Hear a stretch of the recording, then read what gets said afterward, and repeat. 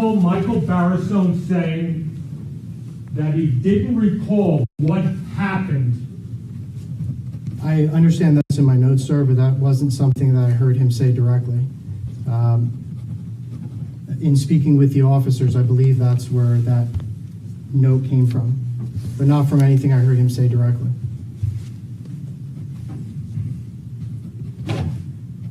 How many officers told you that Michael Barisone had injured? That's hearsay, Mr. Just asking a Malikis. number, Judge. Well, it's still hearsay. The witness said he didn't hear it himself. It came from other people, so. I'm just asking how many people did he talk to regarding that? Well, did you hear multiple officers? Did you speak to multiple officers about things Mr. Barisone may have said?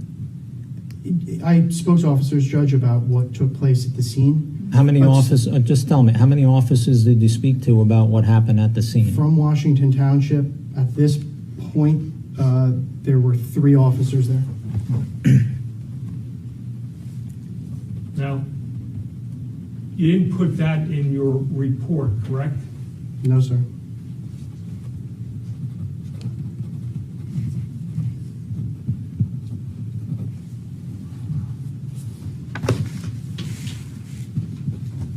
Now, prior to any statements that you did hear, would you agree with me that Michael Barisone was in excruciating pain?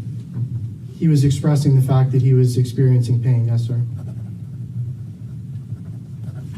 And what, if anything, did you observe with regards his demeanor, with regards to being in pain? Aside from the, again, he was verbally expressing that he was looking for something to treat the pain he was experiencing. When someone touched him or came near his arm, you know, did he make facial expressions? Did he indicate from his expressions or his actions that he was in serious pain? From his expressions, yes, you could see that he was experiencing pain.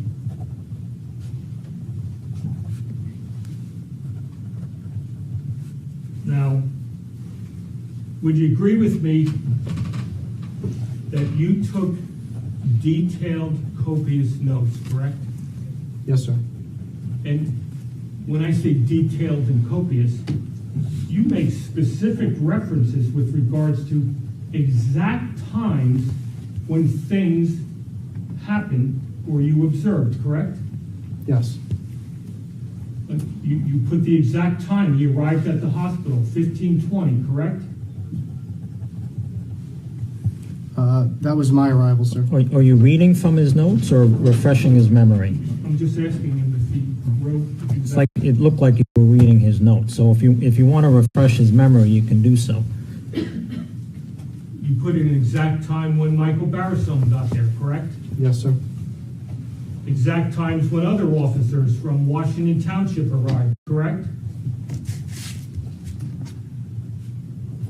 Yes. You literally wrote down every detail that you observed, contemporaneous with what you observed, correct? Yes, sir.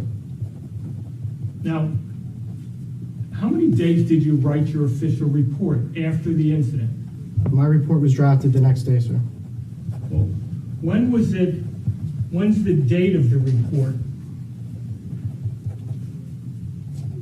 Are you asking the date on the actual report? The date on the actual report. That's the date that my supervisors approve it, not the date that I completed it, sir. Is there anything on the report that indicates the date that you completed it? On the report? Sir, no. Anywhere? Is there anything to indicate that you did the report prior to October 23rd? Again, sir, that 2019. date on the report is the date it was approved by a supervisor, not the date that I completed it. Or not the date that I typed it, if that's what you're asking. Did you make a rough draft of that report? Yes, there was a draft of the report before it's approved. Okay, and where is that rough draft of the report that you made earlier than the date that was approved? It's typed on that report through our InfoShare system. And when you say a supervisor had to approve it, did someone from your office go over the report to make sure that it was accurate and correct? A supervisor has to approve it, yes, sir. And what are they approving? I can't testify as to what they're looking at in the report, sir. What's the purpose of a supervisor, to your knowledge, reviewing a report before it's submitted? To review what is contained within the report. And has the supervisor ever told you to take something out or include something prior to it being submitted as an official report? It depends, sir. It has happened though, correct?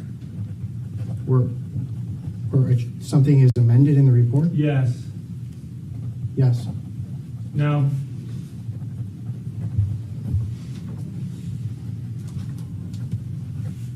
Michael Barisone, and correct me if I'm wrong, at 1356 made the first statement that you testified to, correct? That's not correct, sir. It's a clerical error. Now, when you say clerical error, whose clerical error is it? It's my report, sir. Did your supervisor pick up that clerical error and talk to you about it? I can't testify as to what they did or didn't do, sir. What time did Michael Barisone make the statement that you just talked to? That It would be, destroyed my life in the last 6 months. that would have been at 15:56 hours. So 3:56 p.m. So your report is inaccurate, correct? That time should be 15:56, sir. And when did you realize that there was a clerical error in your report? After it was approved, sir. And at any point in time, did you seek to address that issue? And change the report to reflect the accurate time? No, sir. Is there anything else in that report that's inaccurate? No, sir. Now, before the first statement, you've testified that Michael Barisone received fentanyl, correct? Yes, sir. And he also received fentanyl and ketamine after that statement, correct? Yes, sir. And soon after that, isn't it a fact that he actually... Soon after what? You mentioned two things, fentanyl and then fentanyl and ketamine. So specify what you're talking about, please. Okay. Soon after the second injections of fentanyl and ketamine, he basically passed out, correct? Yes, he became, it appeared like in a state of sleep. Now, when you first saw Michael Barisone, was he incoherent? I wouldn't describe it as that, no, sir.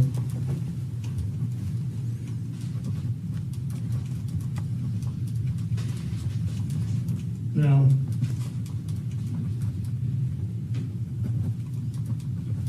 you testified to a second statement, correct?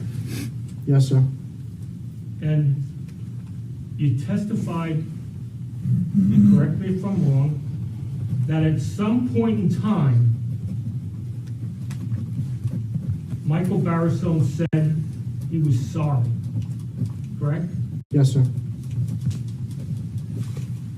And you put that in the official report, correct? Yes, sir. Now, can you tell me whether or not anywhere in the notes that you took on the day in question, contemporaneous with what was going on, did you include in your notes anywhere that he said, "I'm sorry"? After that note of that statement, no, sir. I'm referring to the notes that you took at the time of the incident, correct? Yes, in my notes, after that, no, it's not in my notes. When you say after that, I want to make sure I'm clear on this point. In your official notes, isn't it a fact that nowhere is there any reference to Michael Barisone saying the words, "I'm sorry"? In my notes, no, it is not, sir.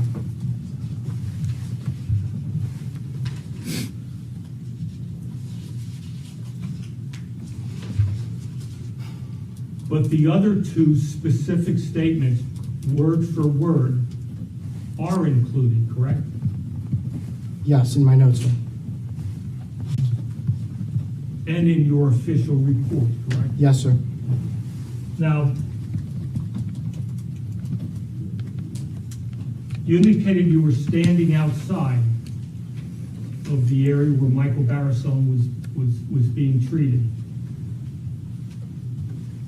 You don't recall the exact words of what he said, correct? Correct? No, the statements were made in effect. They weren't made directly to me, sir.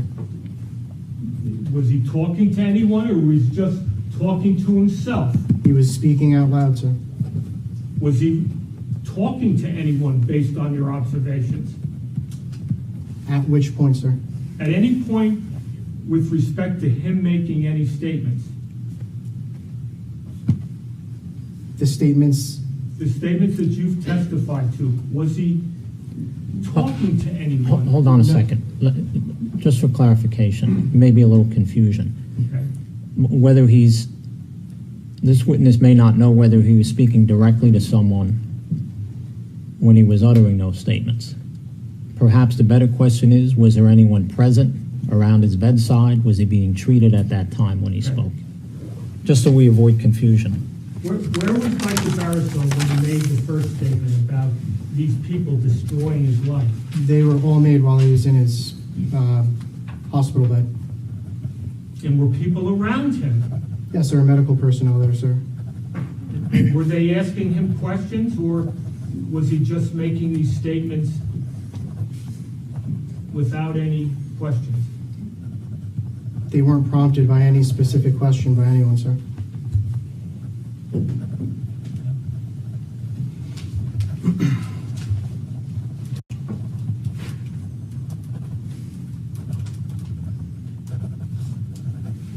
I can just have a moment, Judge. Certainly.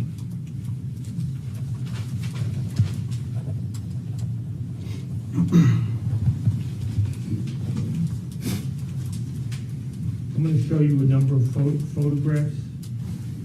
Please.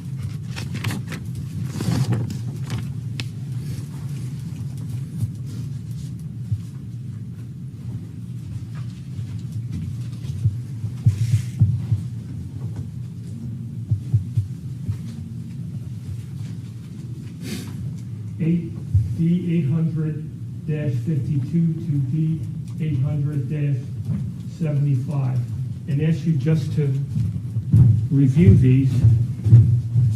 Mr. Valinkas, would you still like these pants out, or Oh, should I no, put those back? I'm done with Right. this, please. You can Sorry. put them away. Okay. Thanks. Thanks.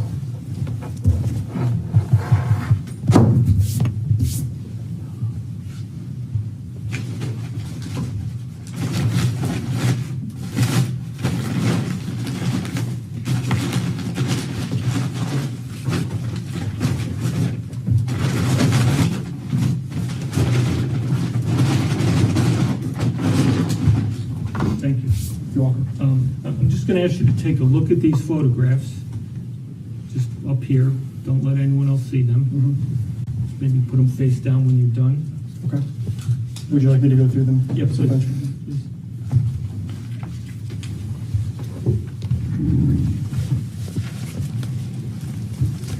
The paper clips are just copies. There's copies, okay.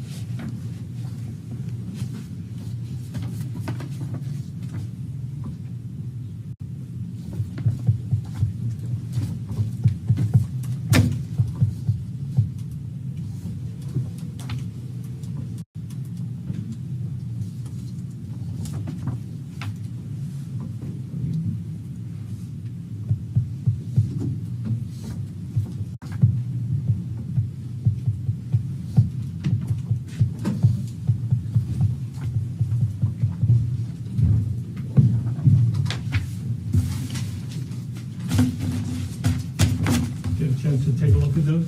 Yes, sir. Are they consistent with your observations of the injuries that Michael Barisone suffered on that day? Yes, sir. Now, you testified that one statement in your notes that you didn't include in your report was something someone else told you, correct? Which statement specifically, sir? The statement with regards to I don't recall. Yes, sir. In your 3 pages of notes, or 4 pages of notes, is there any other reference to anything that anyone else told you during your time at the hospital? I'd have to review them, sir. Can you?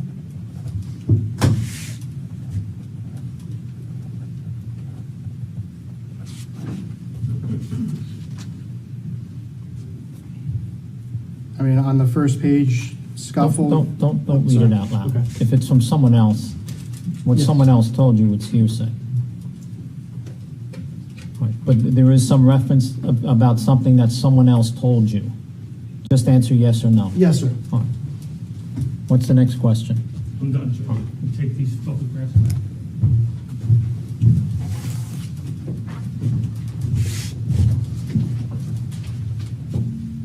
I have nothing further to. All right. Any redirect? Judge, could I have a breakout room to show the detective his report? Sure. Not to publish it, just to Right. show it to him based on Yes. questions that were asked.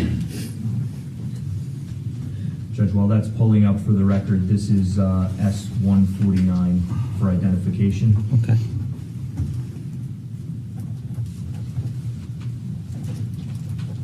Detective Gould, while that's pulling up, you were asked some questions about times that were in your notes in your reports. Yes, sir. And I think you testified on direct examination about the approximate time that you arrived to Morristown Medical Center. Yes, sir. And I'm going to direct you to what should be coming up in front of you as S-149. Do you see that? Yes. Is that a copy of the report that you were discussing earlier on cross-examination? Yes, sir. And if we look on page 1, in the narrative section, does that indicate approximately what time you arrived at Morristown Medical Center? Yes, sir. What time is that? Approximately 15-20 hours. And for those of the jury who are not familiar with 24-hour time, what time is 15:20 in 12-hour time? 3:20 p.m. Now, scrolling down to page 2 of that report, you were asked questions about the times that you overheard the defendant make certain statements? Yes, sir. And does it indicate on that page approximately halfway down when you observed or overheard him make those statements? Yes, sir. What is the first time that's typed there in your report? It's typed 1356 hours, Which would be approximately, or which would be what time in 12-hour time? 1:56 p.m. What time was the second statement typed in? 1557 hours, Which is what time? 3:57. So is it fair to say that you did not hear the defendant make a statement at 1:56 that afternoon before you arrived to this hospital? That's correct, sir. And that's what you're indicating was a clerical error or Yes, sir. mistake in your record? No further questions, Judge. No redirect. You may step down. Thank you. Thank you.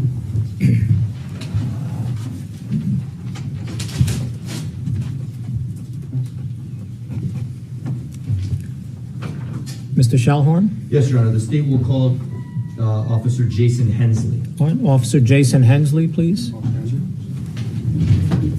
Yeah. Hold on one sec. Ms. Radler, is the person from IT here? He's on his way. All right.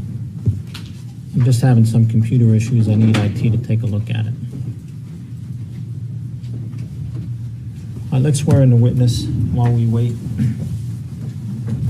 Left hand on the Bible. Thank you. Raise your right hand. Do you swear in the presence of Almighty God that the testimony you give to this court regarding this matter shall be the truth, the whole truth, and nothing but the truth? I do. Please state your name and spell your last name for the record. Jason Hensley, Hensley. Thank you. Have a seat. Go ahead. We'll begin, and then when IT gets here, we'll just take a quick, hopefully 5-minute break. Thank you, All Judge. right, go ahead. Officer Hensley, can you please introduce yourself to the jury and tell them where you work? Officer Jason Hensley, I work with the Washington Township Police Department. And approximately how long have you worked for the Washington Township Police Department? Approximately 4.5 years. What's your current rank and assignment? Patrol and patrol officer. Do you have any prior law enforcement experience before joining the Washington Township Police Department? I worked for 2 years in Mendham Township Police Department. I'm going to direct your attention to August 7th, 2019. Were you working for the Washington Township Police Department at that time? Yes. What were you doing on the afternoon of August 7th, 2019? I was working a third-party detail. Can you explain to the jury generally what that means?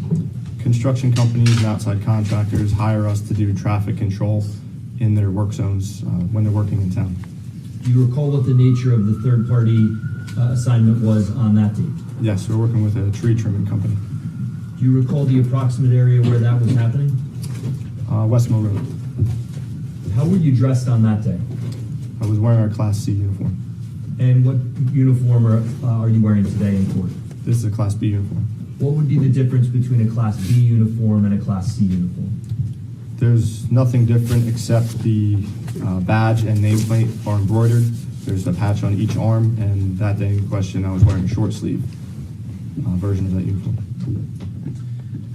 Directing your attention Mr. to Shellhorn, just hold on for 1 second.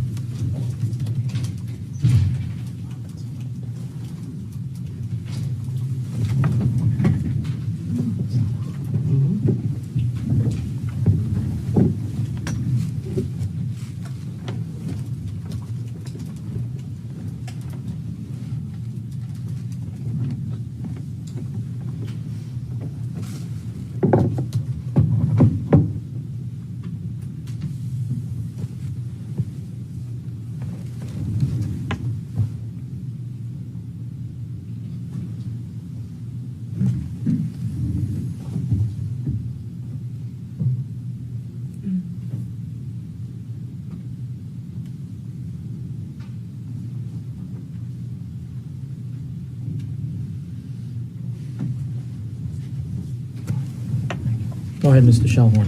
Your Honor, is this supposed to be here? No, Mr. Blinkus, can you take that back, please? Thank you, officer. Cool.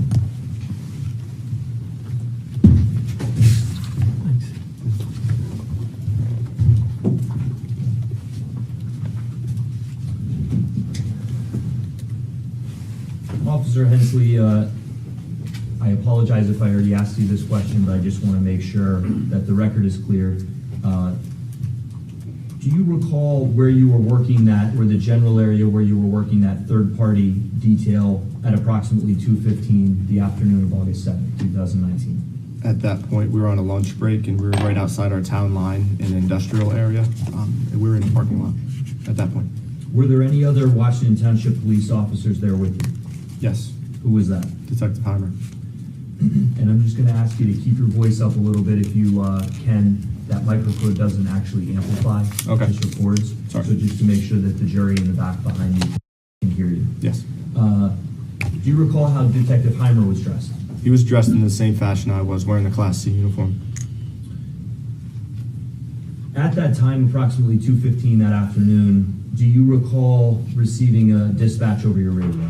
Yes. Do you recall the address where that dispatch was for? Yes. What was the address? 411 West Mill Road. What was the general nature of the dispatch? Active shooter. What did you do after receiving that dispatch? I confirmed that with Detective Heimer, what the nature of the call was, and he had a ballistic vest with him at that point, so he began to respond. What did you do? I looked in my trunk and found a ballistic vest, and I responded as well. Had you ever been to the property of 411 West Mill Road before? Yes. Can you describe for the jury, in a general sense, the layout of the property? There's a farmhouse several hundred feet off of West Mill Road, on the left side of the driveway going in, and as you proceed back into the rear of the property, there's an equestrian facility. Are you able to see the equestrian facility from the road? Maybe the roof, if I recall correctly. When you proceeded to 411 West Mill Road in response to that dispatch, at some point did you pull into the driveway? Yes. Were there any other police officers already on scene? Detective Heimer and Officer Wartenberg. Do you recall if you saw where their vehicles were parked? They were parked in the driveway, the portion of the driveway that goes all the way back to the horse farm. Where were they parked in relation to the area of the farmhouse? Right next to it. If you're driving in, it'd be to the right of the farmhouse. Upon pulling into the driveway and seeing their cars there, could you see them? No. What did you do when you saw their cars there? I put my car in park and got out and immediately heard commotion coming from the rear of the residence. Where did you go? That's why I went to the rear of the residence. What did you first see when you arrived in the area of the back of the residence? I saw Officer Wartenberg and Detective Heimer and 3 unidentified parties. Do you recall the position of the unidentified parties?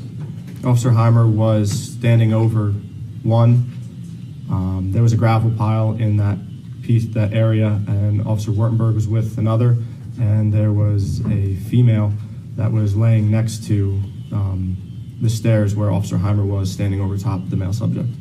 During the course of the investigation as it evolved, did you come to learn who the identities of those people were? Yes. Did you learn who the female was? Yes. Who is that? Lauren Kanarek. Did you come to learn the identity of the person that Detective Heimer was standing by? Yes. Who was that? Michael Barisone. Do you see Michael Barisone in court today? Yes. Can you identify him by an article of clothing that he's wearing? He's wearing a white shirt, yellow tie, seated at the counsel's table. I'd identify the defendant for the record. And you indicated that Officer Wartenberg was with another male? Yes. Did you come to learn who that male was? Yes. Who is that? Robert Goodwin. Where did you go first when you saw this? To Officer Heimer's position. And what did you do when you got there? I began assessing the victim or the patient who was on the ground at the time. What were your initial observations of Ms. Kanarek? She was pale and had a little bit of blood on her clothes.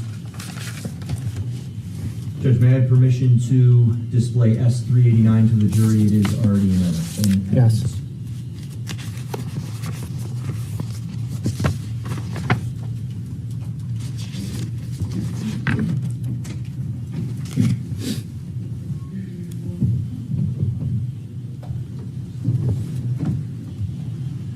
right, S389 is being displayed on the screens, the monitors to the members of the jury. Go ahead, Mr. Shellhorn. Officer Hensley, can you please tell the jury the approximate area where you parked your patrol car when you got into the property?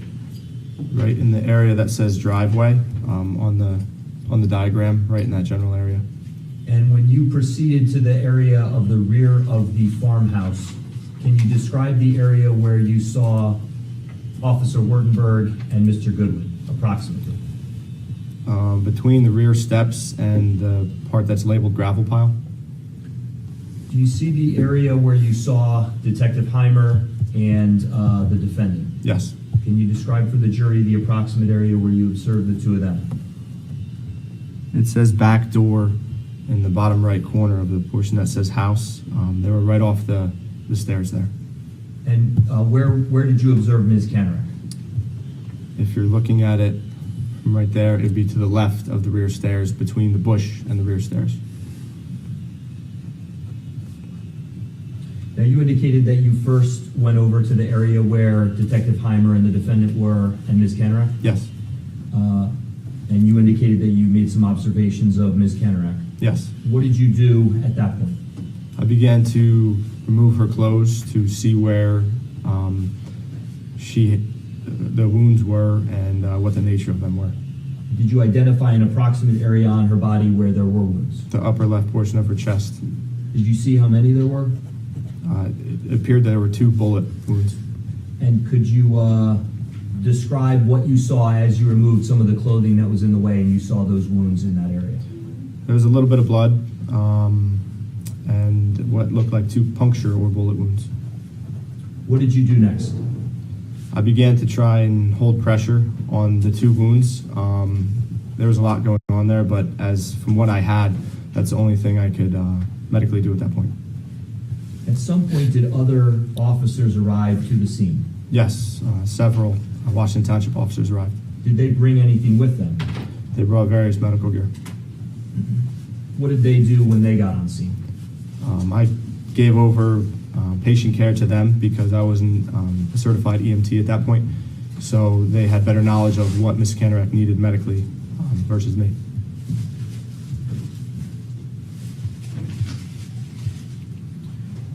After turning over care for Ms. Kanarek to the other officers, what did you do next? I took custody of Mr. Barisone. At the time you took custody of him, was he restrained or handcuffed in any way? He was handcuffed. Were there any other officers with you when you took custody of him? No.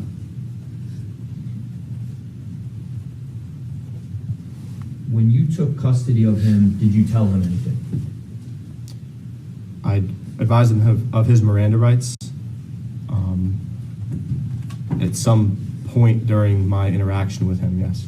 Can you explain to the members of the jury what Miranda rights are? Miranda rights are given to anybody who's in custody or who may or may not be subject to an investigation. Why did you give him or advise him of his Miranda rights at that time? Due to the nature of the call, we're still sorting stuff out. How did you advise him of those rights? I carry a card on me every time I'm working, and I read them verbatim off a card so that they're systematic and the same every time. Do you recall, and I can refer you back to S389, do you recall the approximate area where you were when you advised the defendant of those rights? Somewhere between the rear steps until he was seated against an enclosed trailer, which is depicted in this diagram. Can you describe the general area where that is? There's a vehicle that's marked FLREQ 1F7QUE. It's in some point in the gravel area directly in front of that.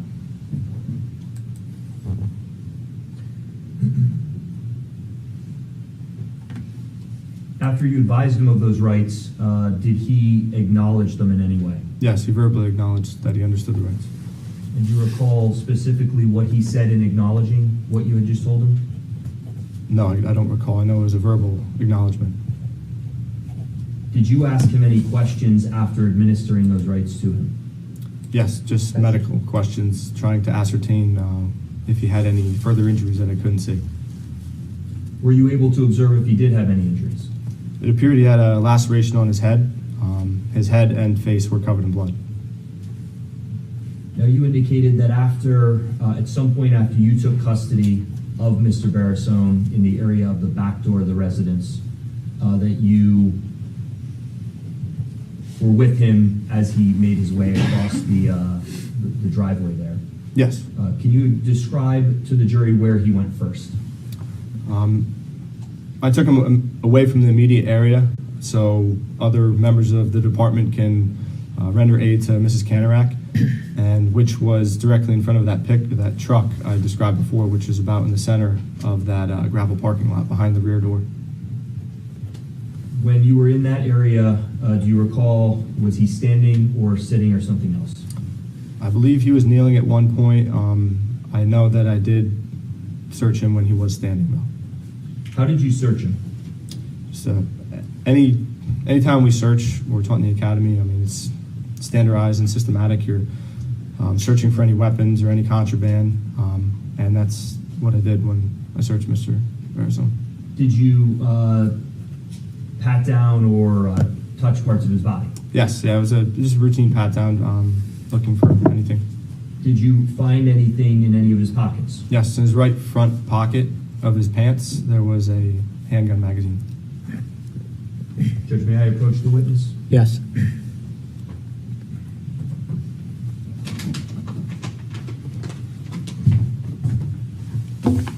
Officer Hensley, I'm going to show you what's been entered into evidence already as S-178. Can you look at that and determine what that is? And there are actually gloves right on the floor next to you. I'm sorry. Yes, What is that? that's the handgun magazine I pulled from Mr. Barisone's right front pants pocket. When you pulled it out of his pocket, were you able to tell whether there were bullets in the magazine? Yes, Did you take the bullets out at that time? no. What did you do with the magazine? I gave the magazine to Sergeant Bigham, who was also there, helping me pat down Mr. Barisone at that time. And did you see what he did with the magazine? Sergeant Bigham secured the magazine in the rear of, if I recall correctly, the trunk of Corporal Fellini's patrol vehicle. And approximately how far away was that vehicle from where you were with Mr. Barisone? Approximately 15 to 20 feet.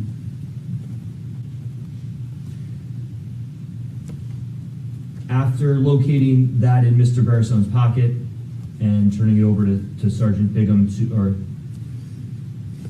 I'm sorry, I forgot what rank Bigham is. Sergeant Bigham. Sergeant, and turning that over to Sergeant Bigham, did you take the defendant, Michael Barisone, anywhere else on the property? Yes, he was moved from that specific area to the side of an enclosed trailer, which is on the edge of the gravel lot, approximately 20 feet from my location. Did you see while he was in that area if he was treated or examined by any EMS personnel? He was. And I'm going to show you what's been marked as S-250 and entered into evidence already. What is S-250 a picture of? That's Mr. Barisone's clothing and shoes. And is that in the approximate area you were just describing to the jury where you saw him receiving medical treatment? Yes. Were you given any assignments with respect to Mr. Barisone and his transport off the property? Yes. What were you instructed to do? I was to accompany Mr. Objection. What was the instructed? It's hearsay.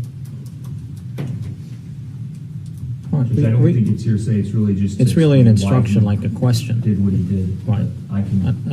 Overruled. I was instructed to accompany Mr. Barisone to Morristown Medical Center. Did you do that? Yes. How did he get to the Morristown Medical Center? I'm not sure if it was a Long Valley First Aid Squad ambulance or an Atlantic ambulance, but it wasn't. He was in the back of an ambulance. Were there EMTs or other medical personnel in the ambulance? Yes. What were they doing during the course of the transport from Long Valley to Morristown? Assessing and treating Mr. Barisone.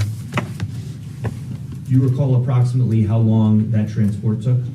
Approximately 30 minutes. Was Mr. Barisone, the defendant, restrained or handcuffed while he was in the back of the ambulance? Yes. Do you recall specifically any of the medical conversations or the conversations that he was having with the medical personnel? They were just speaking medically to him in the sense of asking him to try and ascertain what was wrong with him, and they were treating him medically. Did you ask him any questions? No, During the course of time that the defendant was in the back of the ambulance being transported to Morristown, did he make any statements that you do recall? yes, Were those statements made in response to any specific questions from the medical personnel? no. Can you tell the jury what you recall overhearing the defendant say? Is this real? And I need to wake up. Do you recall the approximate number of times that he made each of those statements? Undetermined, but it was multiple, several times. Did you hear him say those words verbatim, or is that a summary or just your recollection of what he said? If I recall my report correctly, that were direct statements. They were his quotes. Were those statements recorded? No, Were they required to be recorded? no. What was the defendant's appearance or demeanor during the time that you were observing him in the ambulance? Appeared robotic. Other than in the ambulance, I was seated behind him, so I wasn't able to see his appearance. Meaning see his face? No, I saw the back of his head. Did you have any issues understanding the words he was using or the language he was using? No, Do you recall when you arrived at Morristown Medical Center? yes. What happened when you arrived there? Mr. Barisone was taken out of the ambulance and brought inside the hospital and brought to a trauma room. Do you recall if there were any other members of law enforcement at the hospital already? Officer Barnes followed me. That I recall, he was the only officer that I directly remember seeing when I got out of the ambulance. When you went inside, did you see other members of law enforcement? Officer Barnes, and at some point, Detective Gould was there from the prosecutor's office. What was your role at the hospital once you arrived there? I was to maintain contact with Mr. Barisone visually in a security function. Where were you while you were doing that? I was outside the trauma room that Mr. Barisone was in. Do you have any recollection of the treatment that he received while he was there? No.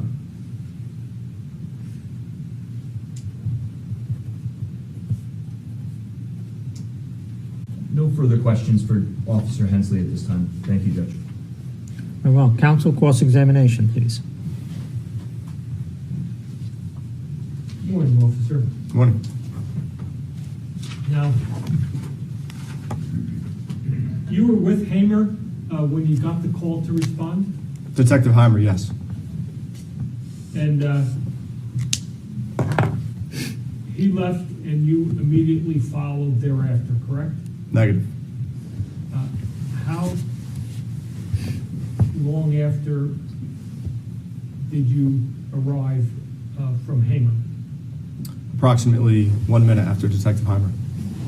All right, so Detective Heimer gets there, you arrive approximately a minute after, correct? Approximately, yes. And you immediately have an opportunity to observe Michael Barisone, correct? Immediately in what sense, sir?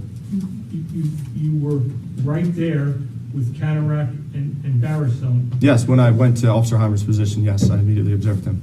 Okay, and would you describe Michael Barisone at that point as partially conscious? Yes. Would you describe him as incoherent? I didn't have too much interaction with him, so Well, when you say you didn't have interaction with him, you Mirandized him, correct? at that point, yes. Yes, I did. And was he incoherent at that point? No. Now, you said you used your card that you always use, correct? Yes. And again, that's, I assume, so you don't leave anything out. You ask the questions verbatim each and every time, correct? Yes. And your testimony that on day you asked all the questions on your card, correct? Yes. And what was Michael Barisone's response to each and every question? At the end, He verbally acknowledged that I read him his Miranda warnings. What do you mean he verbally acknowledged? I don't recall if he said yes or I understand or something of that nature, but he verbally acknowledged that he understood what I just told him. And what did he say when you said, having these rights in mind, you wish to talk to us now? I don't recall. You asked him that question, correct? Yes. And you have no recollection of what he said in response to that specific question that was on your card? It was a summary. I read everything. And then I asked him if he understood. And then you asked him, having these rights in mind, do you wish to talk to us now, correct? I don't recall what his answer was to that. At that point, I wasn't going to ask him anything investigative.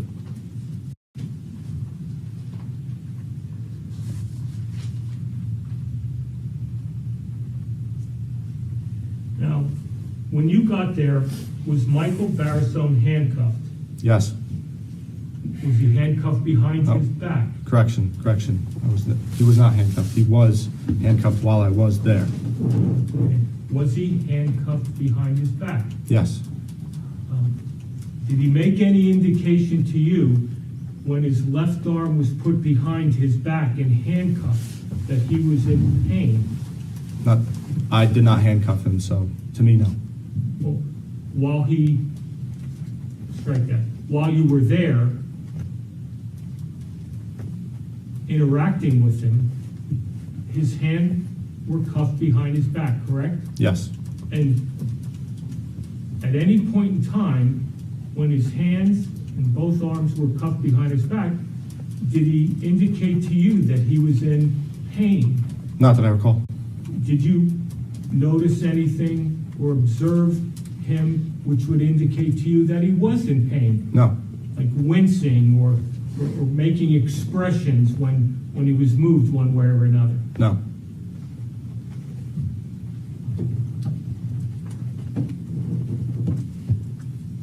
Now, you rode with him in the hospital. You rode with him in the ambulance to the hospital, correct? Yes. And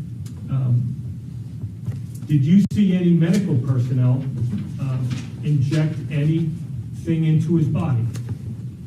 I did not observe that, no. Did Michael Barisone at any point in time complain that he was in pain? Not that I'm aware of. Was he still handcuffed behind his back? If I recall correctly, yes.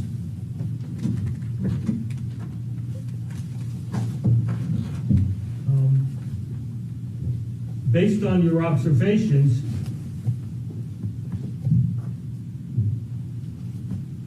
before he was put in the ambulance, you made an observation, and correct me if I'm wrong, that his left arm could well have been fractured, correct? I don't recall that.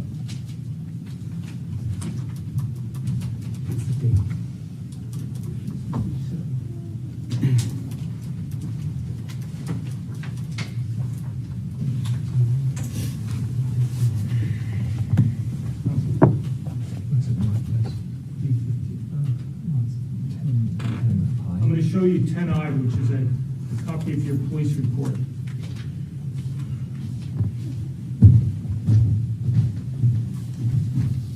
And if I can quicken things up here, I'm going to refer you to a sentence in the fourth paragraph of your official police report.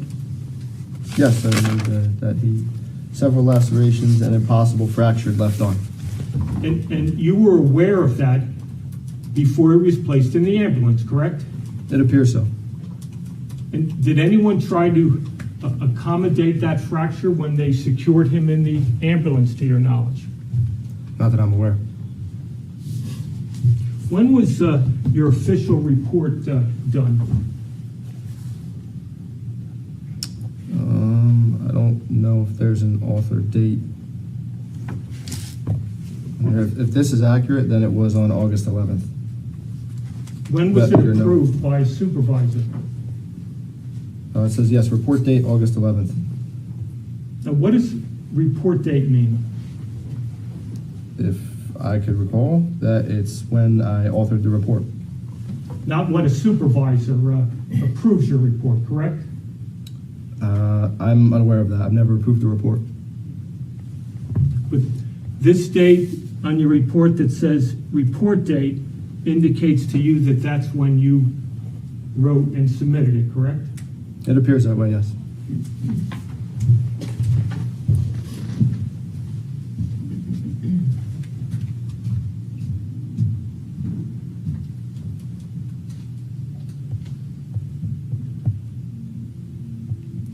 Now, during the transport to the hospital, it's your testimony that Michael Barisone repeatedly said, "Is this real?" Is that correct? Yes, And he said it how many times? multiple times. I can't put a number on it. Right, so as he's going to the hospital, he continually says, or says multiple times, "Is this real? Is this real?" He said it in conjunction with the other statement that I had in quotes there. Okay? The other statement, "I need to wake up. I need to wake up." How many times did he say that? Same amount of times as the first statement? They were one and the same. That he was just saying them one after the other, in the same phrase.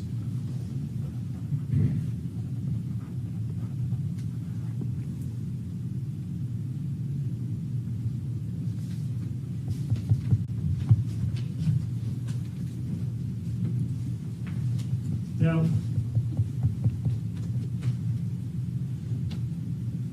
you had indicated on direct that you were familiar of this location, correct?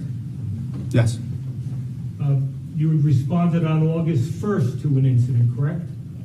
yes, And will you agree with me that Michael Barisone looked much different on the 7th than he did on the 1st, correct? in what context, sir? His demeanor? I don't really have a clear picture of his demeanor right now.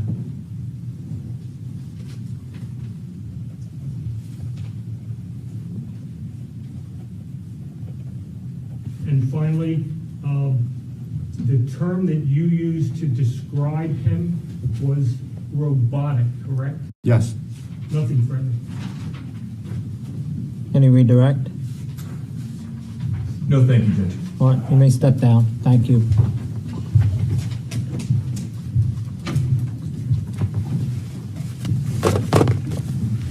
Mr. Shellhorn? Judge, I believe I have one more witness, but I'm not sure that he's here yet. So I know it's a little bit early for our morning break, but All right, we'll take our morning break early. We'll take 20 minutes. Who's your next witness? Edward David. All right.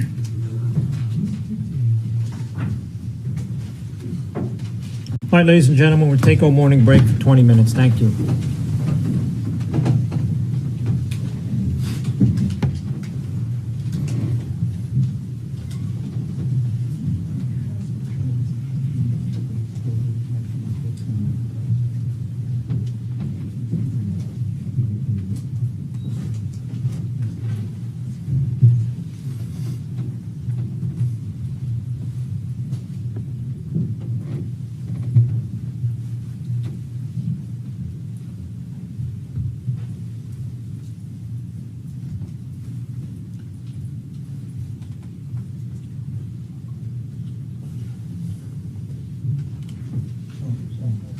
On the record, off. On the record. Just wait for the door to close, please.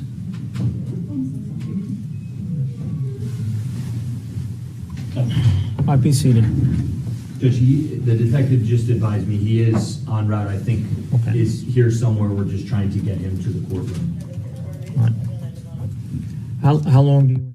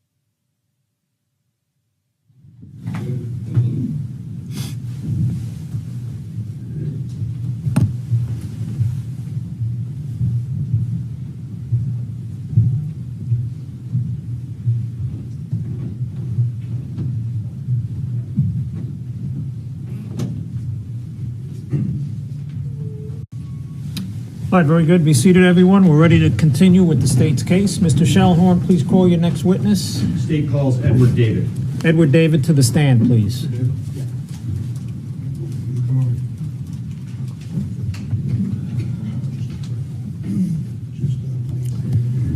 Hi, Mr. David. Just remain standing for a moment. Place your left hand on the Bible, please, if you would. Maybe put your jacket down. Raise your right hand. My clerk is going to administer the oath. Do you swear in the presence of Almighty God that the testimony you give to this court regarding this matter shall be the truth, the whole truth, and nothing but the truth? I so affirm. Please state your name and spell your last name for the record. Edward David, D-A-V-I-D. All right, Mr. David, you can have a seat. Please keep your voice up nice and loud. That microphone only records.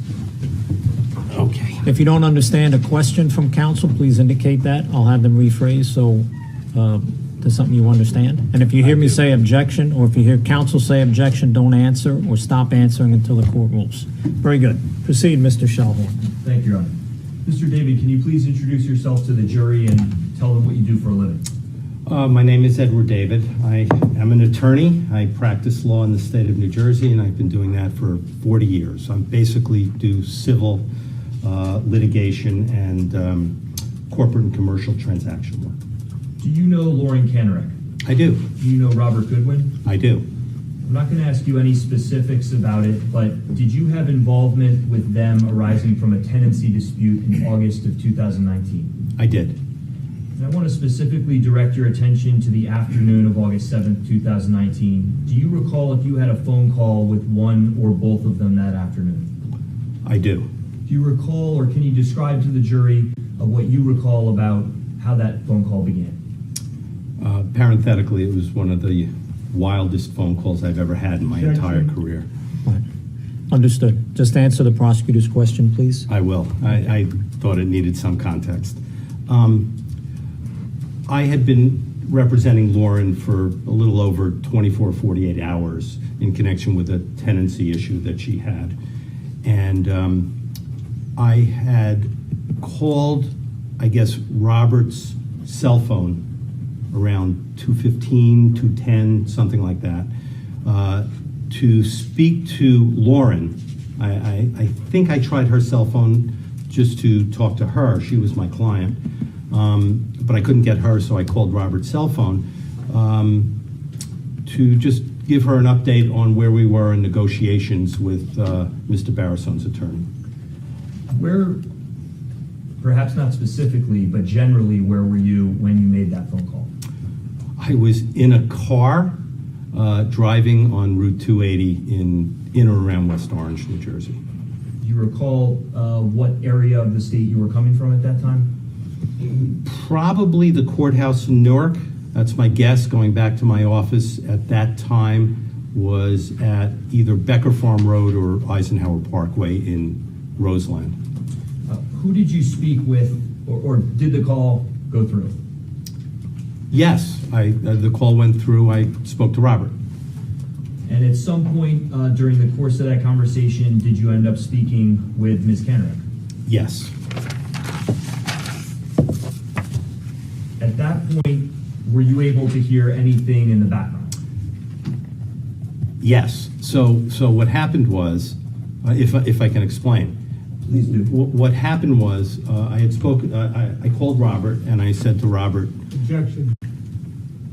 What's the basis for the objection? Hearsay. What he said Well, to Robert at this point? what he says, not what Robert Goodwin says. He's saying what he did. What he said to Mr. Goodwin over the phone.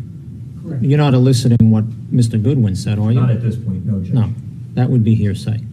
So just tell us not what Robert Goodwin said in response, but just what you told Mr. Goodwin over the phone. okay. I basically said to Robert, can I speak to Lauren? And he put Lauren on the phone. And I start to talk to her. I don't recall specifically how long it was before I heard her say, oh my God, there's Barisone. He's got a gun or something like that. And then I heard what I thought were gunshots. And I said, Lauren, are you okay? I believe she said something like he shot me in the heart or the chest. And then I heard the phone drop, and I was obviously in shock. And I recall we were disconnected, or I couldn't hear anything, so I disconnected the call. I didn't know if it was real or not real. I mean, that's a bizarre thing to encounter when you're riding in your car, just expecting to speak to your client about a tenancy issue. Anyway, so at that point, I called her back, or I called Rob's cell phone back.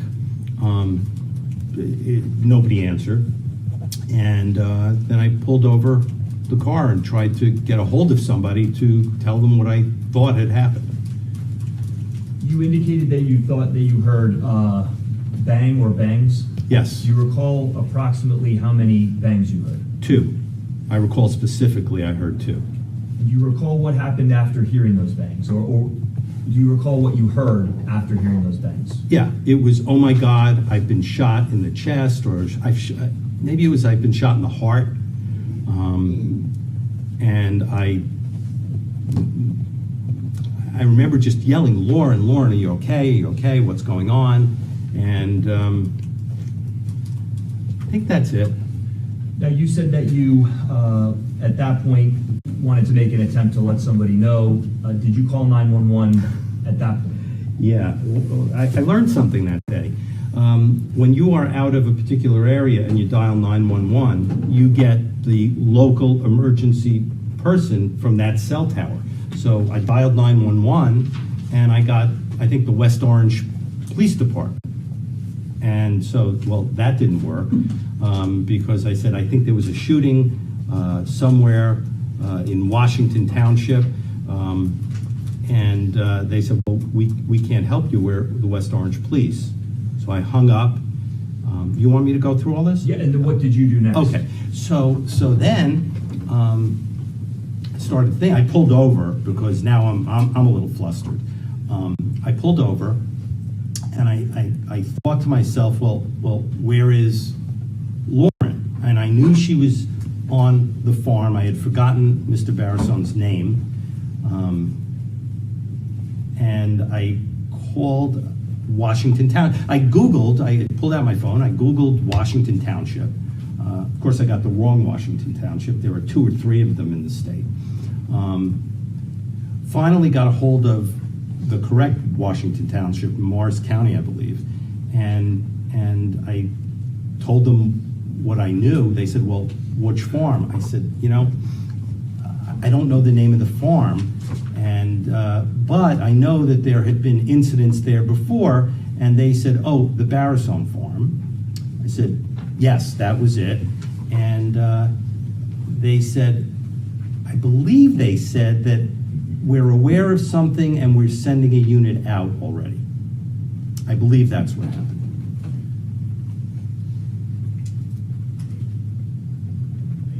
No further questions, Your Honor. All right, cross-examination.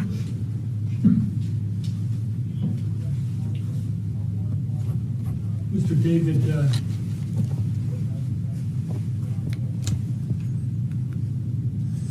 you basically knew Lauren Kanarek for a day prior to this incident, correct? A day or 2, yes.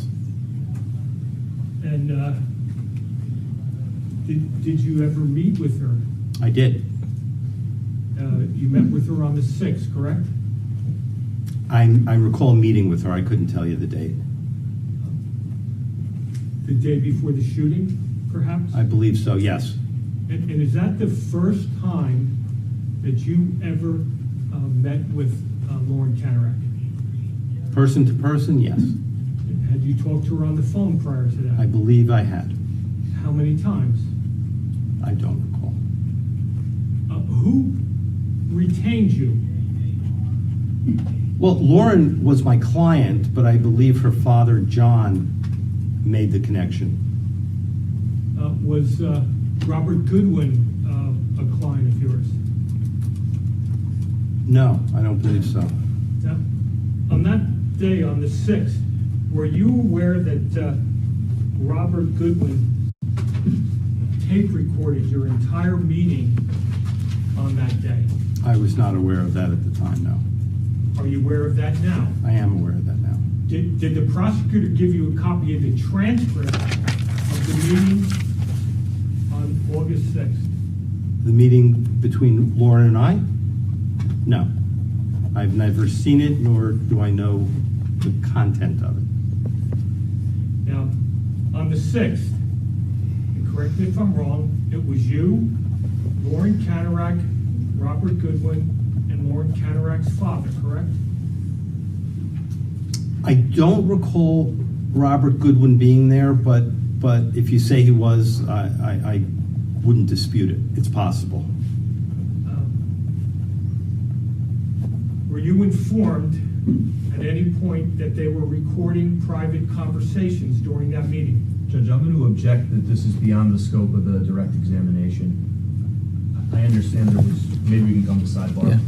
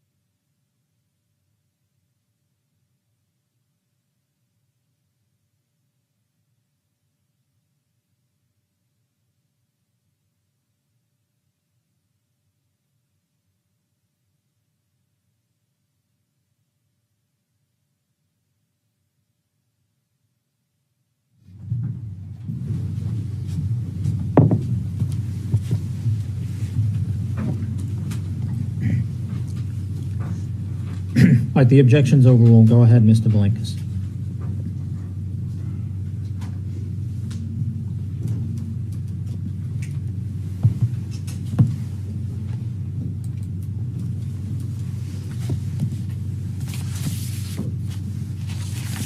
Sir, you had a meeting with Lauren Kanarek and her father the day before the shooting, correct? Yes. And isn't it a fact that during that meeting, for the first time, you were appraised that recordings were being made of private conversations? No. That is not true.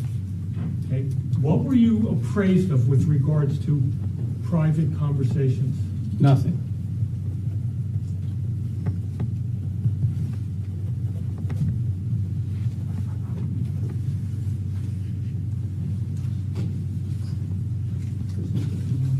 Let me rephrase that. Nothing that I recall.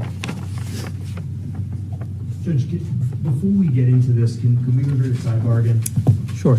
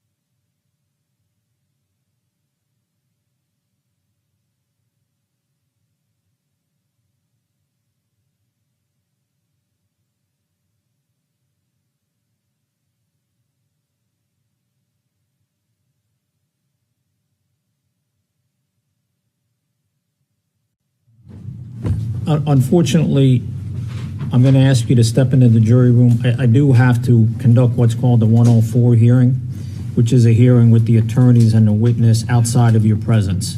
We haven't had one yet. I've tried to handle everything at sidebar so we don't waste time, but this hearing has to take place now. So just go into the jury room. Hopefully, I'll keep it as short as I can. It shouldn't be too long. Thank you.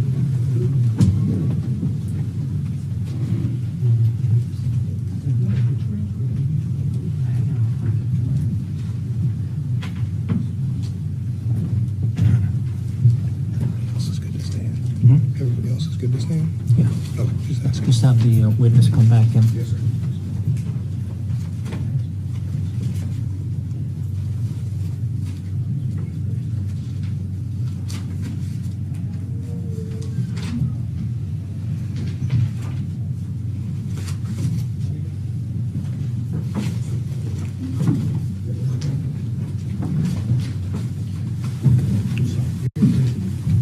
All right, Mr. David, the court decided based on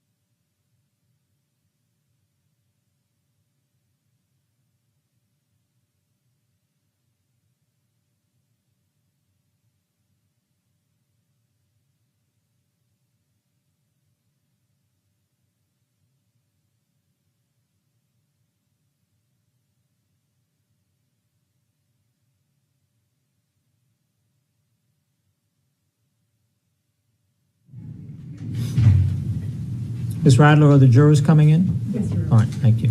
Love your cup. Thank you. It's Masters Week. You a golfer? Tiger gonna play or not? I don't know. I hope so. Me too. Not since Hogan. I don't think he'd win, but I think if he's in contention, it would just be It would be unbelievable. unbelievable, right? It would be as big as his win 2 years ago, Yeah. or 3 years, whatever.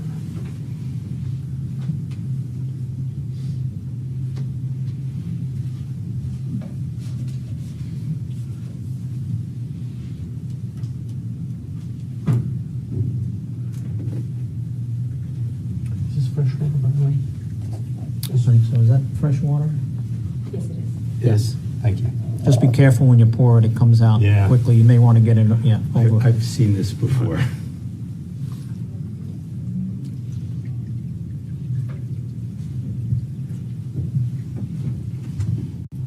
I tell you, it's a very strange experience being here. I can imagine.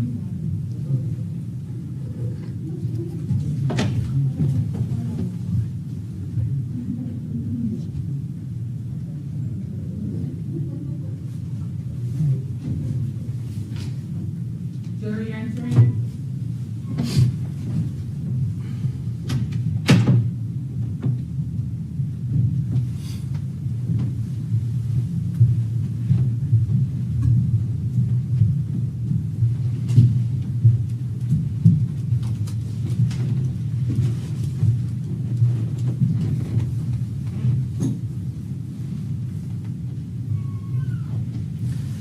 All right, be seated, ladies and gentlemen. Sorry for the delay. I did conduct that 104 hearing with regard to the evidence, and the court did determine that the evidence was not admissible. Go ahead, Mr. Blankus. Mr. David, before we broke, you indicated that you have no recollection of discussing Lauren Kanarek tape recording Michael Barisone or others during your meeting, correct? That's correct. Now, you called 911, correct? I did.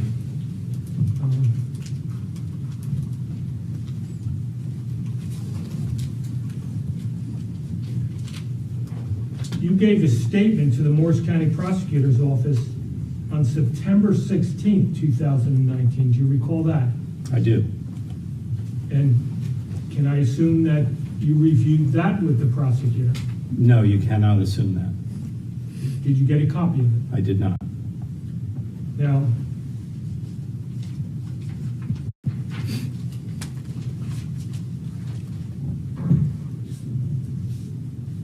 after you heard whatever you heard on the telephone, did you make notes of that conversation?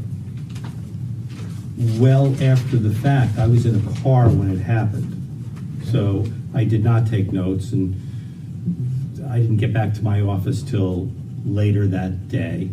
And can I assume that later that day, after going through something like this, as a lawyer, you wrote down everything that you remembered in case someone would want to question you about this? I know I did it, I can't tell you when. You can't tell me whether it was the same day or some days after, correct? It was within, my guess, and it's pure guess, within 24 hours, maybe 36 hours. Okay. Something I wouldn't forget. I mean, the whole thing lasted a minute or two. Okay, well, Our conversation, understand, was pretty one-sided, and it happened over the course of 10 or 15 seconds.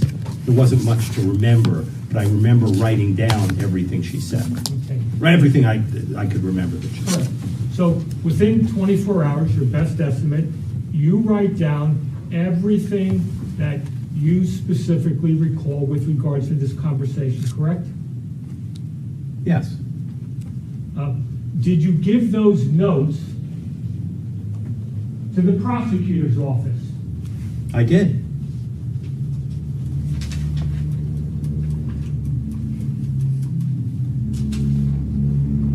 Chris?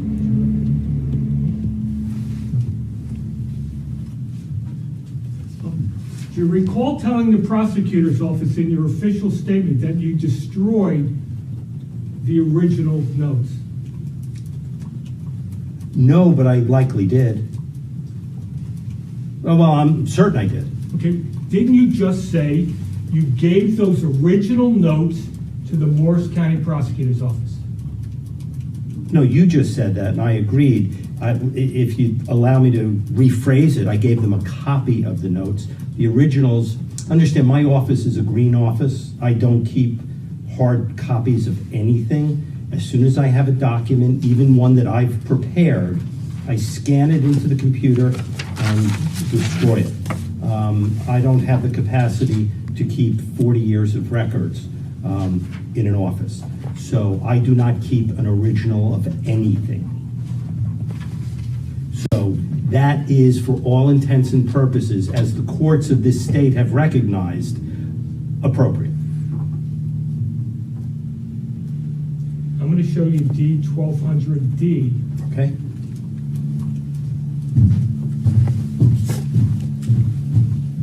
Do you recognize that? I do.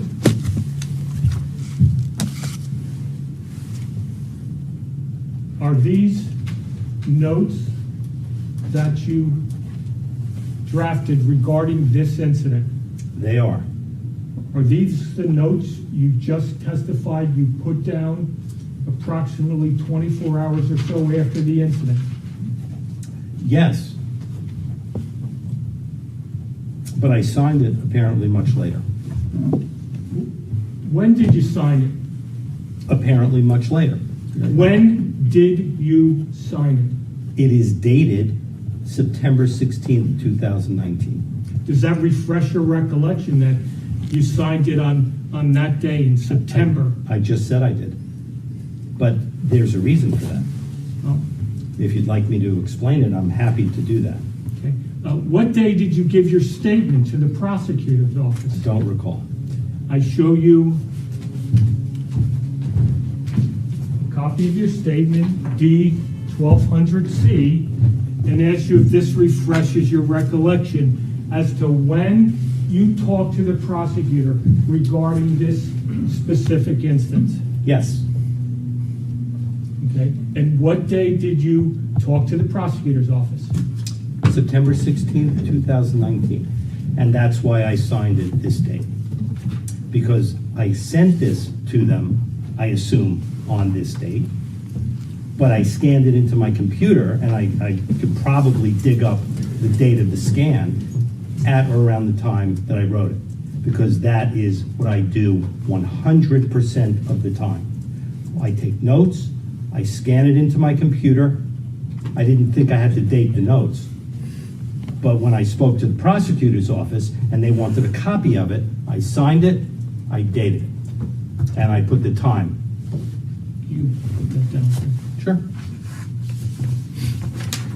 Now, That's what I recall anyway.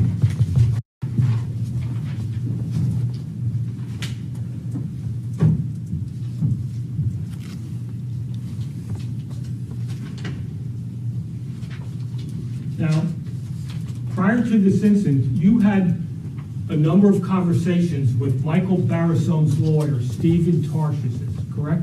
Prior to when? Prior to the shooting. Yes.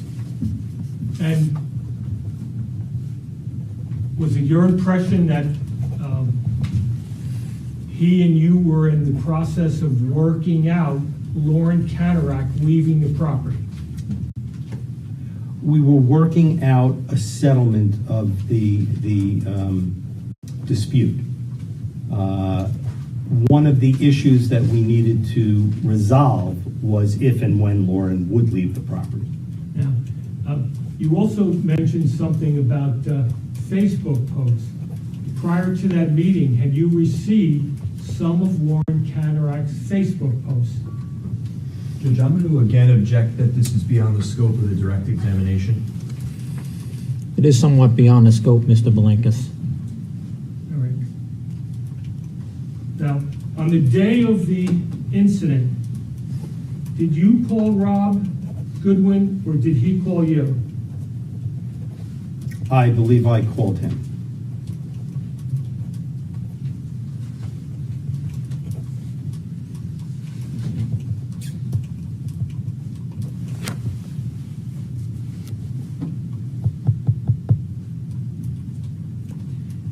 you recall telling the police in your official statement that you're not sure whether you reached out to Lauren or whether Rob called you?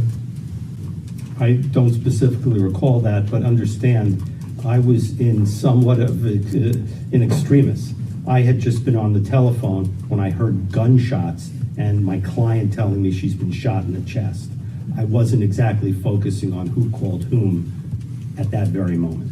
Well, you were very definitive in court today with regards to who called who, correct? Correct. And would you agree with me on page 7 of the transcript?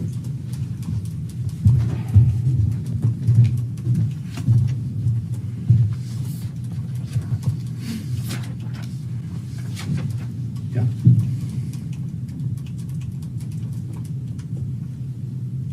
Yeah, I either reached out to Lauren or Rob called me. Yeah, okay.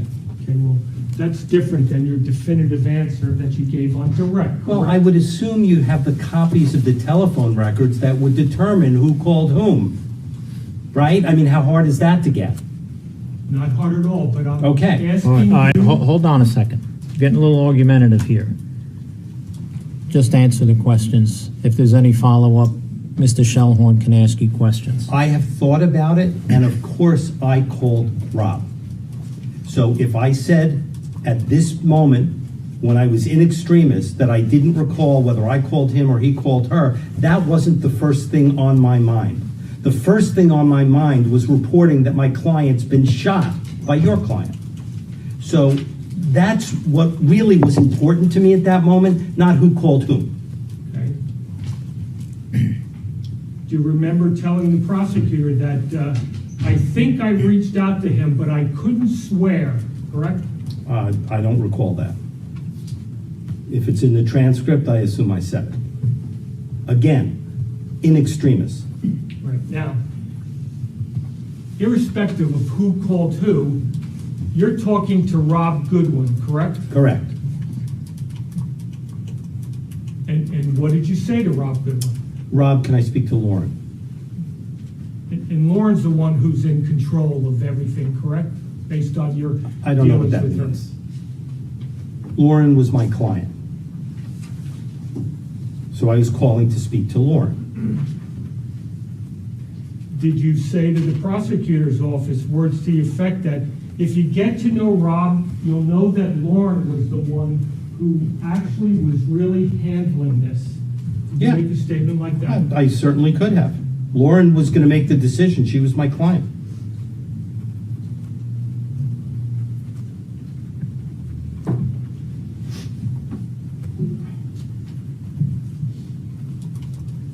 You're talking to Rob, and At what that point? At what point? when you first got on the phone, you were talking to Rob Goodwin, correct? I said 4 words to him. Okay, and then the phone was put in Lauren's hand, correct? Correct. Do you recall Rob yelling in the background? Or speaking loudly, either one? Specifically, no. I ask you to turn to page 9.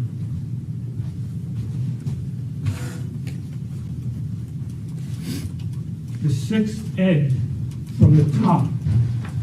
Can you read it and see if that refreshes your recollection as to after you were talking to Lauren Kanarek, you heard Rob yelling in the background or talking loudly? Yeah, I see that. And then could you go down 1, 2, 3 more eds? And then did you say, or What- do you recall, strike that? Yeah, you're refreshing his recollection? Right. Do you recall hearing a gunshot at that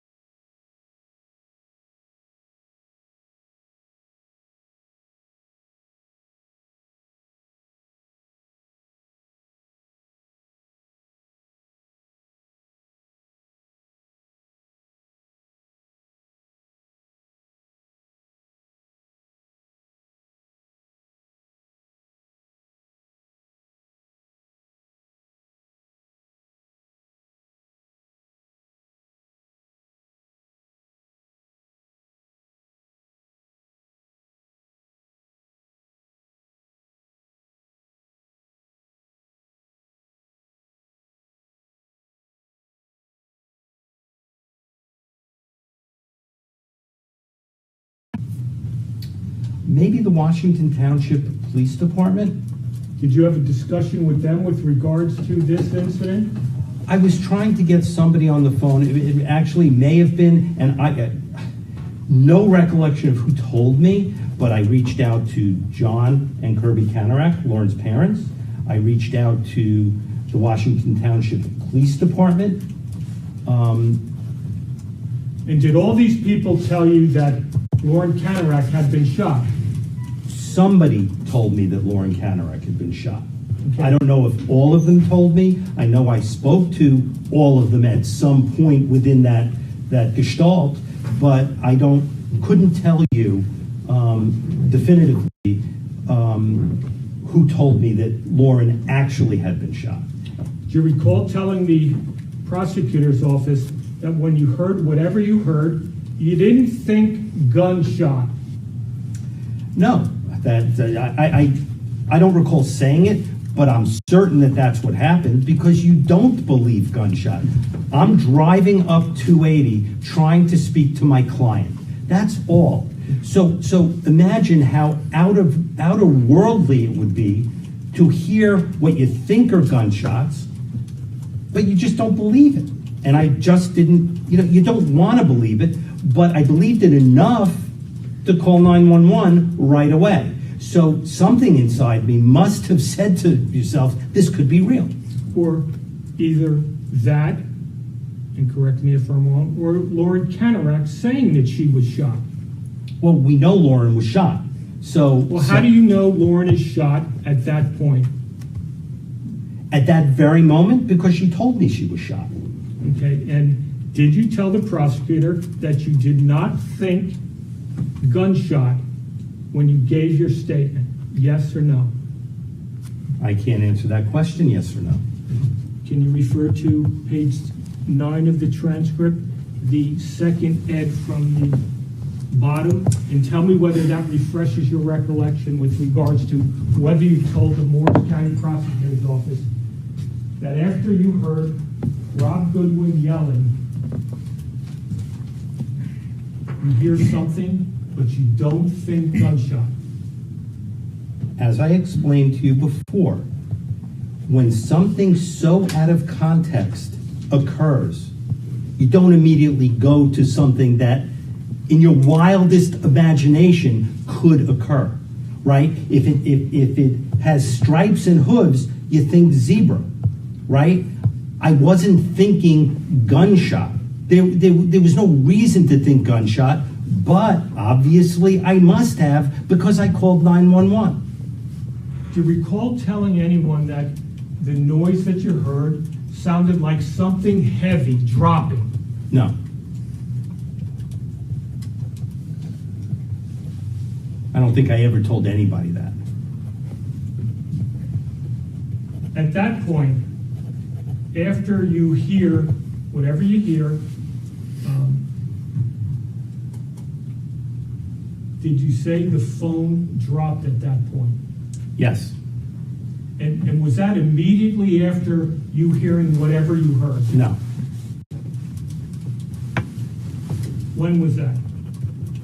Maybe 10 seconds later. 10 After she seconds? said, I've been shot in the heart, words to that effect, then I'm saying, Lauren, what's going on? Hello. I heard what I thought was the phone dropping. Okay. And that's approximately 10 seconds after you hear what you hear, correct? 10, 15 seconds, yeah. And at that point, you hear scuffling, correct? Yes. But then I hung up.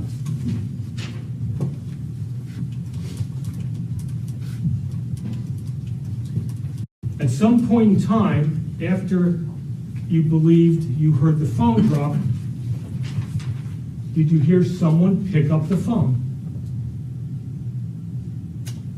I don't recall. When you look at page 10, the last ad on the bottom, Page 10. Yeah.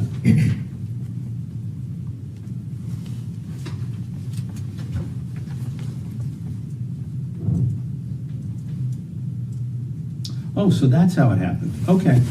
That's possible. when you say, let me ask you Yeah, ask the mhm. question. You say you heard what you thought the phone dropped, correct? Yes, now, this refreshed my recollection.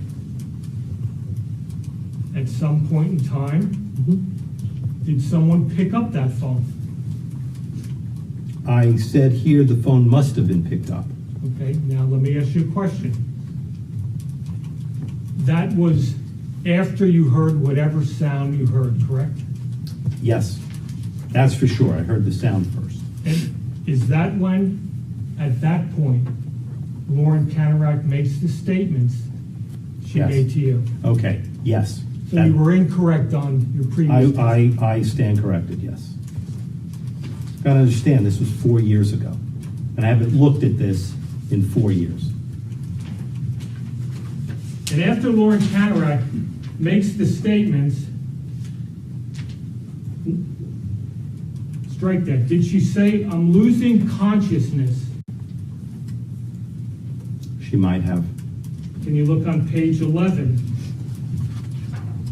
4 edge from the bottom, and see if that refreshes your recollection as to whether one of the things that Lauren Kanarek said to you is, "I'm losing consciousness."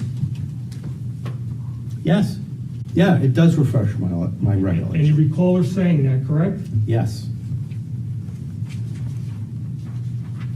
Did the phone drop again after that statement? Well, I think so, because at some point I realized she wasn't on the other end of the phone any longer. And that's when I disconnected the call and I believe I called her back, or called Rob's phone again, right away. And there was nobody who picked up, and that's when I guess I pulled over and decided to call 911.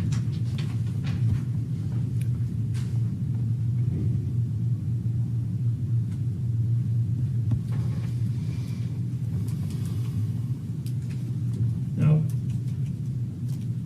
based on your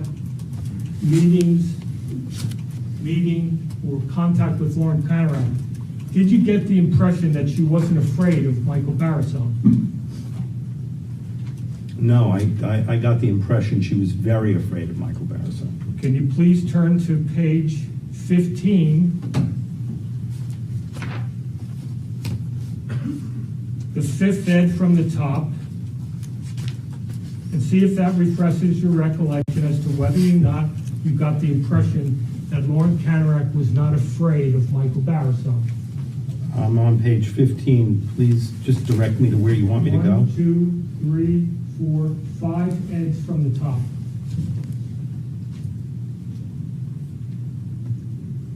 Oh, at that very moment, yes. I got you put that out of context. Lauren was afraid of Michael Barisone. At this particular period of time, after speaking with Mr. Tarshis and really making a significant headway in resolving this whole thing and de-escalating the situation, I think Lauren was not afraid of him at all. Not at that very moment, no. Right before the shooting, correct? Right before the shooting. Because the whole thing was being resolved. When you say the whole thing was going to be resolved, you had never talked to Lauren Kanarek prior to the shooting with respect to your conversations with Tarshis regarding resolving this case, correct?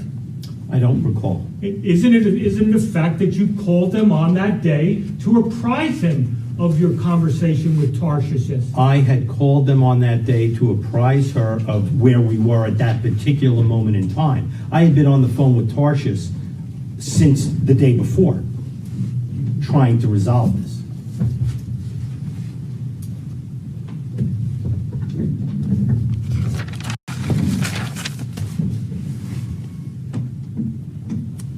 Now,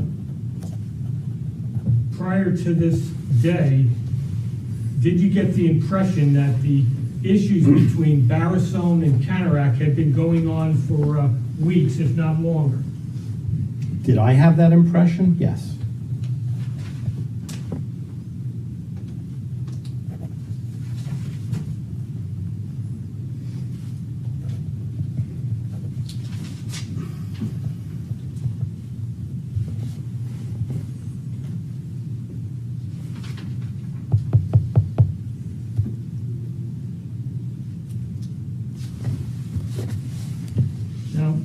would you agree that what you were hearing traumatized you? Yes. And would you agree that that could have an impact on your recollection of events, correct? No. Incorrect. The fact that I heard gunshots is immutable. I heard gunshots. The fact that Lauren said, "I've been shot in the chest," is immutable. I heard that, and it happened. No amount of trauma is going to change that. There are things that, which you reminded me of, there were other things that happened that I now recollect, but I will never, ever forget that moment in time.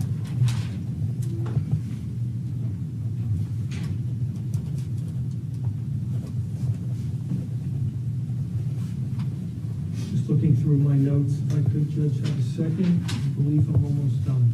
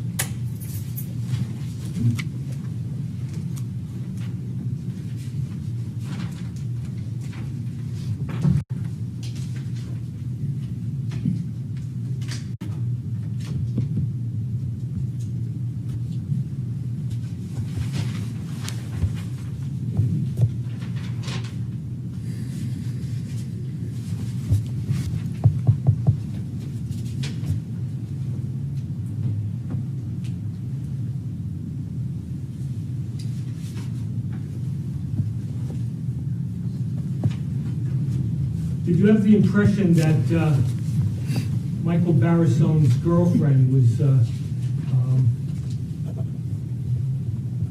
creating issues with Kanarek and Barisone? I was informed that that was the case prior to the shooting.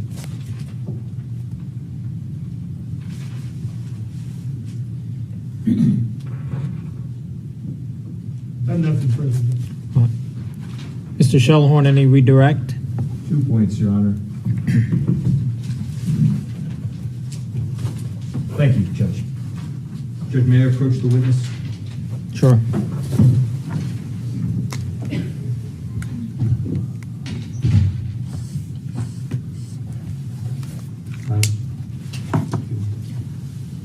I don't know if it's in evidence.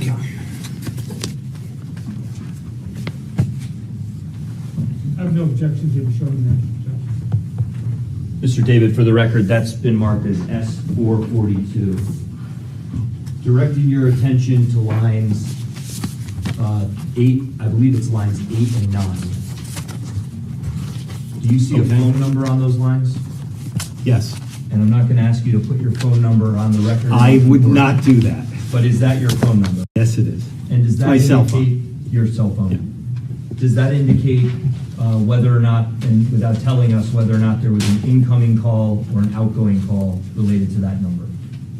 I'm sorry. Without telling you whether it was an incoming or outgoing? Just to look at it to refresh your memory. Yes, it refreshes my memory. Does that refresh your memory, or does that confirm to you whether or not you made the call to Mr. Goodwin or you received the call?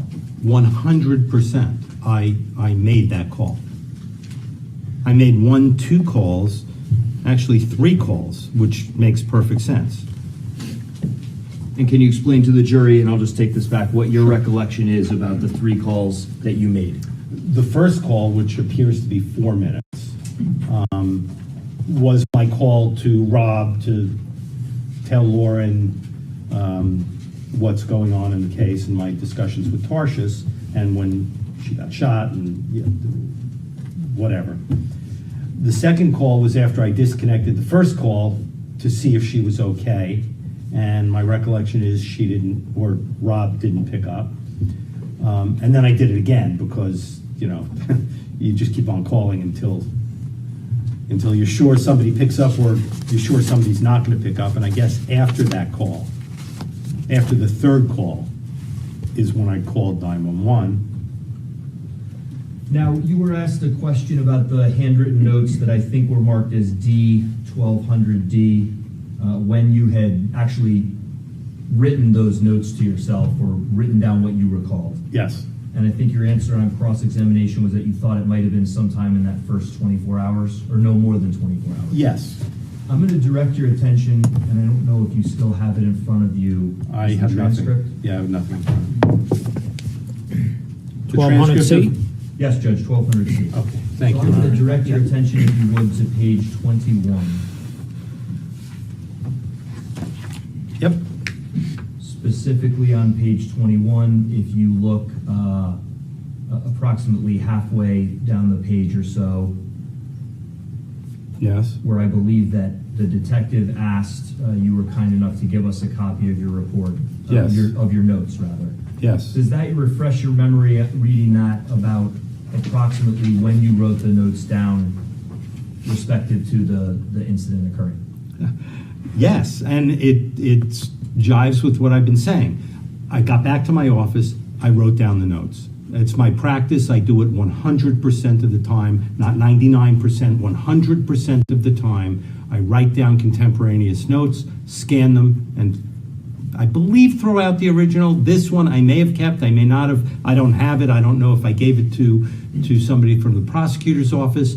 I don't know. And approximately how far after the incident occurring did you write those notes down to yourself? Within an hour. I mean, right away. I signed it, I believe, when we met. When I met with the investigator. Judge, no further questions. All right. You may step down. Thank you, sir. Thank you, Your Honor. Should I leave this here? Yes, please. Thank you, sir. Mr. Shellhorn? Your Honor, subject to moving evidence, the state rests. All right, very good. All right, ladies and gentlemen, the state has rested their case subject to moving in some evidence, which we're going to address right now during at least part of the luncheon recess, and then we'll begin the defense case in the afternoon. So enjoy your lunch. We're a little bit early, but you can take until 1:30 or so, and we'll hopefully have all the legal issues resolved, and we'll begin the defense case then. All right, thank you. Please don't discuss the case during your luncheon recess.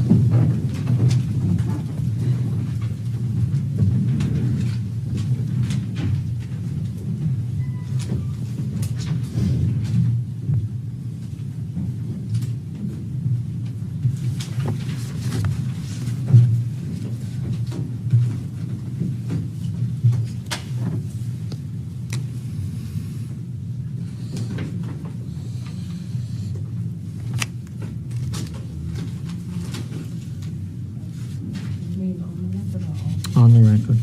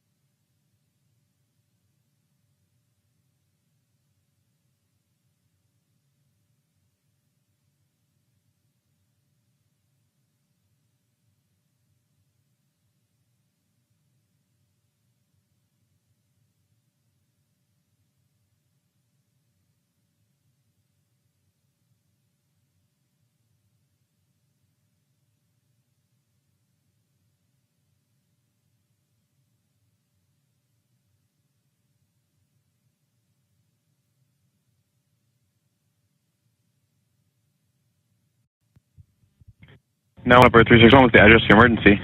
Hi, Mark. Yes. 411 West Mill Road for trespassers in the Caller's Horse Barn. Go ahead, Michael. Yes. Yeah, I own this place. I have some people who have been living on this place, and they were told to not be in the horse barn after 9 p.m., and they're in the horse barn. They're scumbags, and I want them warned. They have chased us out of our house, and I need this dealt with tonight. All right, that was 411 West Mill Road, Washington Yes, Township, sir. at the horse barn. Tell me exactly what happened. There is a client. We have a horse stable, and I asked her to go home for the evening, and she won't leave the barn, and she's screaming at me. Disturbing the peace for the second time in 3 days. Okay, my partner, send help. Just stay on the line. I need some more information from you, okay? Thank you. Stay on the line with me. My name is Lauren. Your last name? Okay, hold on. Kanarek, sorry. So tonight I called because last night, they're actually, please start from the proper place. Today, all in here, we talked to them, everything was fine. It was over like a Facebook post, this crazy situation going on, very complicated.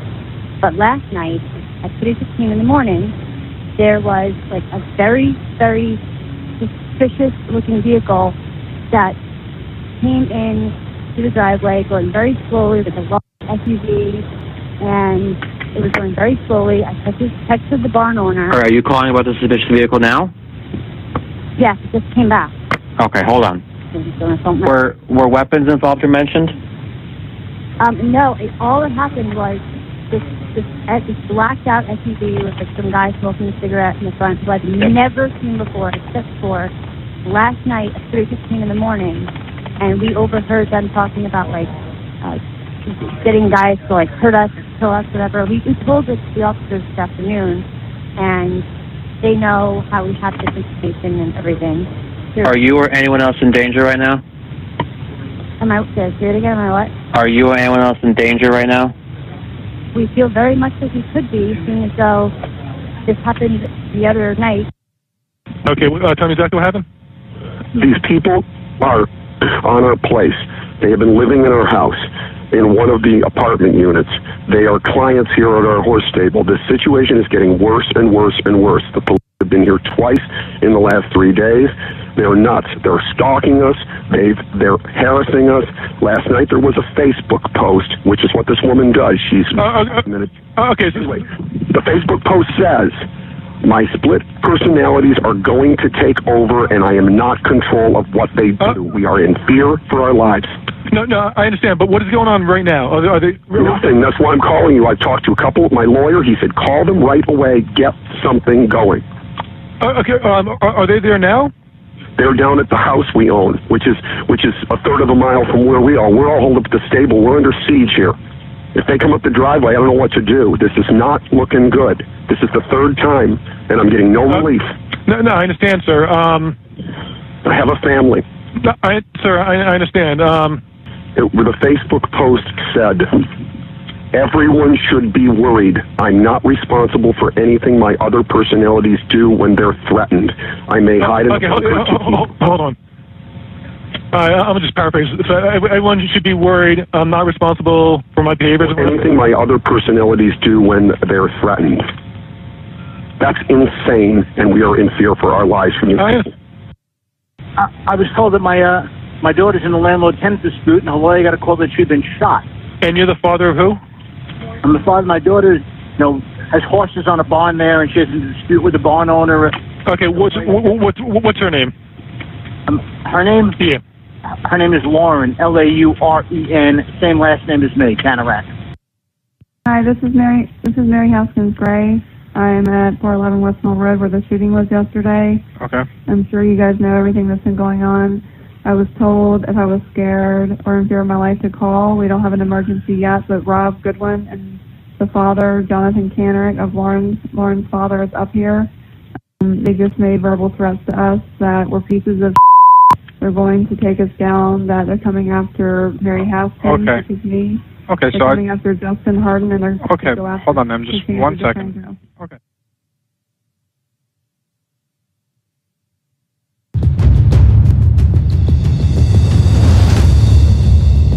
All right, welcome back, everybody. Right now, I want to switch gears to discuss a brand new trial that we're covering next week out of Morris County, New Jersey, involving a former Olympian. 59-year-old Michael Barisone, who was a reserve rider for the 2008 U.S. dressage team, is facing 2 counts of attempted murder and weapons possession for shooting, or allegedly shooting, his student Lauren Kanarek and attempting to shoot at her fiancé Robert Goodwin back in 2019. Now, Kanarek, who trained with Barisone for 2 years, lived on his horse farm with her fiancé part-time, and investigators say that an ongoing landlord-tenant dispute ultimately led to the tipping point that ended in Barisone shooting Kanarek twice in the chest at point-blank range. Barisone is pleading not guilty by self-defense, and his attorneys plan to argue the insanity defense as well. He faces up to a maximum of 60 years in prison. So while we wait for opening statements on Monday, let's get a better idea of how this case came to be. And we're going to hone in on this ongoing landlord-tenant conflict that these players had. So here's a 911 phone call that was placed by Barisone 4 days prior to the shooting about both Kanarek and her fiancé. Let's listen. Okay, tell me exactly what happened. These people are on our place. They have been living in our house in one of the apartment units. They are clients here at our horse stable. This situation is getting worse and worse and worse. The police have been here twice in the last 3 days. They're nuts. They're stalking us. They're harassing us. Last night there was a Facebook post, which is what this woman does. She's okay. Anyway, the Facebook post says, "My split personalities are going to take over, and I am not control of what they do. We are in fear for our lives." No, I understand, but what is going on right now? Are they Nothing. That's why I'm calling you. I talked to a couple of my lawyer. He said, call them right away. Get something going. Okay. Are they there now? They're down at the house we own, which is a third of a mile from where we are. We're all holed up at the stable. We're under siege here. If they come up the driveway, I don't know what to do. This is not looking good. This is the third time, and I'm getting no relief. No, I understand, sir. I have a family. I understand. The Facebook post said, everyone should be worried. I'm not responsible for anything my other personalities do when they're threatened. I may hide in okay, hold on. I'm going to just paraphrase. So everyone should be worried. I'm not responsible for my behaviors. Anything my other personalities do when they're threatened. That's insane, and we are in fear for our lives from you. All right, so even before we get to that, and clearly there's a lot to break down there, I do want to go now to the victim in this case, Lauren Kanarek. She also called 911 on the same day. Let's listen. My name is Lauren. Your last name? Okay, hold on. Kanarek, sorry. So tonight I called because last night, they're actually please start from the proper place. Today, all in here, I talked to them, everything was fine. It was over like a Facebook post, this crazy situation going on, very complicated. But last night, at 3:15 in the morning, there was like a very, very suspicious looking vehicle that came in to the driveway, going very slowly with a large SUV, and it was going very slowly. I texted the barn owner. Are you calling about the suspicious vehicle now? Yes, it just came back. Okay, hold on. Were weapons involved or mentioned? No, all that happened was this blacked out SUV with like some guy smoking a cigarette in front, who I've never seen before, except for last night at 3:15 in the morning, and we overheard them talking about like getting guys to like hurt us, kill us, whatever. We told it to the officers this afternoon, and they know how we have this information and everything. Are you or anyone else in danger right now? Am I, say it again, am I what? Are you or anyone else in danger right now? We feel very much like we could be, seeing as though this happened the other night.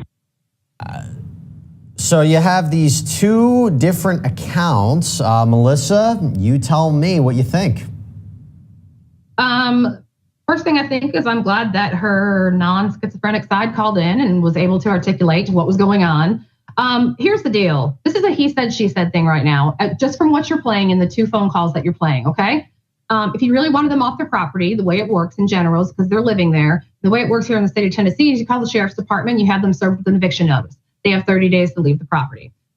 She's calling, and so he didn't really say when he called, he's like, this is just crazy. She made this Facebook post. People post crazy things on Facebook all the time. I don't believe you can really rely on Facebook, and calling the police for that. You know, when an officer gets that call, we're kind of like, okay, what happened? What happened other than these words that hurt your feelings or hurt what happened? And she's calling though and talking about a vehicle that was there last night and it was blacked out. And I don't know how she heard them talking about possibly harming them, but neither one of them were in immediate danger. So right now at this point, just based on what you played, it's a he said, she said, and he should have been like, how do I evict them from my property? So Dr. Delatorre, let me ask you this. After Barisone was led away after the shooting, he apparently kept repeating the phrase over and over, I had a good life, I had a good life. This is a guy who we mentioned before that there's an intention to plead insanity here, and yet you heard him on the phone accusing someone else of having mental illness. What do you think about that? Yeah, the insanity is going to be very tough. I mean, some 50-year-old man all of a sudden developing a mental illness at this point in his life seems highly unlikely. But I had a good life. I had a good life. Remember, this guy isn't a killer, right? He rides horses, right? He rides horses in the Olympics, right? The horses just jump around and prance around and do stuff. That's what dressage is. So this is not a killer, right? This is someone who shot someone twice in the chest. And, probably because he believed something that probably wasn't accurate about what was going on between the two of them. And so, yeah, I can easily see how all of a sudden he sees his life kind of end right before his eyes because he pulls out a gun and shoots someone. Well, doctor, just following up on that one more time, if he's arguing self-defense and insanity, how does that work? I don't think that it does. I think it's got to be either or, because while it's certainly possible that someone could have a delusional belief in which they are engaging in some kind of self-defense measure to protect themselves, I think it flies in the face of what the self-defense standard would actually be, because you have to actually perceive the threat as being real. So it's certainly possible, but I can't see a world in which both of them work at the same time. It's a weird one. It's a weird case. It's a sad case, and we'll continue to follow it. And next week should be very interesting nonetheless. Hi, this is Dan Abrams with exciting news for all of our Law and Crime followers on YouTube. You can now get the live Law and Crime Network with YouTube TV for all of your daily live trial coverage, legal news, expert analysis, and original true crime programs. Subscribe to YouTube TV today, and then locate Law and Crime in the channel guide. And for only $1.99 a month, you can add the network to your bundle. Watch Law and Crime every day with YouTube TV. We put you in.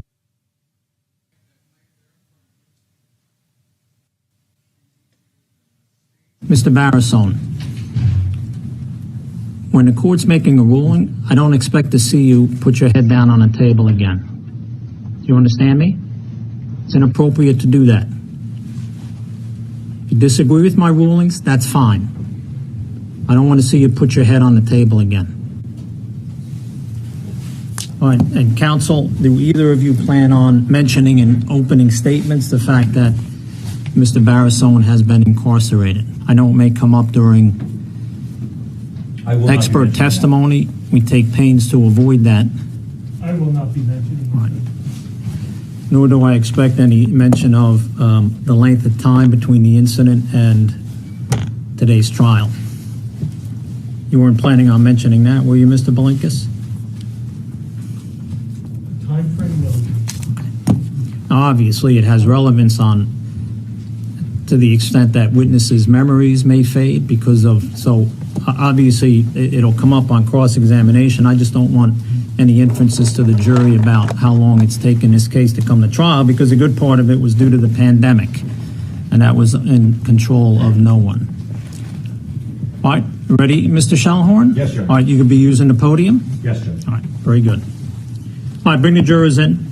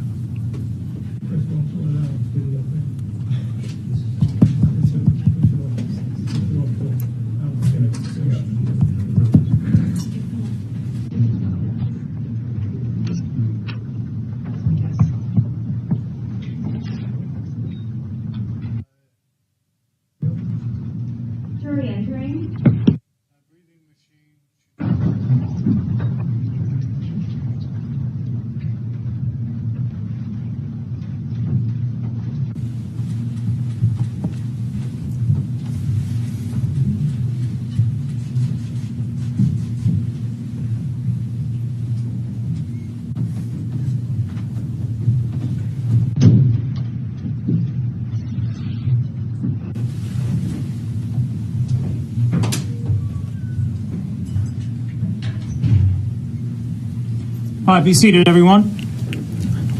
Thank you, members of the jury. We are ready to commence with the trial, beginning with opening statements. Mr. Shellhorn. Thank you, Judge.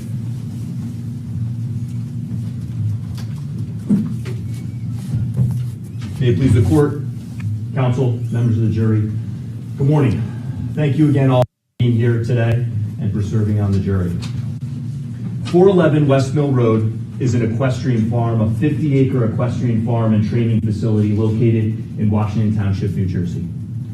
When you turn from West Mill Road onto the property, there's a long driveway that goes back almost directly through the center of the property. And the first thing you see on your left is a white farmhouse that's been subdivided into several smaller living areas that are interconnected, but basically separate areas for people to live. And behind the farmhouse there's a parking lot or a little driveway. And as you continue up the long driveway through the middle of the property, it comes to a slight rise, and then it descends down into a parking area where you can see the real reason that people come to this property, this farm that's sometimes known as Hawthorne Hill. And that's a training facility there. It's an equestrian training facility. To the right, there's a long stable with a number of stalls for dozens of horses.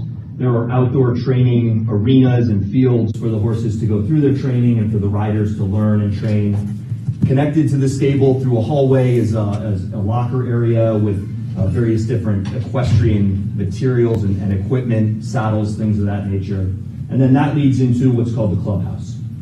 Now, if you take a step back out to the parking lot, you can also get into the clubhouse through a large front porch, and then you walk through an opening and an entranceway, and then you come into this clubhouse, which is basically like a long lounge. It's almost the entire width of the building. It has a kitchen on the right, a long table, a row of walls. The entire wall is glass, and it looks out onto an indoor training arena. There are comfortable couches, chairs, things of that nature. There's a pool table. Off to the left, there's a small office to the side.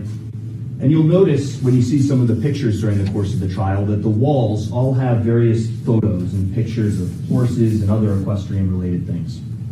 There's also a number of awards, ribbons, medals, many of them earned and awarded to the defendant in the trial, Michael Barisone. Now, I expect you'll learn during the course of the trial that the defendant was an accomplished equestrian. He trained and rode in a form of equestrian called dressage, which for those of you who may not be familiar of it, you may have only seen it once or twice in the Olympics. It's a form of horse riding where the rider guides or directs the horse through a series of predetermined specific motions or steps. And you can imagine it takes great skill for the rider to be able to guide the horse through those predetermined steps or movements. But it also takes a great deal of training for the horse to learn those things and to be able to do that. And you'll hear about how the defendant operated his business, Barisone Dressage, not just at that property in Long Valley, but also at another property that he owned in Loxahatchee, Florida. And generally during the course of the year, he and his people that he was working with and the horses that he was working with would train down south in Florida during the winter months when it was too cold to train in New Jersey. And then they would come north in the summer when it was too hot to train in Florida. I expect you'll learn that the defendant, Michael Barisone, ran that business for a number of years, and that he had other people who worked with him at times, specifically a man named Justin Harden, who was his assistant trainer and did a lot of the day-to-day taking care of the property and the farm during the course of a day, making sure that the arenas were all groomed properly. There were a number of working students who would work and live at the farms, and they would take care of the horses and, again, take care of some of the more day-to-day things. But the defendant was really the reason that people came to that business because of his success. He had ridden at the highest levels of dressage. He had coached other athletes at the highest levels of dressage. And he had also coached a number of horses and trained a number of horses throughout the course of his career. Now, I'm sure you can all imagine, we didn't ask you all to step away from your lives. We didn't put you through jury service last week. We didn't ask you to come back here and sit on this trial for the next number of weeks just to celebrate the defendant and to hear about his accomplishments as an equestrian, as a coach, as a businessman. We asked you to serve on this jury because of what the defendant is accused of doing at that property on August 7th, 2019. On August 7th, 2019, he was accused of taking a gun leaving that clubhouse that I talked about, getting into his car in the parking lot, driving up the driveway over that slight rise, coming into the back parking lot where the farmhouse is, getting out with that gun, which is really a pink and black 9mm handgun, confronting two people who were living in the farmhouse, pointing the gun at the woman, Lauren Kanarek, and shooting her twice in the chest. Then turning the gun on Robert Goodwin, her boyfriend, as he fled into the house and shooting another shot at Robert, but missing. That's the purpose of why we're here for this trial. Now, I'll pause for a moment just to mention that I'm not going to tell you every detail about this case during the course of my opening. There are things that I'm intentionally leaving out, and that's because of something the judge told you last week during jury selection, something he told you this morning, and he'll tell you that again, I'm sure, at least one more time before the trial is over. What I say, what Mr. Belinkis may say, is not evidence. The evidence doesn't come from the attorneys, it doesn't come from the judge. The evidence will come from that seat right there, the witness stand. The witnesses who come through that door take an oath to tell you the truth, and then any evidence that the judge allows to be admitted. So if I'm leaving certain things out, that's intentional at this point, because the purpose of my opening is just to give you something of a roadmap or some way of what you know what to expect is going to be coming with some of the other witnesses who testify. Now, you heard me mention Lauren Kanarek and Rob Goodwin, and they were living at the farm, as I said, during the summer of 2019. And I expect you'll come to learn that Lauren was also a rider. She was an equestrian who rode different forms of horses during the course of her life, but she at that time in her life was training for dressage, and she hoped that she would achieve a higher level of training, and so she wanted to work with the defendant because of his reputation. She owned a number of horses that she was stabling there, and as you can imagine, the best things in life are not free. So she was, of course, paying the defendant for the opportunity to work with him and to have her horses coached by him. And so you'll hear how she was doing that there, and at times she would work with Justin Harden, the defendant's other trainer, and at times she would work with the defendant's girlfriend, Mary Haskins-Gray. You'll come to hear how Mary Haskins was also being coached by the defendant. She had aspirations to reach these higher levels. Mary Haskins and the defendant also owned a number of horses together. And you'll hear that at times, Lauren was asked to work with Mary Haskins and to have Mary Haskins work with her.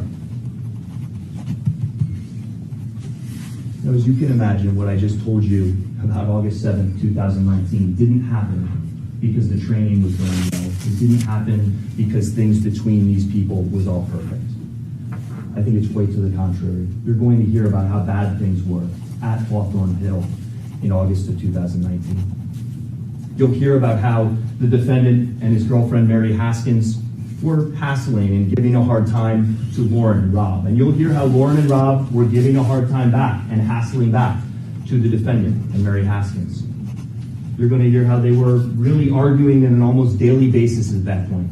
How the police had been called out to the property starting July 31st on almost a daily basis because these people just could not get along. You'll even hear about how not just the defendant and his girlfriend Mary Haskins, but also Lauren and Rob were making complaints or reports up to the highest levels of this court, the U.S. Equestrian Federation or Foundation, and Safe Sport, which is an agency that you may have heard of that basically oversees Olympic level sports and tries to prevent abuse and misconduct by the coaches or the players or other people involved. So both of these groups of people have it in for one another, and they are making complaints against one another, and they are at odds. I mention all of that now in my opening because it's obviously part of the case. It's something you're going to hear from the witnesses. It's something you'll hear about. But it's important to remember something the judge told you last week, something he told you this morning, and something he'll tell you at the end of the trial. And that's that when you go back to deliberate and when you're asked to return a verdict, it will not be about Lauren Kanarek. It will not be about Rob Goodwin. It will not be about Mary Haskins. It will not be about any other person except this man.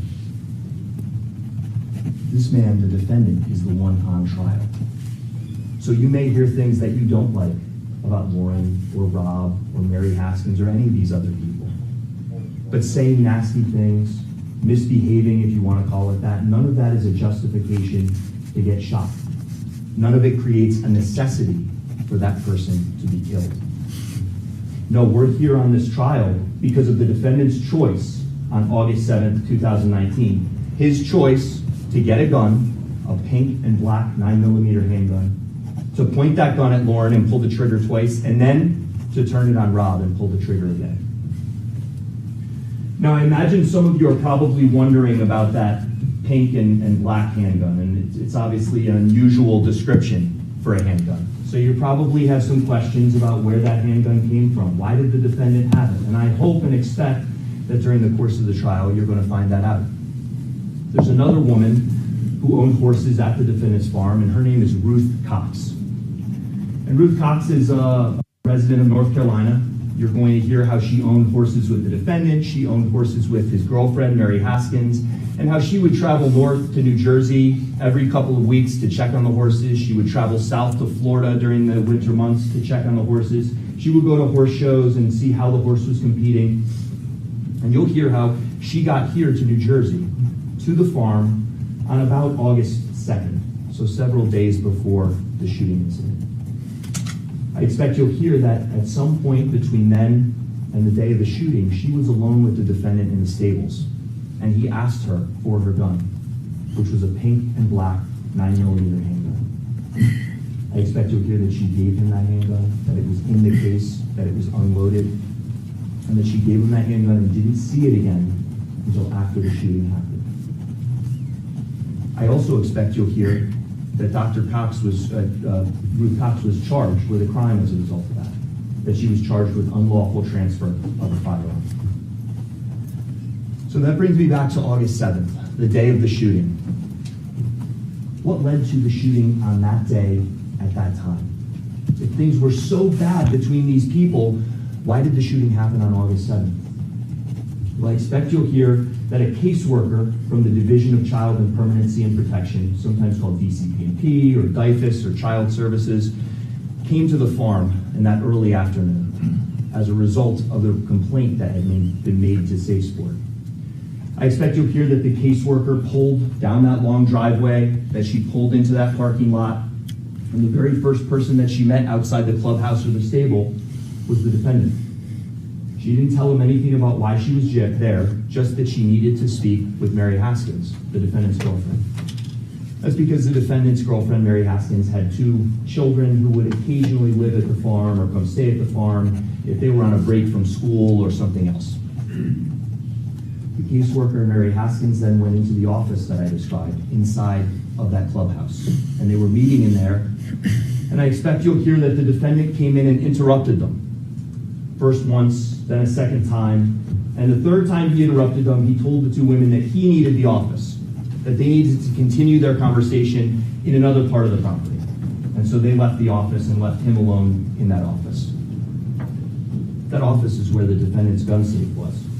And I expect you'll hear that after the shooting, when the police were investigating and to search the property, on the top shelf of that safe, they found a black and pink gun case, the same gun case that Ruth Cox had given the gun to the defendant in. I expect you'll also hear that on the shelf below it, there was an open box of 9mm ammunition that was also open with a number of bullets missing.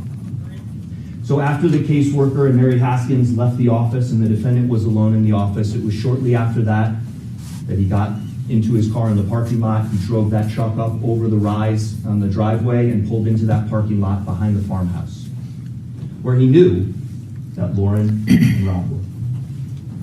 I expect the evidence will show that Rob first spoke with the defendant while Rob was standing on the porch, and that there's a large bush next to the doorway area, such that Rob really couldn't see anything from below the defendant's chest or so. And that he, the defendant, said words something to the effect of, "How do we end this without a war?" I expect you'll hear that Lauren then came out of the house, or Lauren was walking down the steps of the porch, and that's when the defendant pulled out the gun and shot her twice, puncturing her lung, causing massive internal bleeding, life-threatening injuries that she was fortunate enough to survive. And that's why this is an attempted murder case. You'll hear that Rob was able to subdue the defendant and hold him on the ground until the police got there, because Lauren was able to call 911 after she'd been shot. Again, there are many details that I'm leaving out. This is just a rough sketch of what I expect you'll hear during the trial, but hopefully it gives you an idea of what to expect over the next couple of weeks. The last thing I want to mention before I sit down is the law.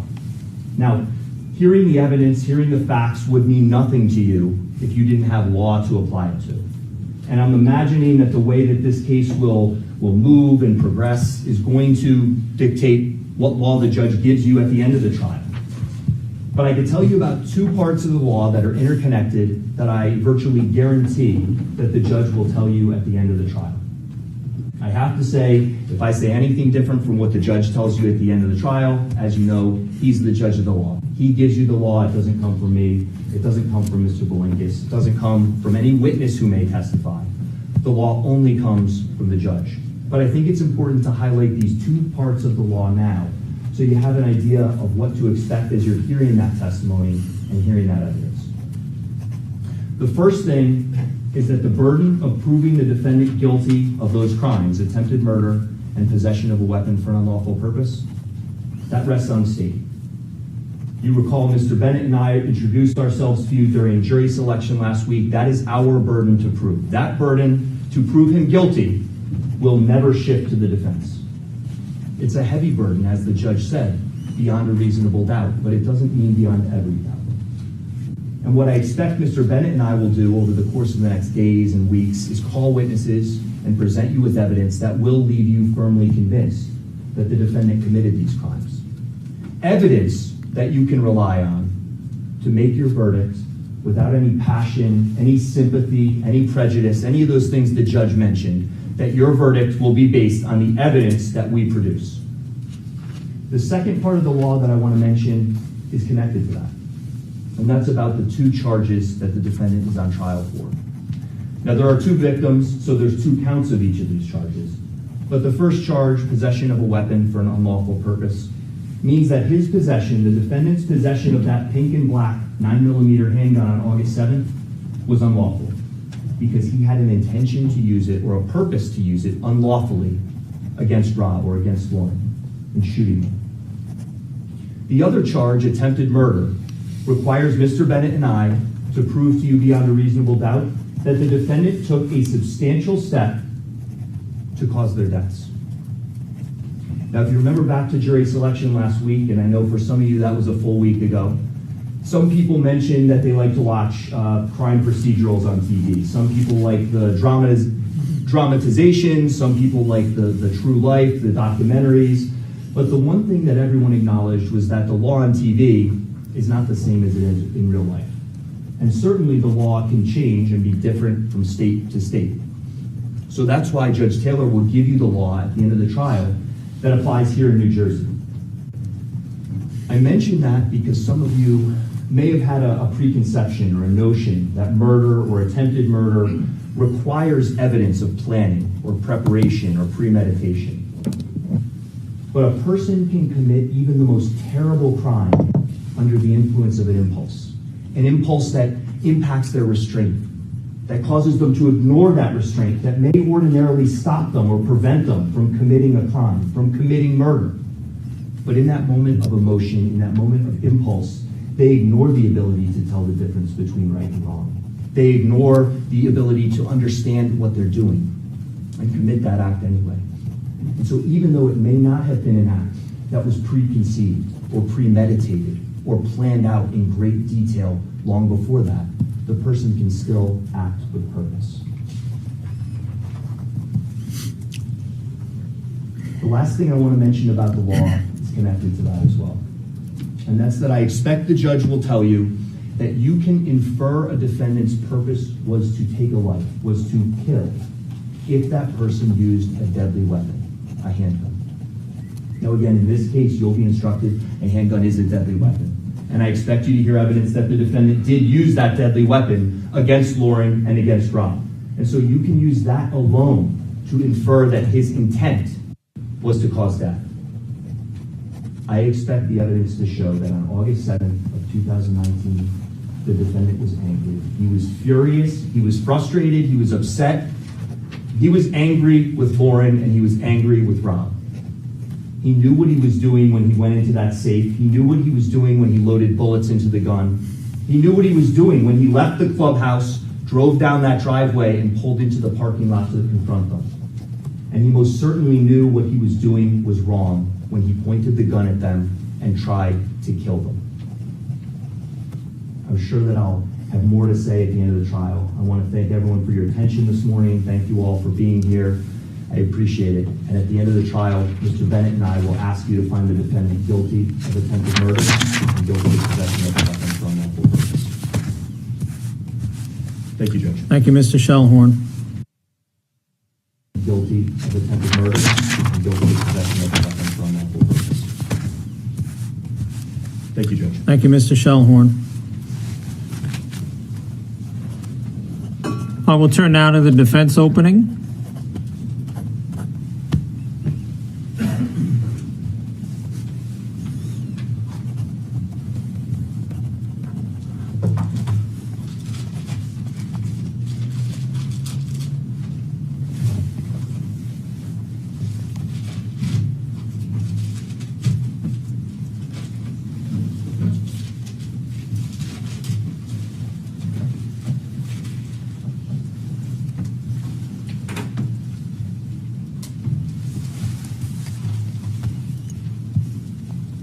Help.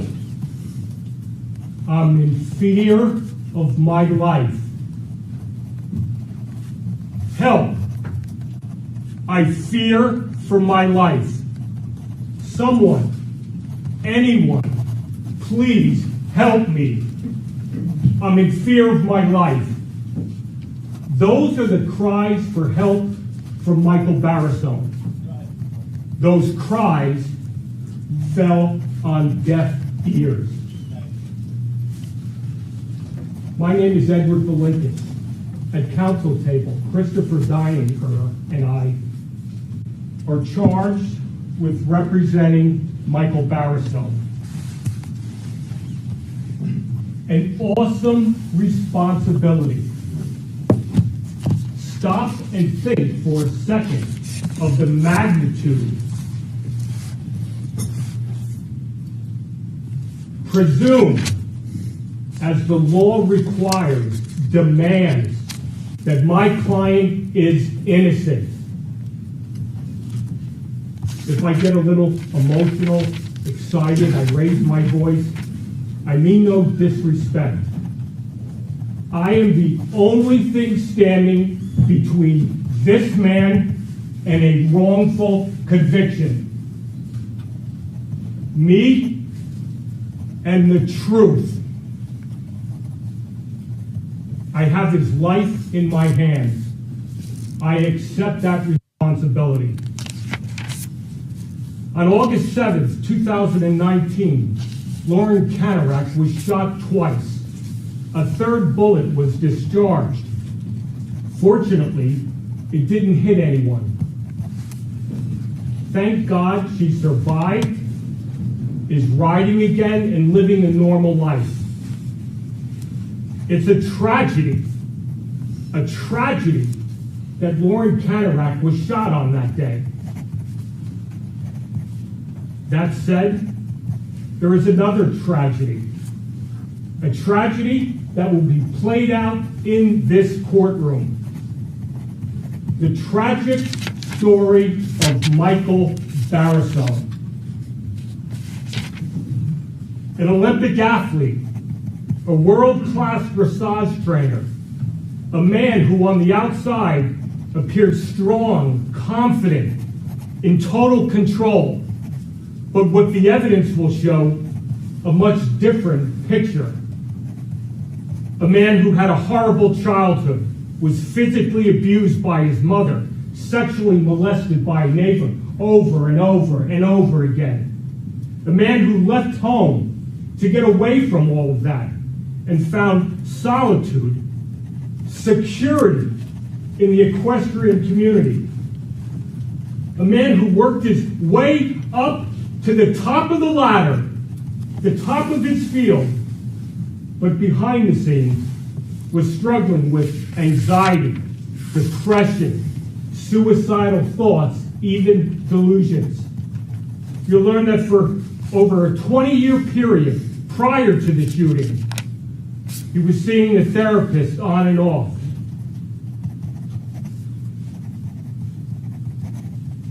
As the prosecutor said, he's now charged with 4 crimes. As the judge instructed you, the indictment is not evidence. And what brings this case before you? It's a vehicle to allow us to come up here and argue this case. That grand jury only heard one side, which I submit is going to be a lot different what all of you will hear in this courtroom. Defense wasn't there to question or challenge the state's case.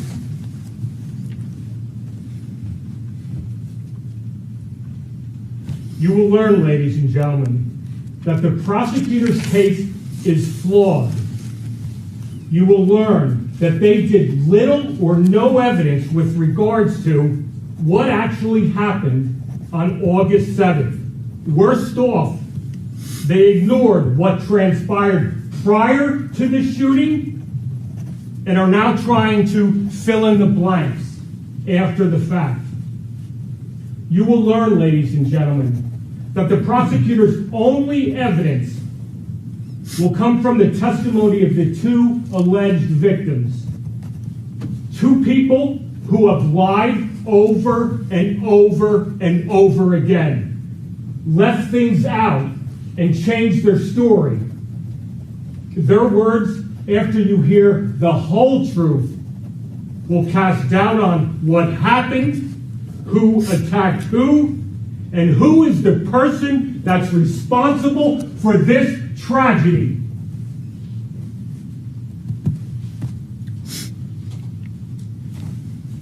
It's the prosecutor's position that my client had a few problems with Lauren Kanarek and her boyfriend. No big deal. Got angry, just drove down to the house and shot both of them. Shot her and shot at the boyfriend. That's not what the evidence is going to show. The fact will lead you to a far different conclusion. What the prosecutor didn't tell you, what this case is really about, it's about Lauren Kanarek, her father and her boyfriend, devising a plan to destroy this man and drive him crazy. It's about the most devious attempt to destroy another human being that you will ever hear. It's about Lauren Kanarek falsely accusing Michael Barisone of all sorts of misdeeds, criminal conduct even, and even the sexual abuse of his girlfriend's small child. And the whole time, ladies and gentlemen, the whole time she's doing this, knowing how her personal attacks were adversely affecting this man and getting pleasure, amusement, even thinking it was funny at him deteriorating. Every man, woman has a breaking point. Some people are stronger than others.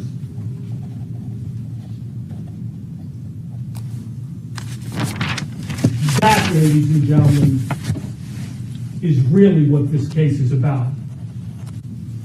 So there's no misunderstanding what my defense is. I'm not going to leave anything out in this opening statement. My client is not guilty. At the time of the shooting, my client feared for his life. He was suffering from a mental disease and did not know what he was doing was wrong. That concept of purposefulness that the prosecutor talked about. Under the law, our society recognizes that some people may be bad and some people may be sick. The law recognizes that a hostile act may result from some infirmity or sickness of the mind which an individual did not design. It is society's judgment, which is recognized by our law, the law that all of you have been sworn to protect, that a forbidden act should not be punished criminally unless done with a knowledge of wrongdoing. It's important that all of you know at this point, and the judge will instruct you as to the law at the end of the case, but it's important that you know that if a person is found not guilty by reason of insanity, that person will be not freed or indefinitely committed to a mental institution. The court will hold hearings, make determinations that provide for that individual, but also provide to protect the public. Let's look at the evidence. Michael Barisone owned 2 stables, one in New Jersey, one in Florida. Lauren Kanarek and her father make a deal to board and train their horses at Michael Barisone's company. Barisone agrees to train Kanarek and her horses, and also, and this becomes important, agrees to give her living accommodations.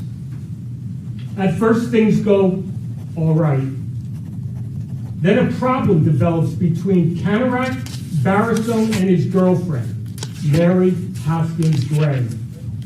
Now, I'm sure Lauren Kanarek is going to take that stand and give her side of the story and try to blame other people for whatever issues arose.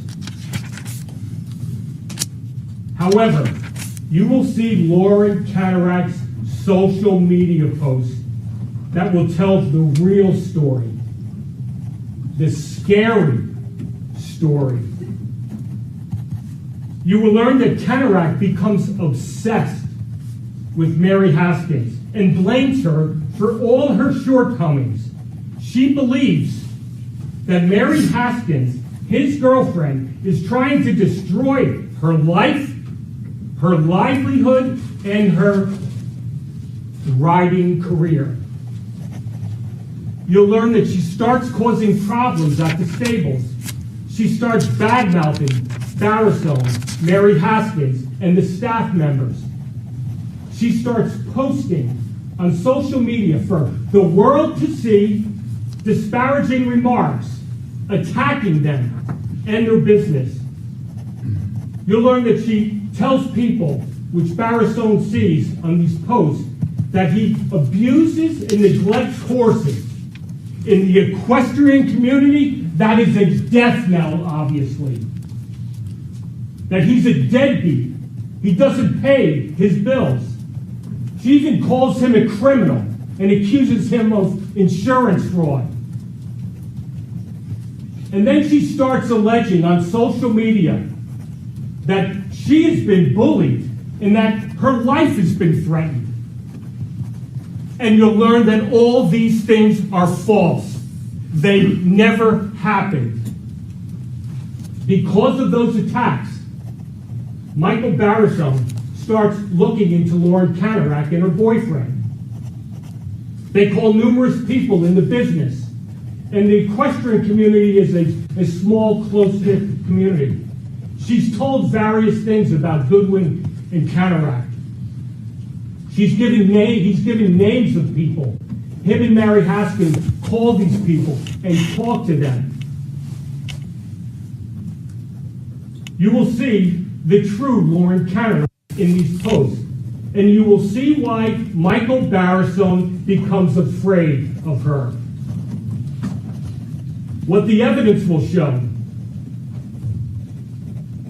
is that at some point, as early as 2018, she's told if she doesn't like it here, to leave. You don't like the way you train, you don't like this, you don't like that, leave. She refuses.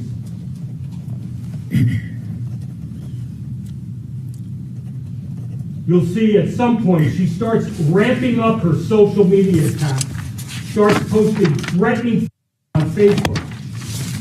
you'll learn that Michael Barisone, his and other staff members start pulling up her Facebook posts about what she's posting.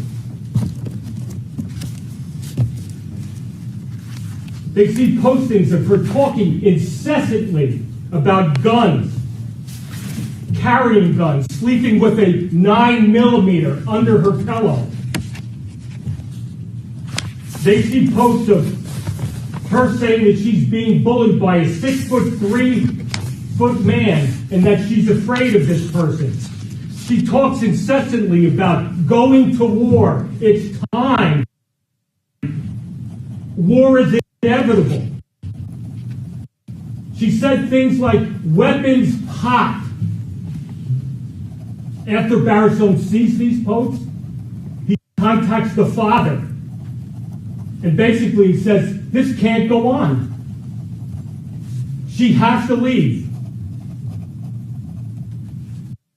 It's important to note at this point, when all these crazy things are going on, when all these posts, threatening posts, are occurring, she is living above Michael Barisone in his house in an upper apartment with her boyfriend.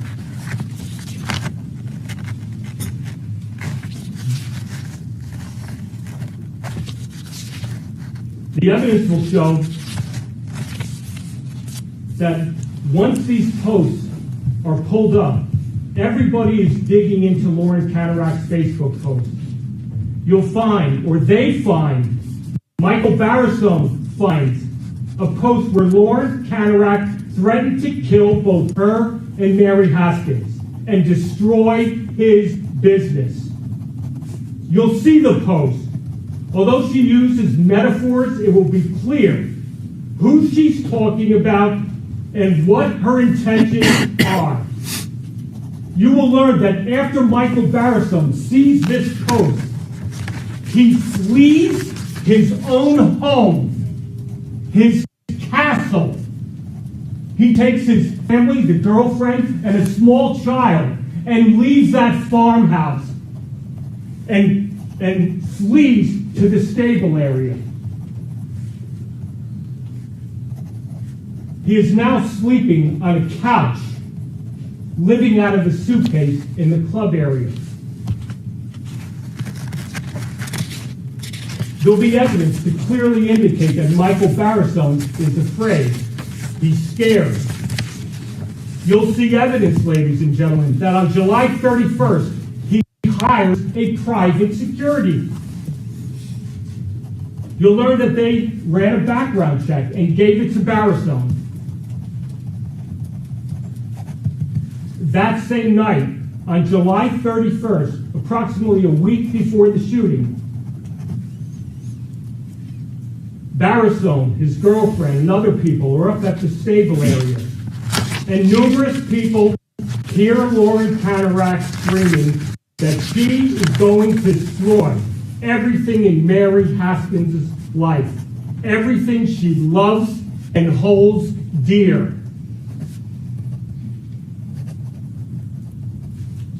Upon hearing that threat, Michael Barisone calls 911. Washington Township responds. He says, I am in fear of my life of this woman. The police do nothing. Barisone tries to show him the paperwork, the background check that he got, the threatening post. It's a civil matter. They do nothing.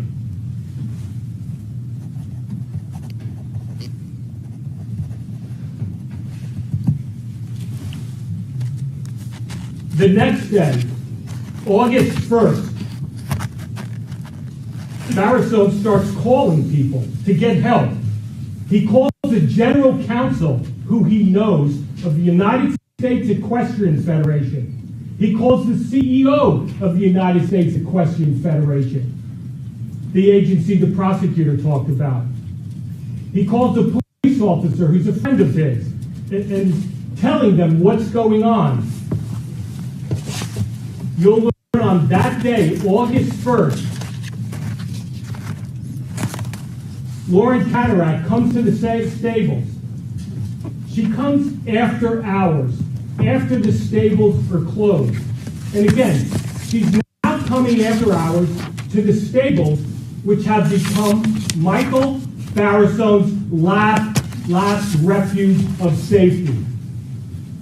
She's told to leave by the owner of the property. She refuses, she flips out. Michael Barisone calls 911 again for the second time. They come, Washington Township. I am in fear of my life. Nothing. What's interesting on that day, August 1st, is that Washington Township calls the Morris County Prosecutor's Office. They talk about what's going on.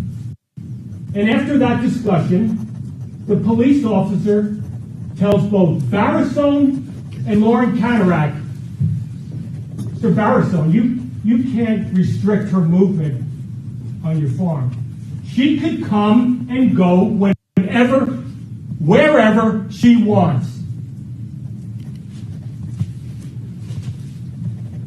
You'll learn that they gave Lauren Kanarek free reign of the property, including his now residence. Michael Barisone is so afraid. He has no idea what to do, how to protect himself. He hires a private security guard and pays him $100 a night to sit in front of the stables with his truck pointed towards the farmhouse where Kanarek and her boyfriend are living, to guard them. You'll learn that Barisone is not sleeping at this point. He's walking the property at all hours of the night, trying to protect his family, the people who work there, the horses. You'll learn he is so afraid. On the next day, August 2nd, 5 days before the shooting, he and Mary Haskins send her son home, 11-year-old son. They send him back to the father because they're concerned about his safety.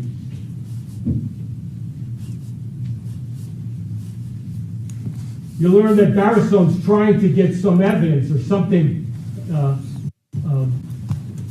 convince the police that Kanarek should not be there. You learn on that night, he checks their trash and finds Suboxone, empties Suboxone packages in Kanarek's trash. Suboxone is a drug used by heroin addicts. You'll learn on the next day, August 3rd, Kanarek is still posting crazy things after she has been told to leave. You'll learn at that point, around August 3rd, Michael Barisone has a feeling or thinks he's being recorded. Private conversations that he's having with his girlfriend and other people at the stable start being posted or texted or used in conversation. You'll learn that on that day, Lauren Kanarek posts a post and basically says, I have multiple personalities and I am not responsible for my actions. Barisone sees that post. He calls 911 again, a third time. I am in fear of my life. He also tells the police that he thinks he's being recorded. They do nothing. What they do, unbeknownst to Michael Barisone, is that they go and talk to Lauren Kanarek. And what will become important when you're judging someone's credibility is that on that day, Lauren Kanarek tells the police that she's recorded Barisone and the staff. The police do nothing. They conduct no investigation, and worst of all, they don't go and tell Michael Barisone, this woman's recording your private conversations. They just leave the property. On the 4th, 3 days before the shooting, Kanarek is posting crazy texts to Michael Barisone. After she's told to leave, she's texting him that she's going to send people that he doesn't know onto his property, into his stable to ride her horses. She also says she's going to put elderly people or infants in his house. He doesn't know what to do. He calls his lawyer. The lawyer says, if anyone comes on the property, you need releases. On that day, Kanarek comes to the stable again. Barisone tells her, you must sign a release. She flips out, makes threatening remarks. Barisone calls the police, 911, again, for the 4th time. I am in fear of my life. Again, the police do nothing. On August 5th, Kanarek is posting texting things using the exact words that Michael Barisone and others used in private conversations. He hires a debugging company. He has no idea where this is coming from, how she's recording him. He pays that debugging company $5,000 to come in and sweep the areas. They don't find anything. But you'll see a post where Lauren Kanarek boasts about putting the devices where no one can find them. The evidence will show, ladies and gentlemen, that with regards to Barisone thinking in his mind that his private conversations were being recorded, that Lauren Kanarek, her father, and the boyfriend were secretly recording numerous conversations. We have over 70 private conversations that they recorded in the residence, the stable, the club area, which became his residence, and even his private office. What's worse, not only is Kanarek illegally recording Michael Barisone, she starts using those recordings to taunt him, to push him over the edge. She's posting for everyone to see private conversations. You'll see in one of those postings that Barisone saw that she says she thinks it's funny watching them scurry around trying to have a conversation. Well, that's not all. For that day, Michael Barisone has his lawyer send Kanarek a letter, a 3-page letter, laying everything out, saying, get out. Because Barisone knew that his lawyer had sent that letter, he was concerned for his safety. He personally went to the Washington Township Police Department with stacks of papers and whatever evidence he had accumulated at this point to try to plead with them for help. He doesn't even get into the back. 3 officers come out and basically say, get out of here. You know, we've been to your house. We told you we can't do anything here. And they push him out of the office. They don't look at anything.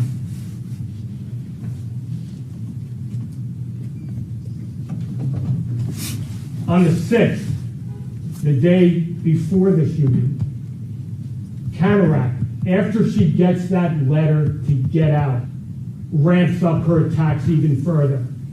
she posts a 3-page post falsely accusing Barisone and Haskins of various untrue things.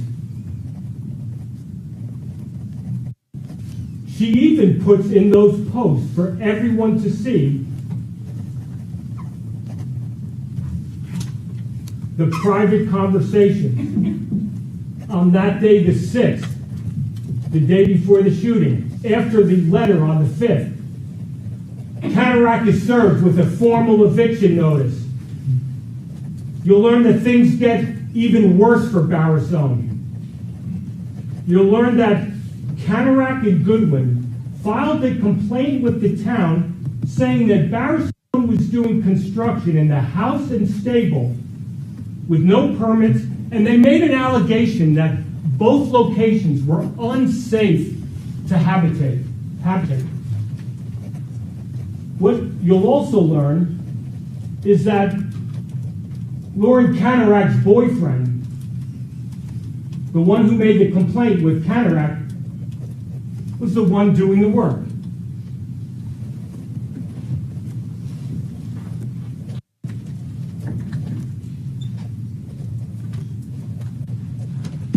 You'll learn that on the 6th, the town comes to Barisone's stable in New Jersey.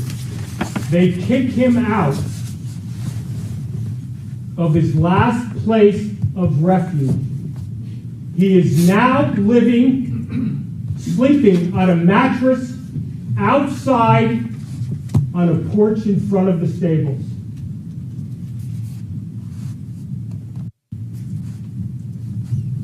He is now virtually homeless. You'll learn the whole time the town was there, and they came in mass. Fire protection, health department, building. Robert Goodwin was there pointing out everything to make sure Barisone would get kicked out of the residence. You'll see how upset Barisone was. And Goodwin saw how upset Barisone was. At one point when the town is there, after he's been kicked out of his stable area and is living on the front porch, Robert Goodwin, when their backs are turned to him, takes his finger, makes it in the shape of a gun, pulls the trigger, and mouths the word to Michael Barisone, "Get ready."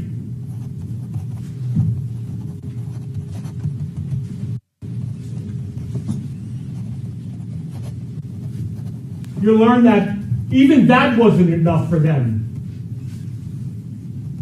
Lauren Kanarek wasn't even satisfied with that type of destructive behavior. You'll learn on the day of the shooting, August 7th, she posts another threatening post. She's talking and telling the world that she has eyes and ears in places that can't ever be detected. She talks about having fun watching them. You'll learn that on the morning of the shooting, Robert Goodwin, the boyfriend, and the blacksmith have a problem, an argument. The blacksmith doesn't want to shoe their horses anymore because of what's going on at the stables. You'll learn that he blames Michael Barisone and makes a threat. There's going to be consequences. The day after he uses the finger gesture. That statement was relayed to Barisone. It's not over yet. There'll be more evidence. And you will learn, ladies and gentlemen, that Lauren Kanarek set in motion the final, what I call the coup de grace. She did the worst thing any human being could do to another human being. She falsely accused him of sexual misconduct with his girlfriend's son.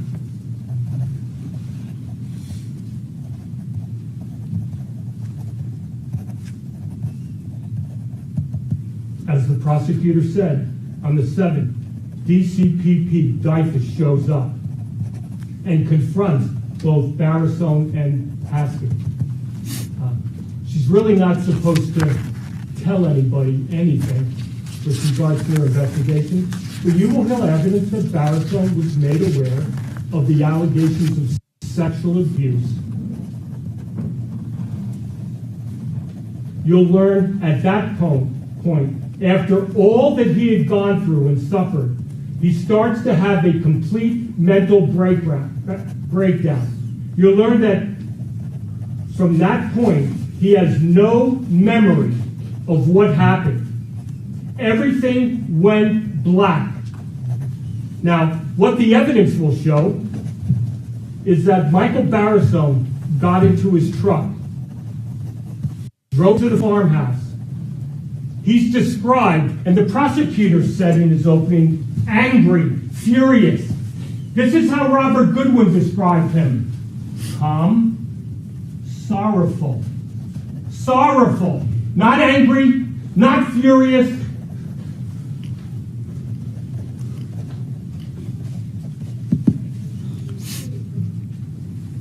According to Goodwin, Michael Barisone says, "Can't we work this out? I don't want to go to war." It's important that you know he uses the word that Kanarek continually taunted him with. At which point, again, according to Goodwin, Goodwin says, "It's past that, talk to your attorney." Now this is what happened, what the evidence will show. Robert Goodwin turns his back, walks away. Lauren Kanarek then walks past Goodwin to confront Michael Barisone. They say Michael Barisone just fired 2 shots at her chest and 1 at Goodwin. What the evidence will show is that Michael Barisone was severely beaten by both Goodwin and Kanarek. You'll see pictures of the horrific beating that this man took. Neither of them mentioned in their original statements that Kanarek was involved in this beating. Neither of them mentioned that they had sicked their vicious dog on Michael Barisone. You'll see various bite marks over Barisone's body, including 1 vicious bite to the inner groin area.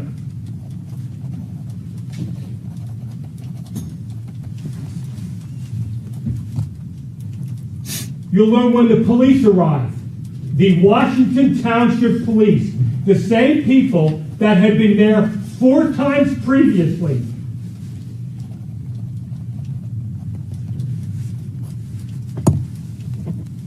You'll learn when the police arrived. They have no idea who the shooter is. Remember, Barisone's the one that said his life was in danger previously. You will learn, ladies and gentlemen, that when the police arrive there, they see Goodwin on top of Barisone, beating the hell out of him. Neither of them have a gun in their hand. The gun is on the ground. They're rolling around. You will hear Goodwin's voice in a 911 call. And although he'll claim that those statements were made after the shooting, you can get a sense of Robert Goodwin when you hear him say repeatedly, over and over again, "I am going to fucking kill you. Don't move. I'm going to fucking kill you. I'm going to kill you."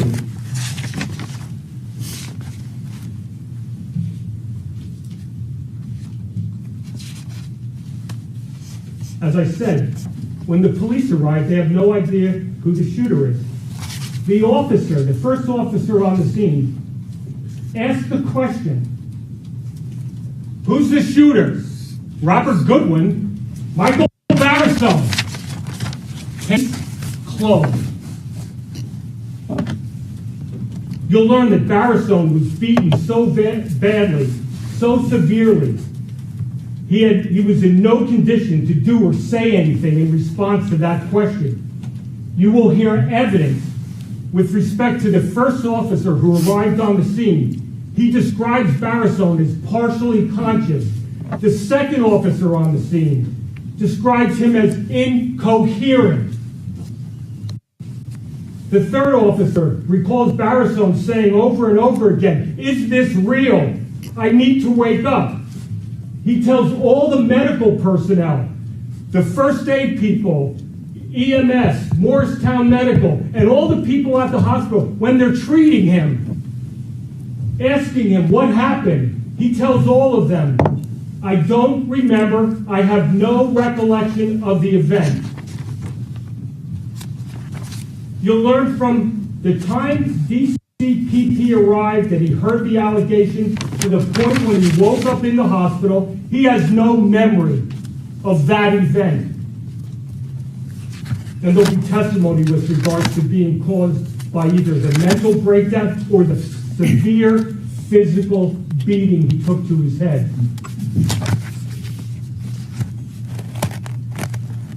You'll learn that after Robert Goodwin points to Michael Barisone and said he's the shooter, they let him walk around. They don't do anything with him. You'll learn that there was a camera right above where this alleged attempted murder occurred.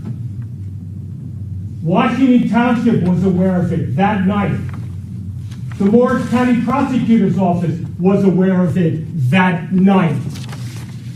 Goodwin says it would have captured the whole thing. You'll learn that Washington, like they had done in the past, and the prosecutor's office never seized that camera that night. They allowed the camera to stay in the possession of Goodwin and Kanarek for months. And months later, when they finally put two to two together, they tried to download the information on the camera, but unfortunately, nothing was on it.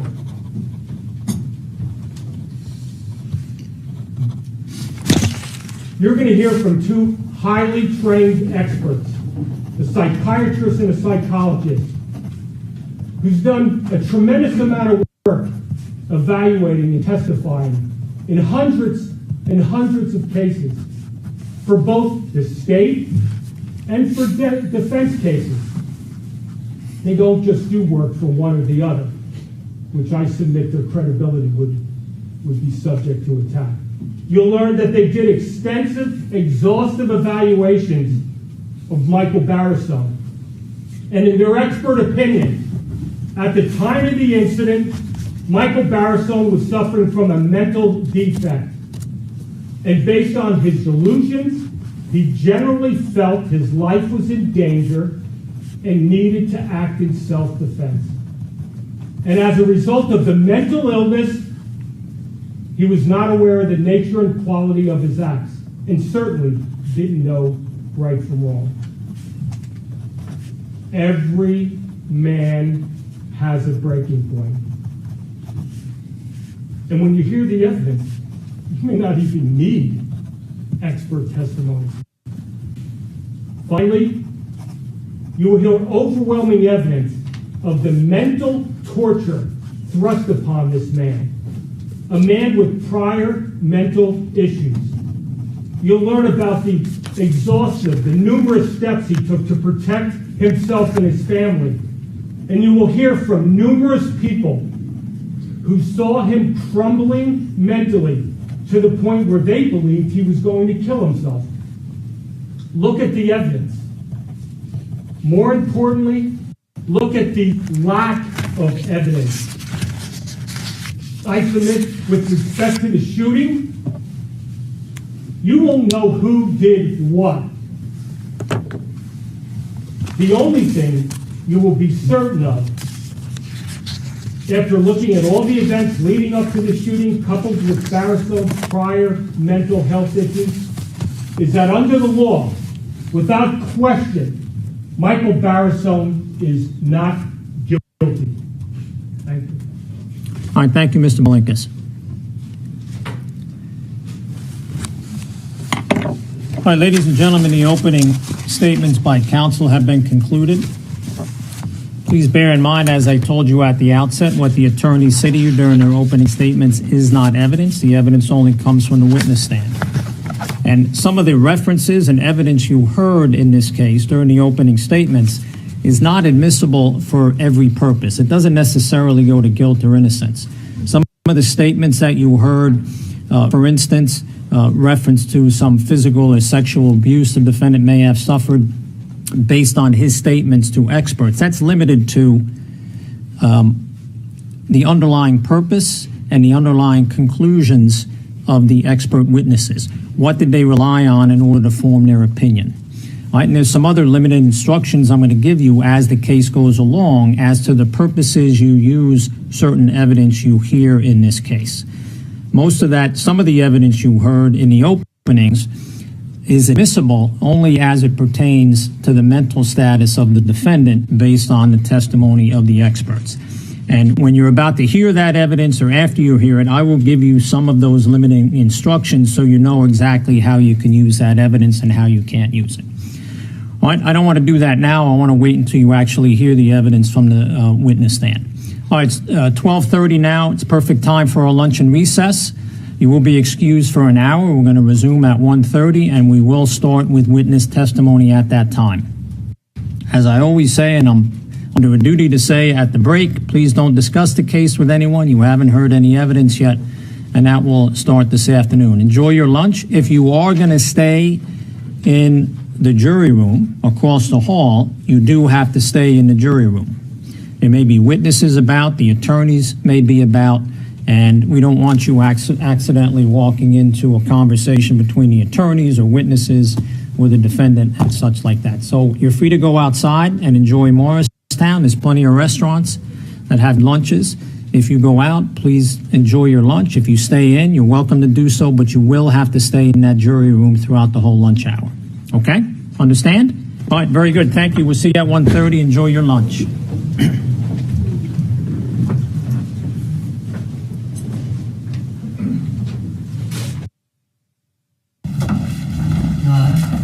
Yes, this morning before you start, I wanted to put something on the record. Okay? Go ahead. Thank you. Your Honor, with respect to the your order entered on the in limine motion, the order was filed March 25th, 2022. Yes. We just want to remark, so it would be in the record, 3 proffer exhibits of the types of materials that we would be using if they weren't ruled out. So the first exhibit is, I've marked it as limine proffer number 1, and it's Facebook records regarding one of the victims' communications with Audrey Townsend. And the second one is limine proffer number 2. It's text messages between Kat Parkinson and Michael Barisone. And the third is limine proffer number 3, which is communications between one of the victims and Joey Staggert. Okay. Judge, I just received these. Mr. Deininger just handed them to me, and I think they fall squarely within the court's order as being inadmissible. Yes, I think he's just making a record if I had to gather. But I was going to say I'll certainly review them at a break. Well, Your Honor, just to be clear, yes, I believe that these are barred by your order. Yes. And I'm just putting them on the record so we have it in the event it's ever needed on appeal. Would Your Honor like a copy of this? Yes, please. May I approach? Yes, thank you, sir. And Your Honor, I have one more housekeeping matter if I can.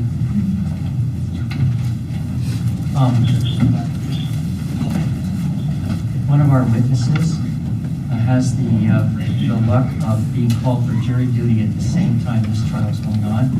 All right, be seated, ladies and gentlemen. We're ready to proceed with the defense case. Sorry for the slight delay. We did have to address some legal issues, which have been taken care of. We'll now move on to the defense case. Mr. Belinkas, call your first witness, please. Joseph Blaitler. Joseph Blaitler to the stand, please.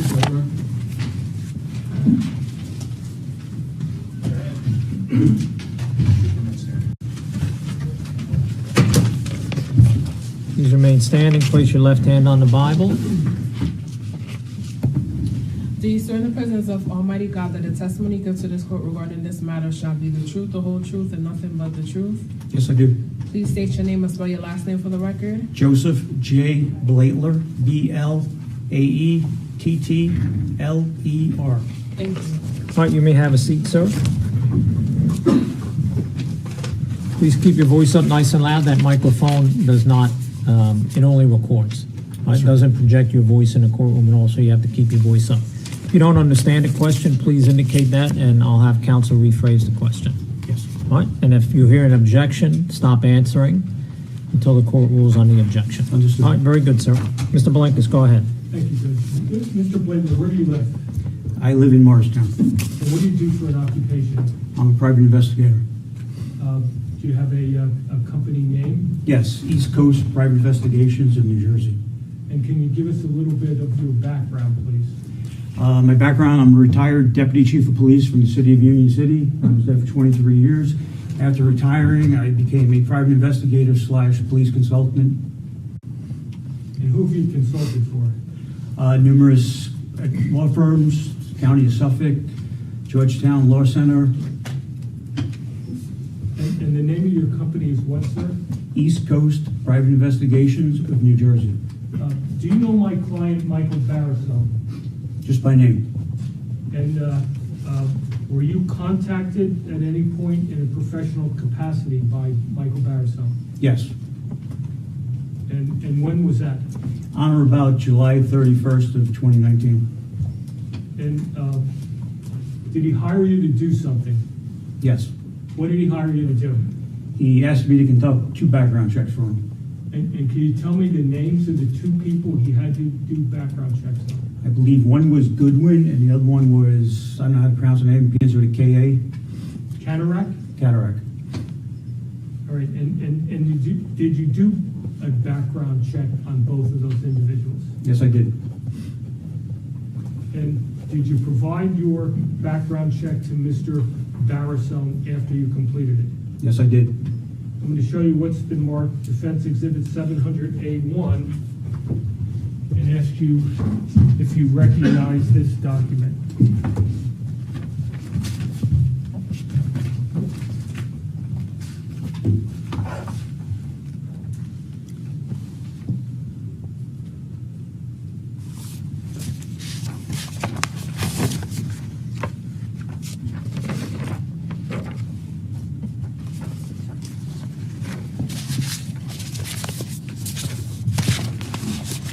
These are the background checks I conducted. However, this one document I don't recognize. Okay, well then just take that out of there if you would.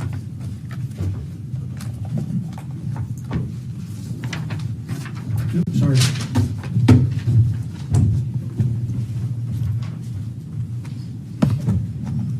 And after you conducted your business, did you provide Michael Barisone with a copy of 700A1? Yes, I did.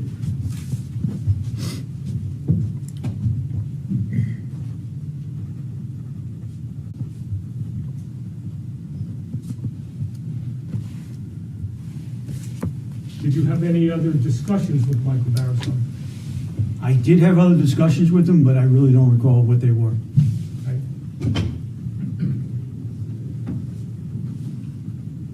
Judge, I move in 700A1 into evidence. I object.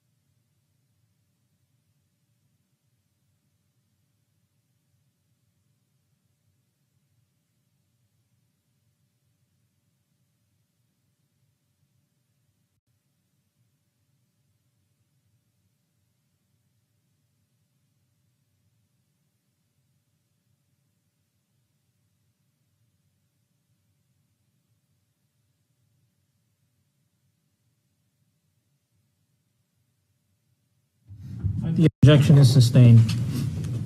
Go ahead, Mr. Belinkus. With regards to the background check, and I do not want you to say anything specific, what does that background check look at? Looks at people's previous residence, relatives, phone numbers, liens, judgments, bankruptcies, criminal histories. It's employment comes up sometimes.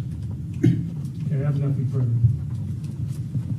Any cross-examination? Briefly, Judge. Mr. Blaitler, you never met Robert Goodwin? No. And you never met Lauren Kanarek? No.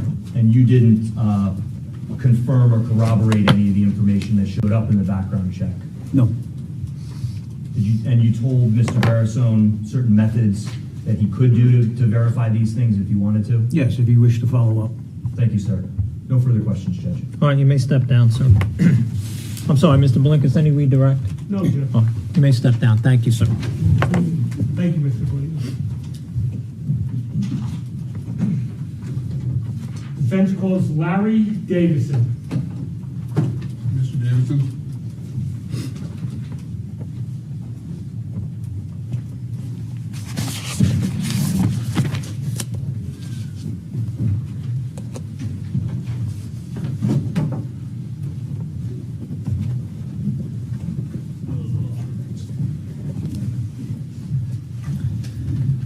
Hi, Mr. Davidson, please remain standing for a moment if you would, please. Place your left hand on that Bible. Raise your right hand. Listen to my court clerk, please. Do you swear in the presence of Almighty God that the testimony you give to this court regarding this matter shall be the truth, the whole truth, and nothing but the truth? Yes, I do. Please state your name and spell your last name for the record. Lawrence Davidson, Davidson. Thank you. All right, you may have a seat, sir. Please keep your voice up nice and loud. That microphone only records. It does not project your voice in the courtroom. All right, so you have to keep your voice up. If you don't understand a question, please indicate that. I'll have counsel rephrase.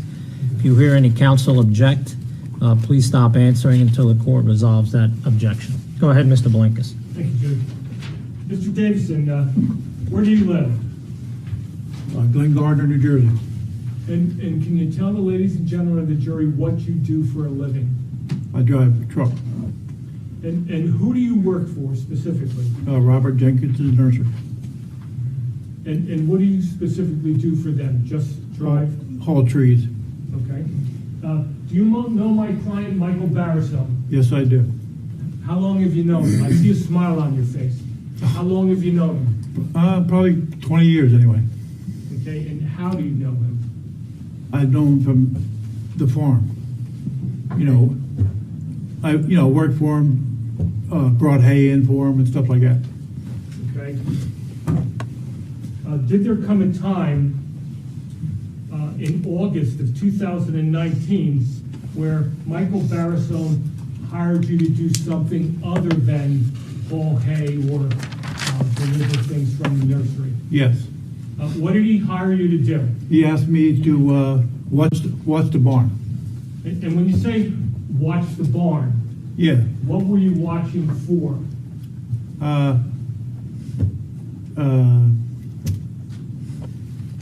Well, he was having problems with the girl that was in the house. And I don't even know her name or anything.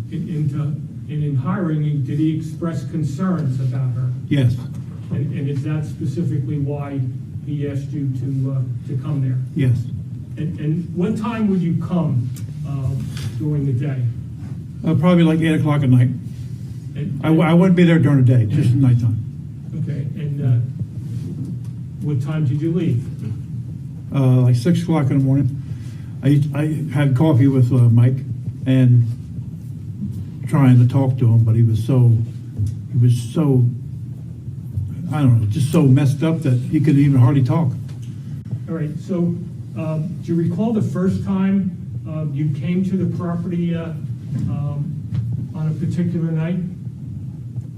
Oh, the first time? First time. Yeah, I was driving up there, and the girl comes out of the house, comes running out of the house, and says, "Who are you? Who are you? Who are you?" I just kept on going, and I got up to the farm, and I saw Mike, and then sat there for maybe 10 minutes, and 2 cars come up the driveway. And I said, oh boy. At some point in time, did those people in those two cars identify themselves? Well, yeah, one went around the barn and one pulled up by me. And they were police. So they were on unmarked cars. I didn't know who they were. And did you have a discussion with the police? Just all he said was, how's everything? I said, it's quiet right now. And that was it. And he left. And did they ask you what you were doing there or why you were hired by Michael Barisone? No, nothing. Nothing. Now, so I'm not sure if you told us the first day that you came there where this incident happened. Was that August 1st? I believe so, yes.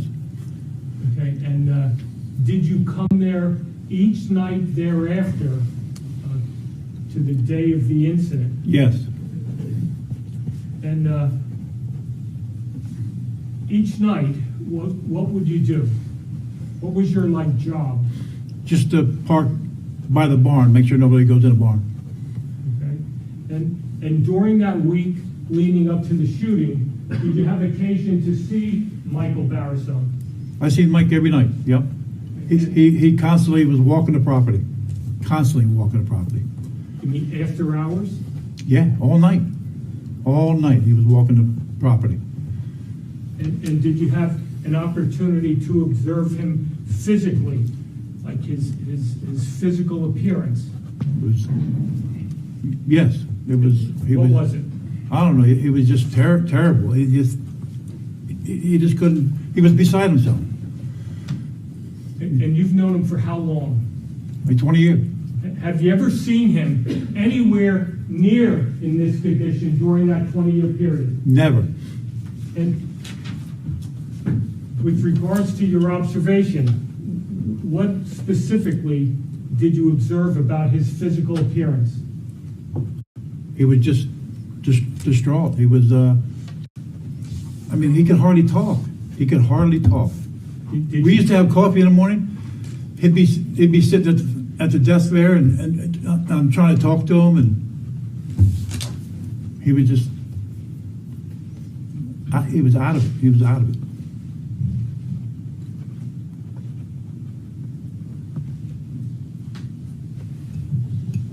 Now, you said you observed him walking the property.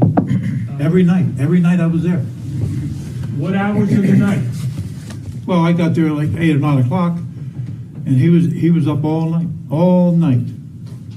And did he show? He'd come out and see me, and then he'd go back, back around again and be on the porch, and then come back out again. And how many times would he do this on each night? Probably 3 or 4 times a night. Come out, by me. Did you notice anything in the way he was dressing that was different than you had previously observed prior to these? No. I have nothing further, Judge. Mr. Shellhorn, any cross-examination? Just briefly, Judge. Go ahead. Mr. Davis, good afternoon. I don't.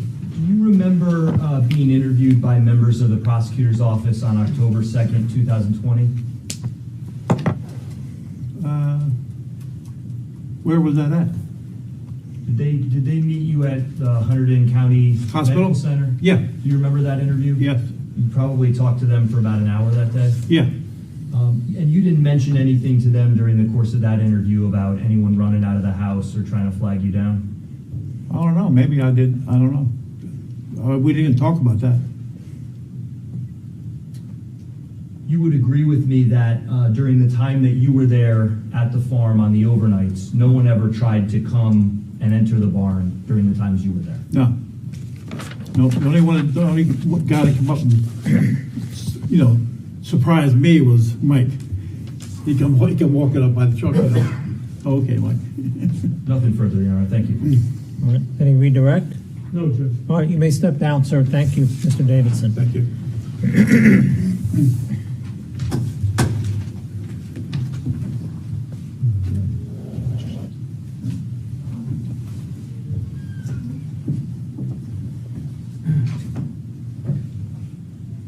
Mr. Malenkas, go ahead. Defense calls Christiana Cook/Gibbs.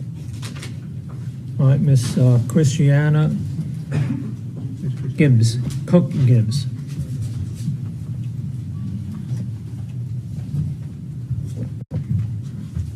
Hi, ma'am. Just remain standing for a moment. If you could place your left hand on the Bible on the witness stand. Please raise your right hand and listen to my question. Do you swear in the presence of Almighty God that the testimony you give to this court regarding this matter shall be the truth, the whole truth, and nothing but the truth? I do. Please state your name and spell your last name for the record. Christiana Cook Gibbs, COOKE-GIBBS. Thank you. All right, Ms. Cook Gibbs, you may have a seat. Please keep your voice up nice and loud. Thank you. All right, that microphone does not project your voice, it just records, so you have to speak loudly. If you don't understand a question, please indicate that. Go ahead, Mr. Malenkas. Thank you. Ms. Gibbs, where do you live? I live in Alamucci, New Jersey. And who are you employed by? I'm employed by the Township of Washington in Morris County. And can you briefly describe your background? I have a Bachelor's of Science degree in Animal Science. I have my Master's in Public Health. Okay, who do you currently work for? Washington Township, Morris County. And what's your specific position for that? My specific title is I'm the health officer for the Health Department of Washington Township. And how long have you been doing that? I've been employed by Washington Township for 36 years. And what does that entail? Like, what's your job description? Being a rural community, the bulk of my position was I'm charged with administering laws that protect public health, both municipal and state. A lot of my job involves environmental work, septics and wells. We do everything from rabies to food inspections. Last 2 years, COVID. Okay.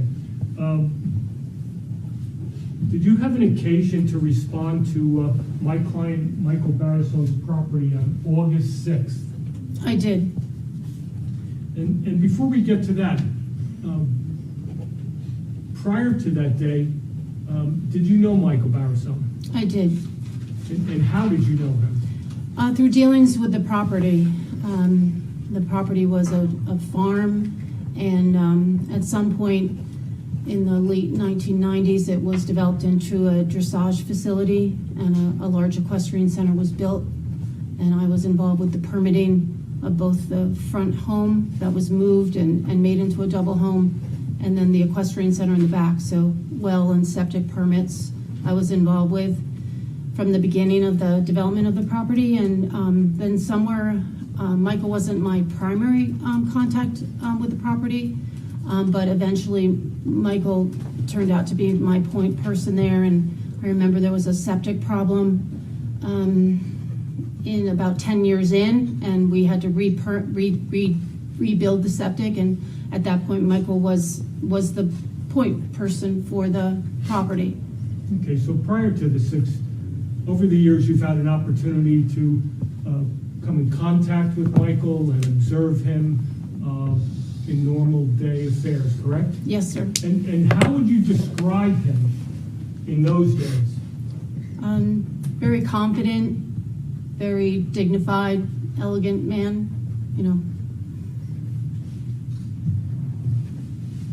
On the 6th, do you know who signed the complaint against Michael Barisone that caused you to go to the property? Well, have we established that? Why don't you ask some foundational questions? Why did you go to the property on August 6th?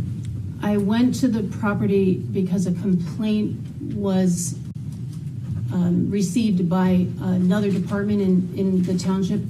The construction department received a complaint alleging that unpermitted work had happened at the property, and ancillary to that, it would have involved my department. There was allegations that an apartment was constructed in the barn, and therefore it would have impacted my authority. And how does that impact your authority? an apartment in the barn? Because the septic system for the barn was only sized to accommodate a certain amount of flow. Septics are designed for gallons, and that septic was only designed for a very specific purpose and not to accommodate living space. Okay, and prior to going to the property, did you ascertain who made the complaint? I don't recall. The complaint was not made directly to me. I did not have any interaction with the complainant before I went on the property. Okay. Now, when you said you went on the property, did anyone else go with you? I specifically drove to the property with my colleague from the health department, but we met there at the same time with representatives of the construction department and the fire official. So we all kind of convened on the property at the same time in different vehicles. And how many vehicles converged on the property? There would have been at least 3 vehicles, maybe 4, but at least 3. Okay, and at some point in time, did you have an opportunity to observe Michael Barisone? Yes, I did. And did you observe him before you and the other town officials started doing your job, so to speak, walking around and looking at things?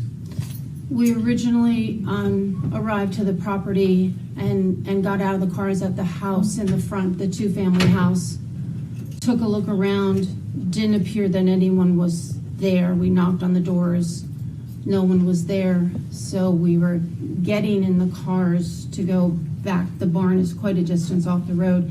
And then the gentleman who I found out who was the complainant arrived, spoke to the construction official. I backed away from the conversation. I wasn't part of it.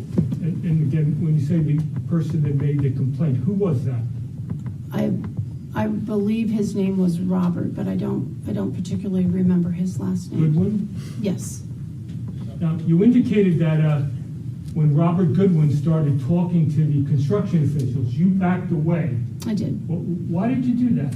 I just didn't get a good feeling about, he didn't complain to me, he didn't reach out to me, and I I literally backed away.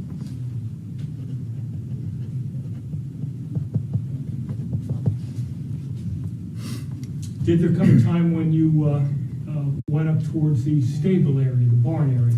Yes, we did. We all got in our cars and we proceeded up to the stable. And at that point, did you have an opportunity to see Michael Barisone? I did. He and Mr. Lundberg, who was the gentleman who I had originally dealt with on the property from the beginning, were outside sitting on the porch, I recall. And Mr. Lundberg got up and came and greeted me. And I then walked back with Mr. Lundberg, and we spoke with Michael at the time to let him know why we were there. Okay. And you mentioned the name Lundberg and someone that you had dealt with. Is he Michael's partner in that stable, as far as you know? I don't know what the official relationship was between Mr. Barisone and Mr. Lundberg, but I assume it was a business arrangement and a mutual passion for what they were doing there. Right. Now, do you recall when you first observed Michael Barisone on that day? I do. And can you tell the ladies and gentlemen of the jury what your impressions were when you first saw him? He was very distraught, very disheveled, very, very upset. Can you describe his physical appearance? Unlike my prior meetings with him, he was very, very, very different. He was, sweating and pacing and mumbling. Did he appear to have bathed recently? I don't remember. I couldn't get that specific, but it was much, much different than any prior meeting that I had with him. Would shocking be a reasonable term? I was very Objection. That's a little leading, Mr. Malinkas. Sustained. How would you describe your observations previously with the observations on August 6th? a very different person. In what way? He was disheveled. He was upset. He was undone. He wasn't the competent guy that I remember, and he made comments about being fearful. Objection, Judge. It's Yes, non-responsive. sustained. That's hearsay. That's hearsay. You can only describe what you. Okay. Your observations of Mr. Barisone, as you've done, I'm but sorry. nothing that was said. Okay. That would be hearsay. Anything else that pops into your mind regarding your observations of him? No. What was your impression of him based on your observations? He was very, very distraught and very, very different. Nothing further. Cross-examination? Ms. Cook Gibbs, had you ever met the individual that you referred to as Robert Goodwin before that day? I had not. And did you feel like after meeting him that he didn't fit there? Objection. What's the basis for the objection? Her impression of whether he fit there? I don't even know.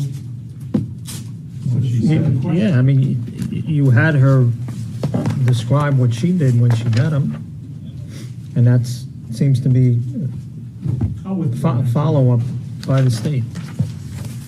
Overruled. Mr. Good. Do you recall when you were interviewed by members of the Washington Township Police Department on September 17th of 2019? I honestly didn't remember it until I got subpoenaed. But now I do remember being interviewed. It was a long time ago. Do you recall telling them that you felt like Mr. Goodwin didn't fit there? I did. I do. You showed, or you and the other township officials came to the property on August 6th unannounced? We did. I mean, I don't know if the construction department announced. I went there unannounced. I can speak for myself only. Meaning the health department did not notify anyone that they were coming? That's correct. Had you ever observed Mr. Barisone during a training session? Actually, yes. I was on the property once to watch a horse, and I believe Mr. Barisone was there. What was his demeanor during the course of that training session? Very professional. Now, you responded on August 6th to investigate potential health issues or environmental issues? That's correct. And did you identify health issues and environmental issues? I observed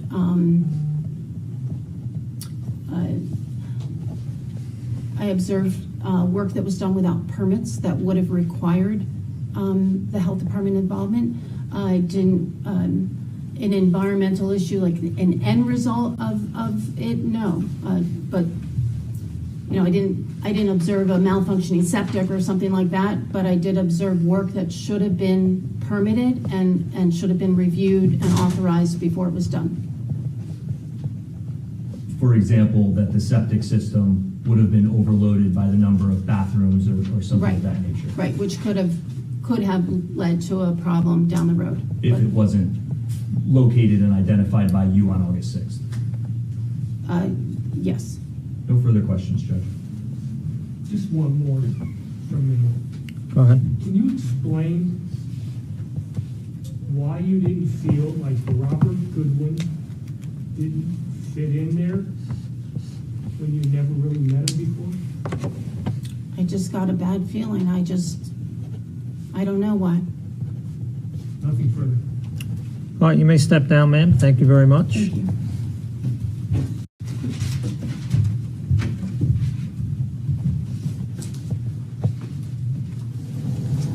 All right, Mr. Belinkus, call your next witness.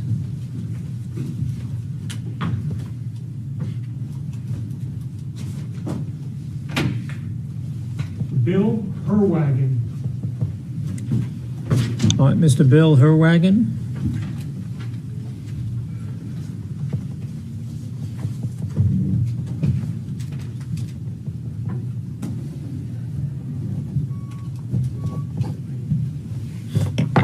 Hello, sir.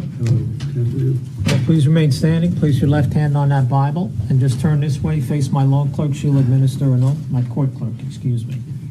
Do you swear in the presence of Almighty God that the testimony you give to this court regarding this matter shall be the truth, the whole truth, and nothing but the truth? Yes, I do. Please state your name and spell your last name for the record. William Herwagen Jr., Heerwagen. Thank you. All right, very good, sir. Have a seat. Please keep your voice up nice and loud. If you don't understand a question from counsel, please indicate that. I'll have them rephrase. Go ahead, Mr. Belinkus. Good afternoon, Mr. Herwagen. Good afternoon. Where do you currently reside? I live in Washington Township, Warren County. And what do you do for a living? Currently, I am a life safety instructor for surgery centers. I'm a retired firefighter. Okay, back in August, specifically August 6, 2019, what did you do? I was the fire inspector for Washington Township, Morris County. And can you give the ladies and gentlemen and the jury a little bit of your background? Working with Washington Township? Yes. Or your previous employment that allowed you to become what you were there? I was, I'm a retired firefighter, fire captain from Maplewood, New Jersey. I am also was a fire marshal for Washington Township, Warren County, Washington Township, Morris County, and several other towns, Independence and Mansfield. Okay, and back in August of 2019, did you have an occasion to respond to my client Michael Barisone's farm? Yes, I did. And why did you respond? It was at the request of the fire marshal at that time. He asked me to take a ride with him to issue violations. And to your knowledge, was a complaint filed? At that time, I wasn't aware of anything, no. So basically, you're just asked to come along for the ride, correct? Right, correct. And prior to that day, had you had occasion to see Michael Barisone before? No, not at all. So on the 6th, that was the first time that you ever laid eyes on Michael Barisone, correct? That's correct. And can you describe his demeanor when you first saw him? When we arrived, he approached us, and there was a short dialogue, and he seemed very upset to the point where he actually started sobbing. Actual sobbing? More than crying? Crying. I use the word sobbing as far as crying.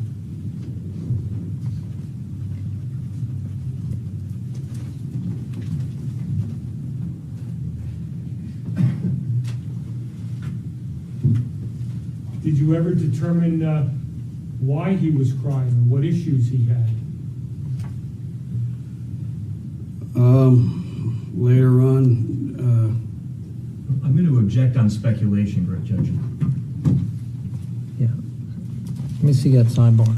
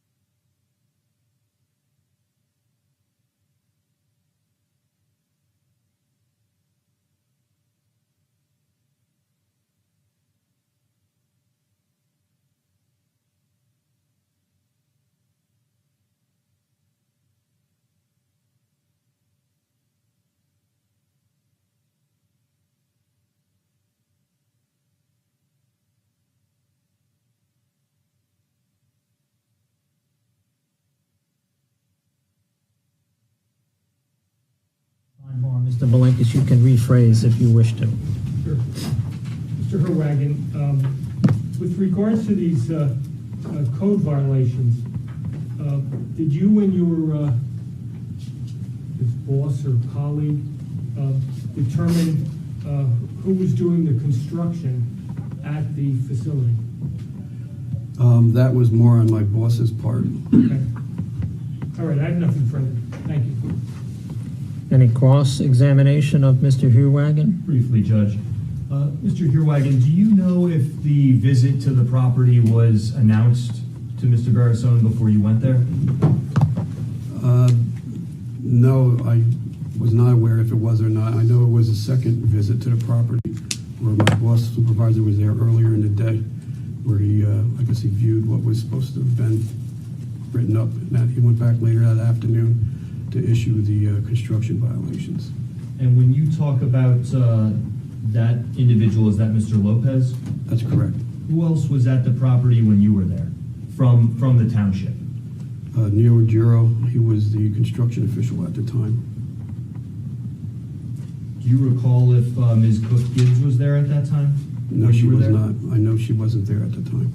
It was just the three of us. And you indicated that you had gone there in your capacity as a related to the fire inspection? I was asked to go along as a second party. He was issuing violations, and he felt that it was best to have somebody with him. And there were actual fire violations located at the property? I believe so. I did not see exactly what they were. Mr. Lopez will be more aware of what exactly he wrote up. I didn't write it up. No further questions, Judge. What? Any redirect? No. Fine, you may step down, Mr. Herwagen. Thank you, sir.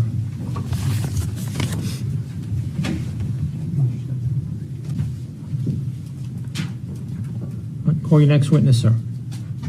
Matthew Lopez. Yes, Mr. Matthew Lopez, please.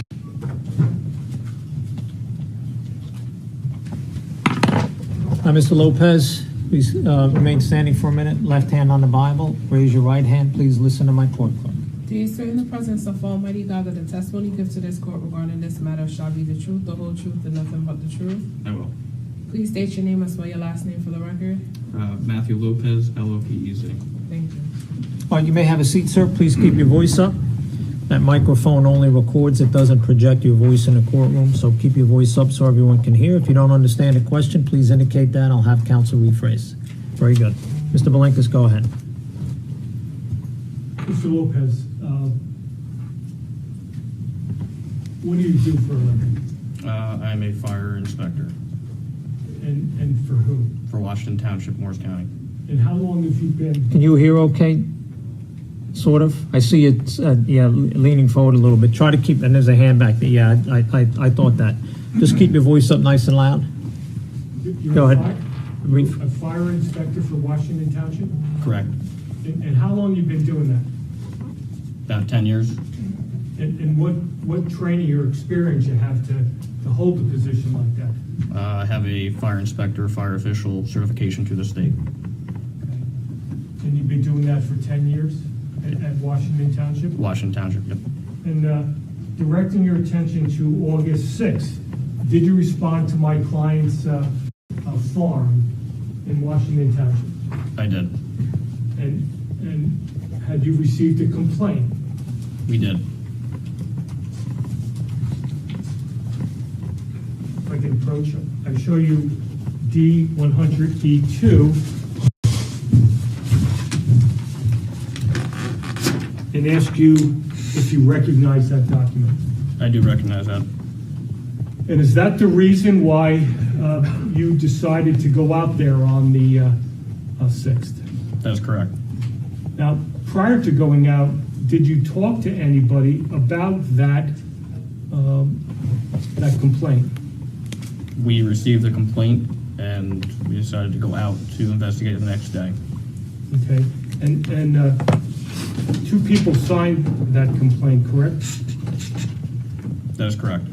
And prior to going out, did you attempt to contact those people and try to see what you were dealing with? We did not. Okay? So, does that complaint accurately depict the reasons why you went out on that particular day? Yes, it stated fire code violations were at the property. Okay. Judge, I move D100E2 into evidence. I would object, Judge. What's the basis for the objection? The same objection that I had with the prior document. I think this is hearsay. It's not offered for the truth. Well, it is offered for the truth. Let me see it. Come to sidebar, please.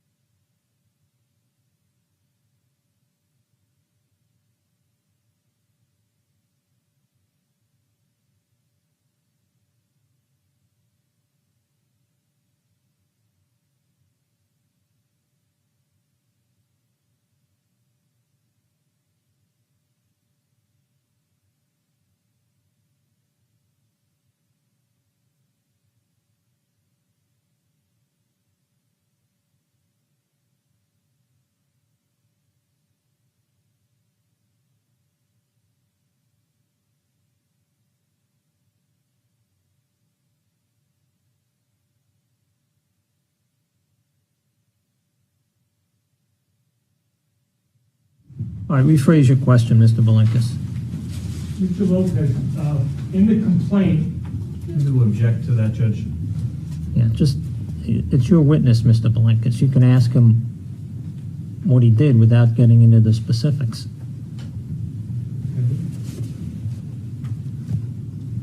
with regards to the farmhouse, specifically the basement area, did you go and check down there to determine whether there were any violations? Yes, we went down to the basement. And what were you checking for We were looking down in the basement? We were looking for fire code violations. We were looking to see if anyone was staying down there, and if there was any other violations, such as open wiring and missing fire protection devices. And were people staying down there? There was nobody there when we were there.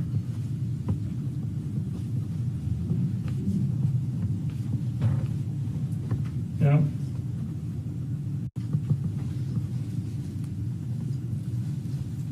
you checked the rest of the house, correct? That is correct. And based on your inspection, did you issue violations? Yes, we did. What specifically did you issue? We issued a imminent hazard for the house and for the barn. Okay, let's talk about the house first. What were the issues with the house? The house had 0 hardwired smoke alarms. They were all missing from the ceiling. And then there was open wiring throughout the building and missing fire rated construction from the first and second floor. I'm sorry, what did you say about the first and second floor? I didn't catch that. There was missing fire rated construction. The ceiling was missing from the first floor to the second floor. Okay. And based on those observations, did you issue a violation? Yes. And what's the result of you issuing a violation? What are the consequences, so to speak? The owner or operator of the property would have to abate the violations within the time frame the code allowed. And is someone obligated to move out and remain out of the residence until those specific issues are addressed? With an imminent hazard, nobody is to go back into the property unless it is to abate the imminent hazard. Right. I've seen pictures of violations posted on the back door. Did you post those? I did. Nobody was at the property, at the house, when the violations were issued. So I posted it on the building, so anybody that came back saw the violations and were aware. All right, now, would you strike that? What does the violation say are the consequences to anyone who ignores those violations and goes in and resides in the residence? There's fines involved with that. Up to $5,000? Correct. And who's the owner of that property based on your investigation? I had Sweetgrass Farms and Barisone Dressage as the owner-operator. And that's Michael Barisone's company, you know, correct? Yes. Now, so I understand the sequence of events. You place a violation on the door of the farmhouse, correct? Yes. And there's another stack of papers posted also. What is that? I'm not sure which Why one. don't you show them the photograph, if you have it? Well, when you make your determination that there's a violation and that people must leave, what do you post on the doors? I post the notice of violation after I've issued it to the property owner.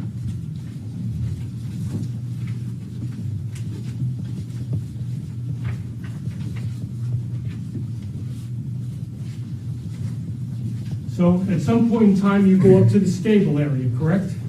Correct. And did you post a similar type of violation on that structure? I don't believe I did. I hand-delivered it to Mr. Barisone. And when you say you hand-delivered it, to who? My client, Dr. Correct. Barisone? Yes. And was he basically, based on your inspection, not allowed to re-enter the property and sleep there? No, nobody can stay there until the imminent hazard has been abated. Can we clarify which property you're speaking about? I'm talking, I thought I did the stable area.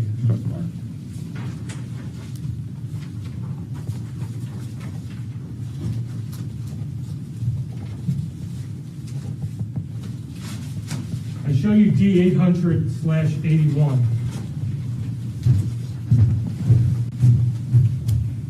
And ask if you know what those two pieces of paper taped to the back door are.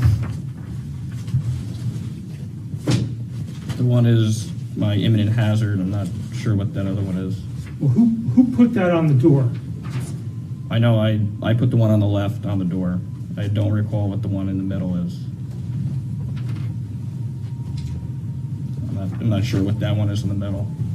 Well, how many packets do you normally put on a door based on the violations that you observed on that day? I normally just issue the imminent hazard of the notice violation.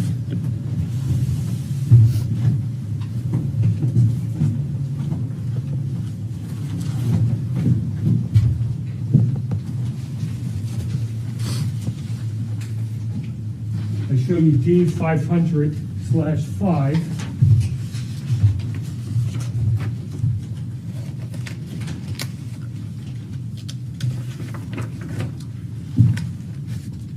And ask you if you recognize this document. Yes, that's the imminent hazard that's posted on the left.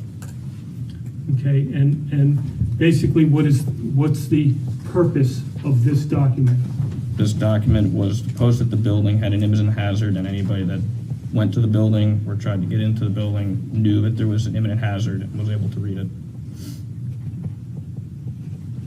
And as you sit here today, I'm going to show you 872, which is the other document on the door. Do you recognize that document?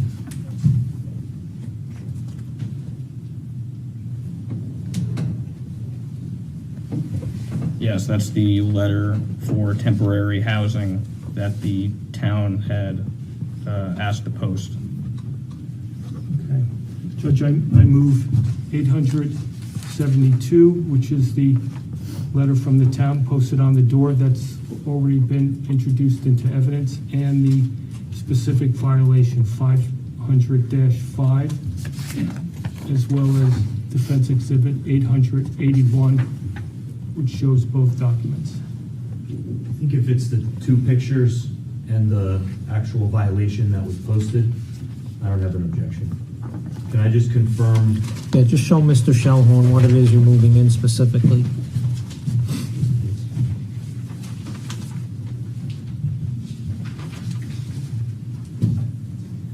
Thank you, Judge.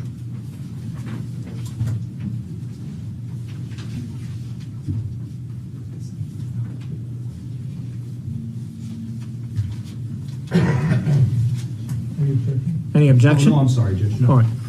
What are those numbers again, Mr. Belenkus? 800-81, 800-72, which is the letter, and the specific violation 500-5. All right. Those matters will be admitted into evidence. No objection from the state. And I'd like to publish these to the jury. Certainly. I'm putting on the screen 800-81.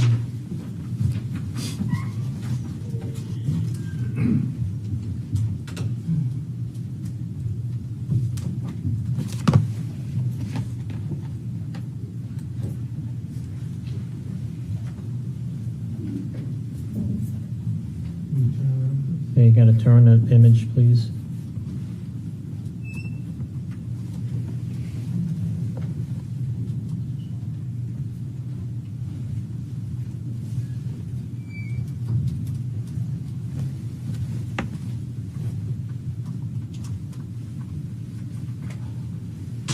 Judge, if I could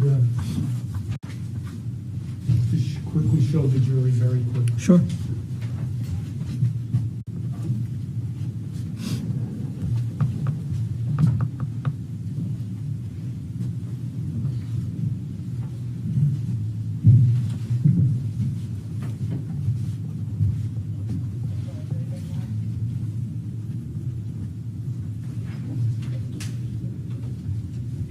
-72, the letter.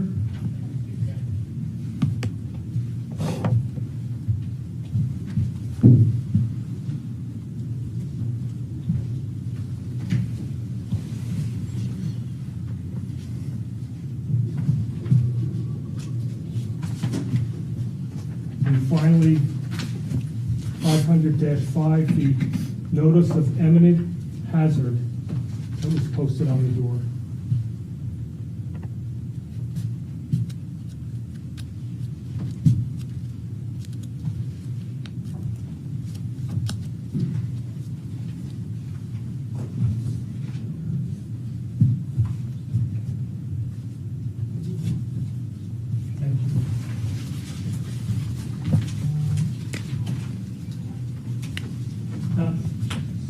Mr. Lopez.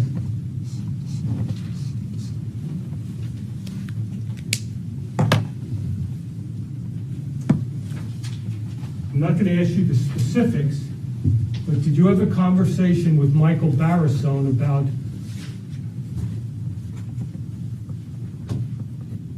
where he and all the people who were residing in the stable area were going to sleep? Yes. And did you come back at any point and see mattresses laid out outside on the front porch? Yes, I did. And when did you see those mattresses on the back porch? At the time that the violation of the imminent hazard had stated.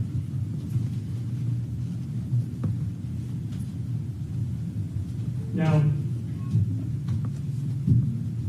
did Michael Barisone and all the staff members there comply with your order to vacate the premises? They abated the violation by not sleeping there and removing the mattresses, so yes. Now, did you have any discussions with Lauren Kanarek with regards to her staying in the farmhouse? She emailed us stating that she had received the violations, yes. So you got confirmation she was aware of them, correct? Correct. Now, and I can't ask you what you said or what she said, but did you come to an arrangement with Lauren Kanarek whereupon she was allowed to stay in the farmhouse? She and Robert Goodwin abated the imminent hazard, and therefore the imminent hazard was abated, and I could not, there's no reason for me to be able to keep them out. You basically gave them permission based on what? Under the fire code. Under the fire code to go back into that residence, correct? Because the imminent hazard was abated. And to your knowledge, did she or Robert Goodwin take down those violations that were posted with the This sounds legal. How would he know that? He'd only know it if he returned to the scene, and we haven't established that yet. Did you return to the scene at any point to check to see whether those violations were abated? No, it was late at the night, and they sent me emails with photos of everything in working order and video of the smoke alarms working. So you did that based on what they told you, not what you saw or investigated, correct? It was late at night, and I was not going to go out to the farm late at night. They sent us emails and videos of all the devices working properly. Okay. Now, when Michael Barisone was violated for the stable area, did you advise him of the violations concerning the farmhouse, because he was the owner? I did. Now, after you allowed Kanarek and Goodwin to go back into the residence, did you at any time notify Michael Barisone, the owner, what you had done? Not that night. I didn't. We were going to do it in the morning. Did you do it in the morning? I did not get to it in the morning. No, we did not. No. So as far as Michael Barisone was concerned, Objection. Yes, Mr. Belinkus, not proper, sustained.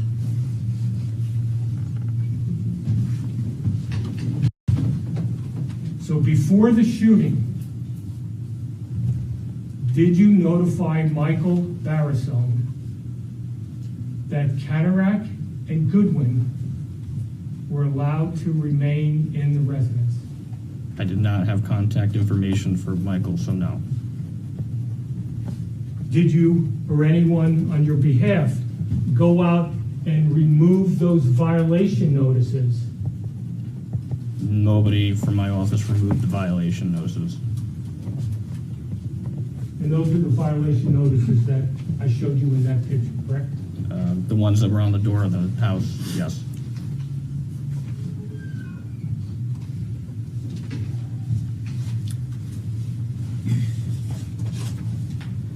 I can have a moment, Judge, I think I'm done. Sure.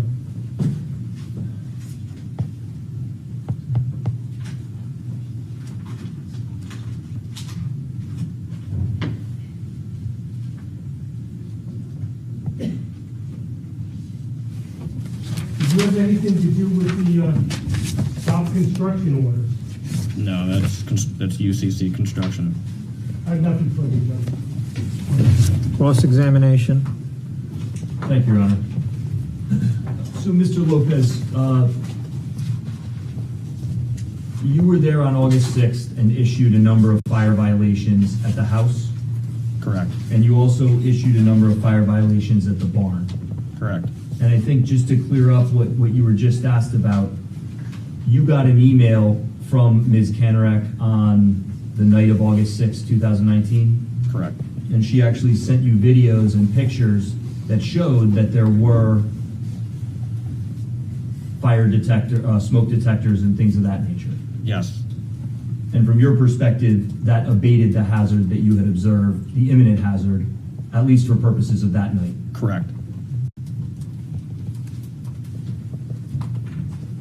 When you were at the property at some point on August 6th, Mr. Bolinkus asked you about seeing mattresses outside the barn? Correct. And during the course of dealing with Michael Barisone, did he tell you that he was going to be getting a hotel? Correct. And you found that to be satisfactory because? The barn is not a dwelling unit, so nobody should be staying there. Whose responsibility is it to fix or remedy or abate an imminent hazard? The owner, operator, tenant, occupant. And in this case, you actually had Ms. Kanarek and Mr. Goodwin abated what was going on at the barn, but nothing was abated at the, at the house, but nothing was abated at the barn. No, the barn was abated. The mattresses were removed, so there was no dwelling units inside the barn anymore. I understand. Nothing further, Your Honor. Thank you.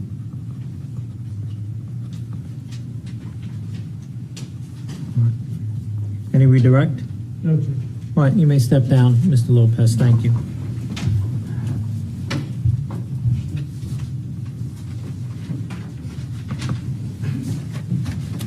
All right, call your next witness.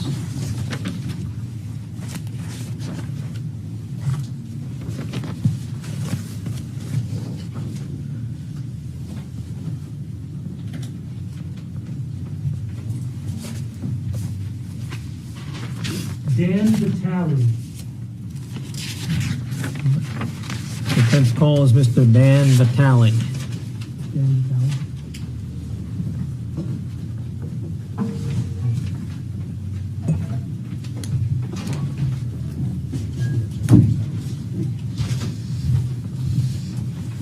Hi, Mr. Vitale. How are you, sir? Good. The left hand on the Bible, please. Raise your right hand. Please listen to my court clerk as she administers the oath. Do you swear in the presence of Almighty God that the testimony you give to this court regarding this matter shall be the truth, the whole truth, and nothing but the truth? Yes, I do. Please state your name as well your last name for the record. Daniel Vitale, Vitale. All right, you may be seated, sir. And please keep your voice up nice and loud. That microphone only records. It does not project your voice in the courtroom. Okay. All right, so they have to hear your voice. If you don't understand a question, please indicate that. I'll have counsel rephrase. Okay. All right, go ahead, Mr. Bolinkus. Mr. Vitale, where do you currently live? I currently live in Morris County. And what do you do for a living? Currently, I'm a firefighter paramedic. Directing your attention back to August 7th, 2019, where were you working? St. Clair's Hospital EMS. And what training do you have to become an EMS? I went through EMT school, and then I went through paramedic school to become a paramedic where I was working at the time. And how long were you working there prior to August 7th, 2019? I would say it was a few years prior, maybe 3 or 4 years prior to that date. So, again, your title is or was exactly what back then? Mobile intensive care paramedic. Okay. On August 7th, did you have an occasion to come into contact with my client, Michael Barisone? Yes. And how did that come about? We were called to an address, and we were dispatched there through our dispatch center and responded to that address where he was located. All right, do you recall what the address is as you sit here today? I don't recall. It's on my patient care report. Okay, I'm going to show you D605. And ask you to take a look at that and see if that refreshes your recollection as to where you went and saw my client, Michael Barisone. 411 West Mill Road in Long Valley. Right, and you're referring to what? An official document that was made? Yeah, this is our patient care report. And what's included in this type of report? Obviously, all the dispatch information, times, and our exam findings. Were you there with someone else from St. Clair's EMS services? Yes, we ride 2 paramedics in New Jersey, so my partner, Kimberly Held, was with me. All right. And at some point in time, did you come into contact with Michael Barisone? Yes. And did you assess and treat him? Yes. In assessing him, did you attempt to determine what happened? We did attempt that, yeah. And what was he able to tell you about the incident? Judge, can we be heard at sidebar? Yes. Let me see you at sidebar, please.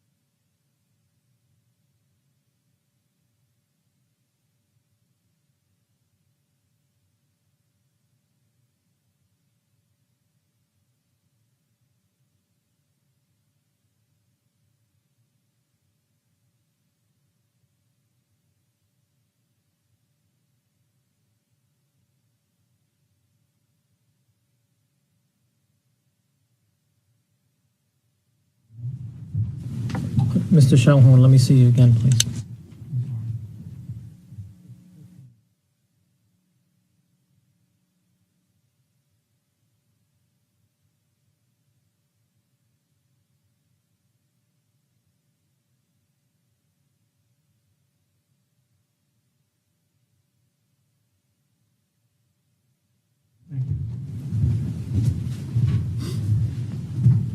In treating Michael Barisone,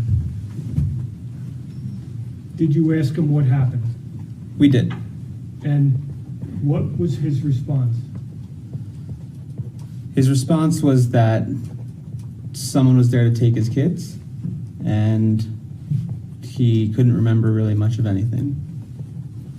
Did he give you any information as to the actual event? No.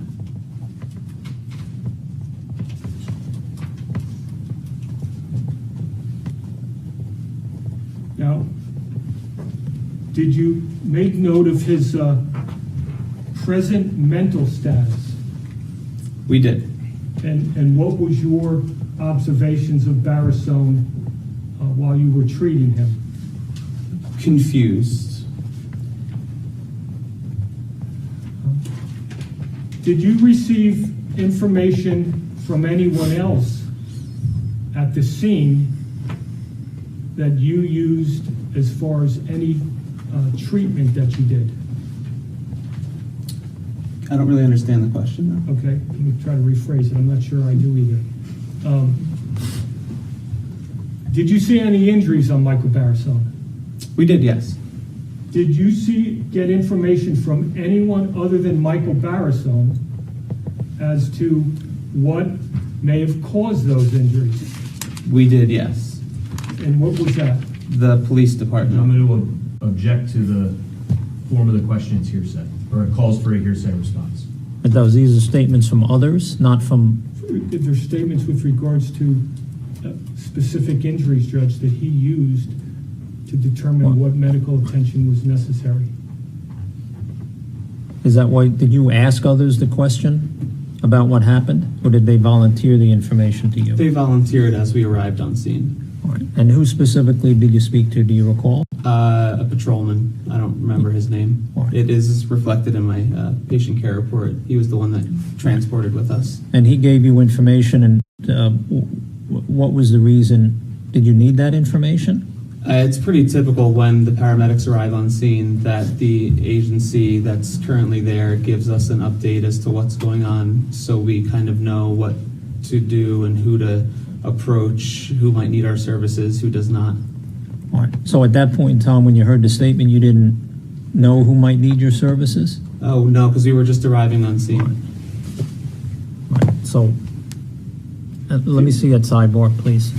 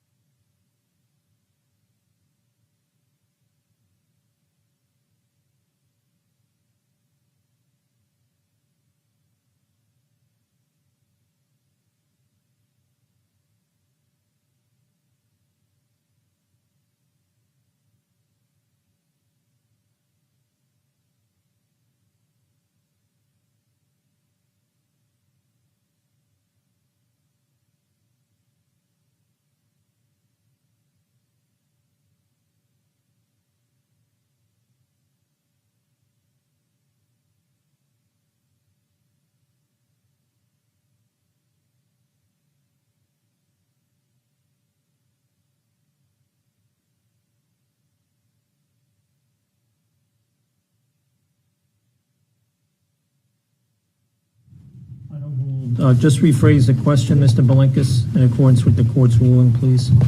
Mr. Vitale, did you receive information that Michael Barisone had suffered dog bites at the scene? Yes. Now,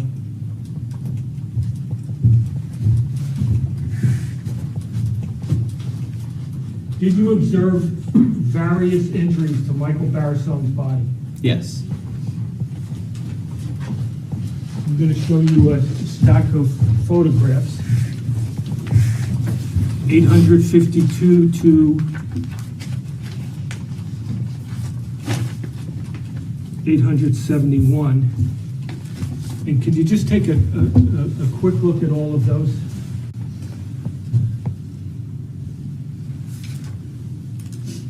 Judge, while the witness is looking at those, perhaps we can come to sidebar? All right. You know what, why don't we do this? It's 10 after 3. We'll take our afternoon recess. We can talk about this outside the jury's presence, and then we'll proceed. All right? We'll take 10 minutes, ladies and gentlemen.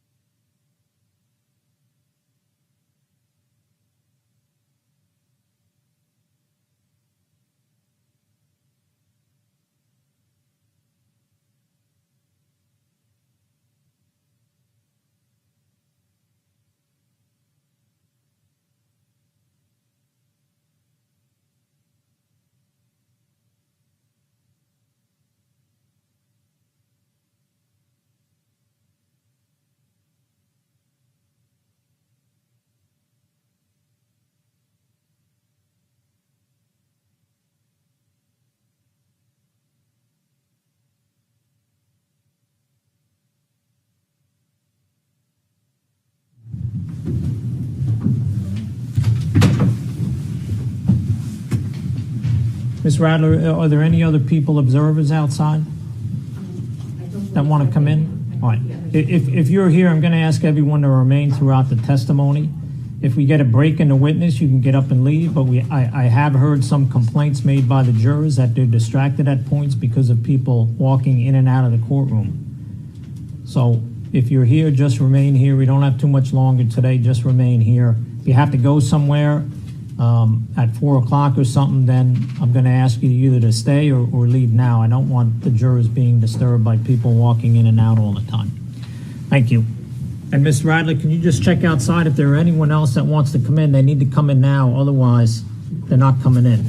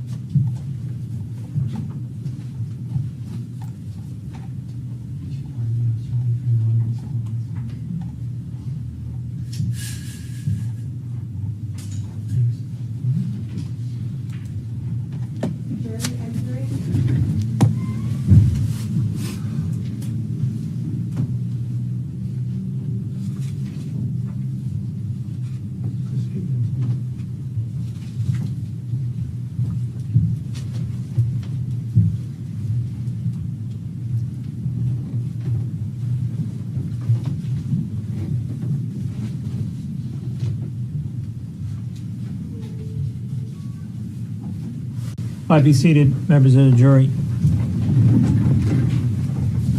Members of the jury, my staff did inform me at the break that there were a couple complaints about people walking in and out of the courtroom during testimony and the doors slamming. I've spoken to the people in the courtroom now and told them they have to wait until a break in the witness testimony. And my staff has also checked out in the hallway to make sure that people who wanted to come in and see the testimony are already in here, and hopefully we'll keep that at a minimum. If it happens again, I'll see it. I'm sorry I missed it before, but now that I'm attuned to it, I'm going to look for it. So if people start walking in and out, I'll take corrective action. Sorry for the disturbance. All right, Mr. Vitale's on the stand. We'll continue with examination. Go ahead, Mr. Belinkas. Thank you, Judge. Mr. Vitale, I'm going to show you these photographs. First, 852. Does that photograph accurately depict the injuries to Michael Barisone's face area? Yes.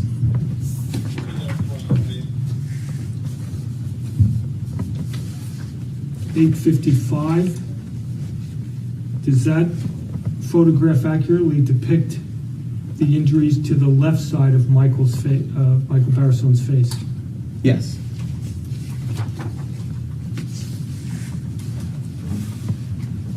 $864. Does this accurately depict the injuries to the right side of his face? Yes.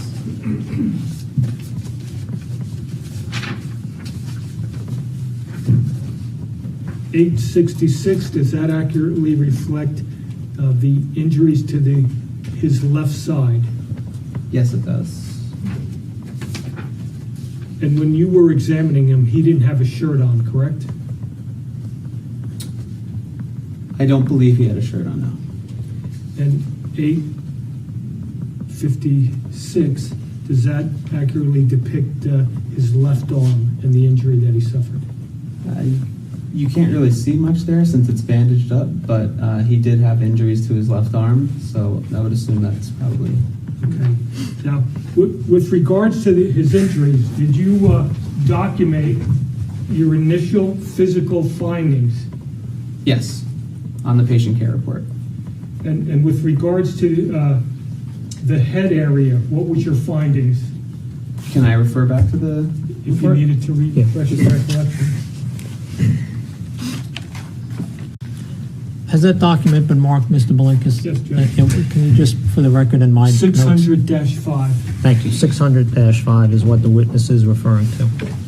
Judge, Judge, I don't have an objection to the witness referring to that as long as the record's clear about whether he's testifying from his memory or from what was documented in the report. Understood. I think he's refreshing his recollection now. Yeah, that's fine. Yes, okay. So what were your observations and your physical findings regarding the head area? Abrasions, hematomas. What's a hematoma? It's a bruising to the face. It's a bruise. And a laceration? Yeah, he had lacerations and that were also on his face on all sides too. How about the face? What did you observe on his face? Those injuries that I just mentioned were on all sides of his face. His face and the left side of his head, and the right side of his head as well. Did you notice any injuries to both of his ears? Not specifically. Do those photographs that you've reviewed refresh your recollection with regards to injuries of the ears? Yes, it looks consistent. Yeah. How about his the general back area? What did you observe there? And you could refresh your report if you need to. Yeah, I'll have to just look again because. Go ahead. Again, for the record, he's referring to his official report.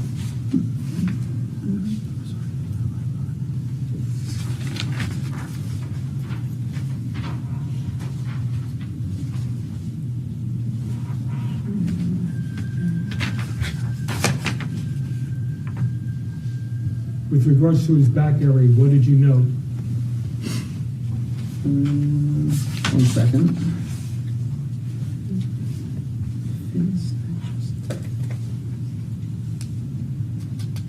On here, I have it noted that his back examination appeared to be normal. There were some abrasions, otherwise normal. How about the left arm, upper arm? The left upper arm, if I could just refresh my memory here, looks like his left upper arm did have abrasions still, punctures. And was there any blood that you noticed? It's not on here, but I remember that there was just dry blood on there from the abrasions and puncture wounds. Right. How about the right upper arm?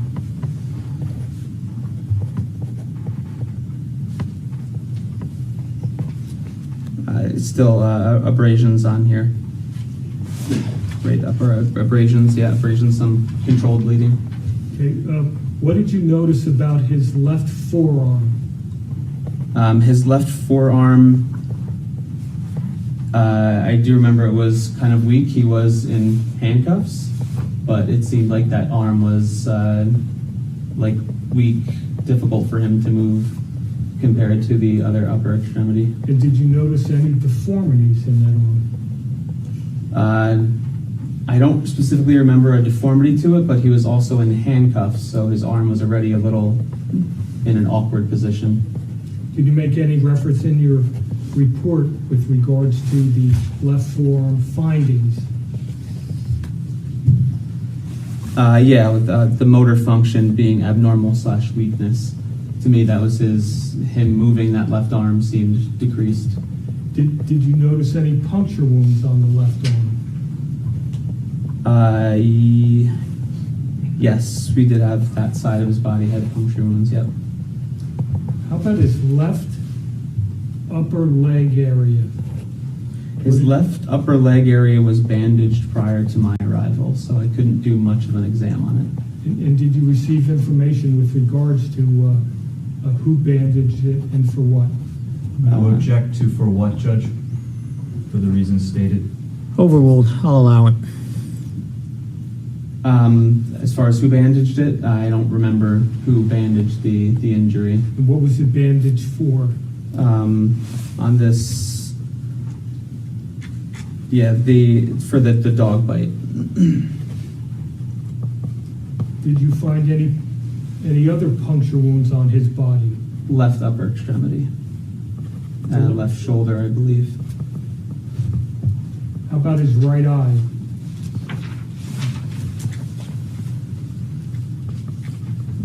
the right eye findings saying that there was a laceration there, which was consistent with the rest of the head assessment that we did prior. And what did you note, based on your observations, was his mental status? Confused, altered mental status. And did you put that in your official report? Yes, it should be right on this page here. Judge, at this time, I would move into evidence 852, 55, 64, 66, and 56.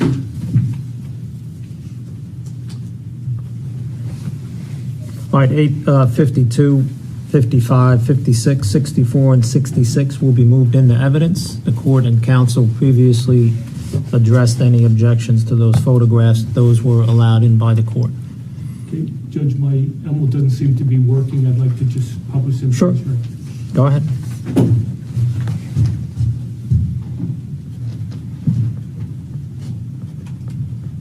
Judge, while Mr. Balinkas is doing that, I'll just put on the record, he's going to determine the day when photo 66 was taken. It was not taken on the day of the incident. He doesn't have that right now, but he is going to get it for the record. All right, thank you.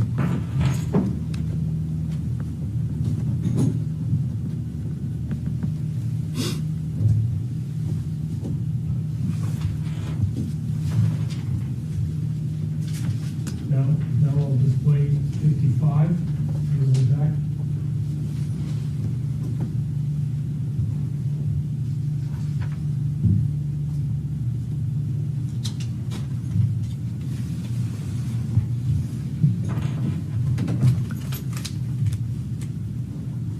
Mr. Balinkas, are you going to walk back and forth 5 separate times? I don't know any other way to do it, Judge. Just hand juror number 1 the stack of photographs. They can pass it down. And then when juror number 7 is done, you can take it and pass it to the jurors. Just have them pass it Save along. me some miles, Judge. Thank you. Just give him the whole stack, let him review it, and then he can pass it on. Thank you, Judge. Yeah.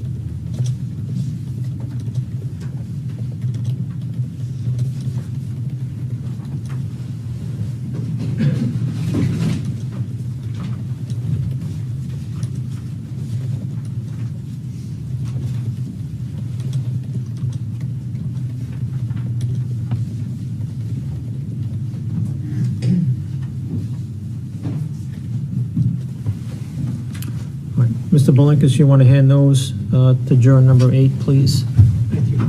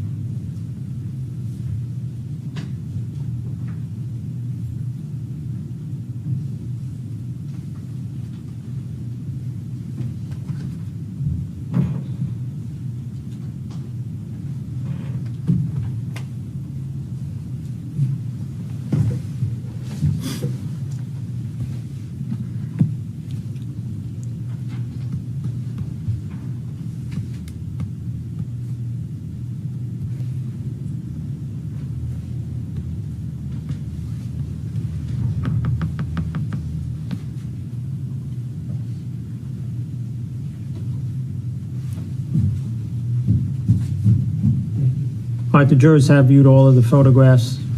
Please proceed, Mr. Belinkus. No further questions.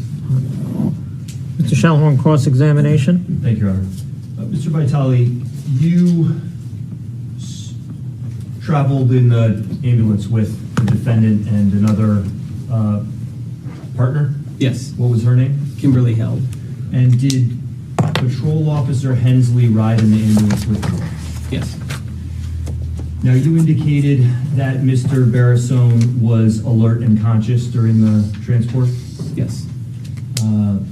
He was alert to person? Person and place. And place. And you didn't note any neurological deficits? No, other than his confusion. His speech was normal? Yes. And you indicated that he made some statements during the course of the transport? Yes. He indicated, someone drove down my driveway and said she was going to take my kids? Yes. Did he also Judge, state... can he read the entire passage? I left some out. Was there something left out, Mr. Shellhorn? There are other comments in there, Judge. I just want to focus on that part of it. He left out. Hold on. Don't say, well, let me see that sidebar.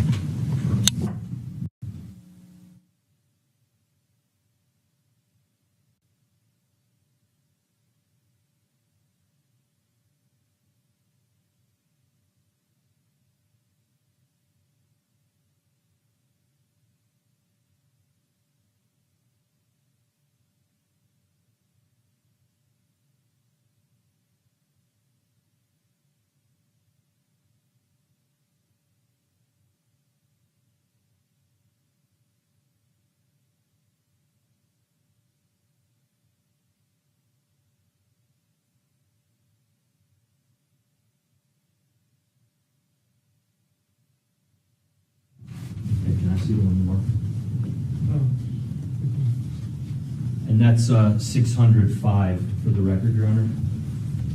Does that indicate, in quotation marks, someone drove down my driveway and said she was going to take my kids? That's all I remember.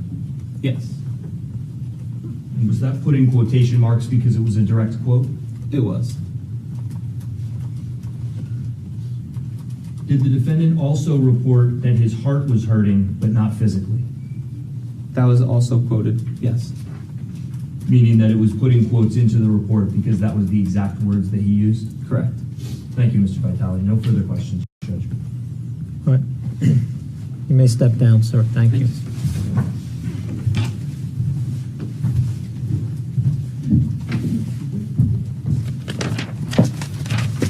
You have another witness, Mr. Blinkus? Yes, Judge. Kimberly Held, All right. Kimberly Helb?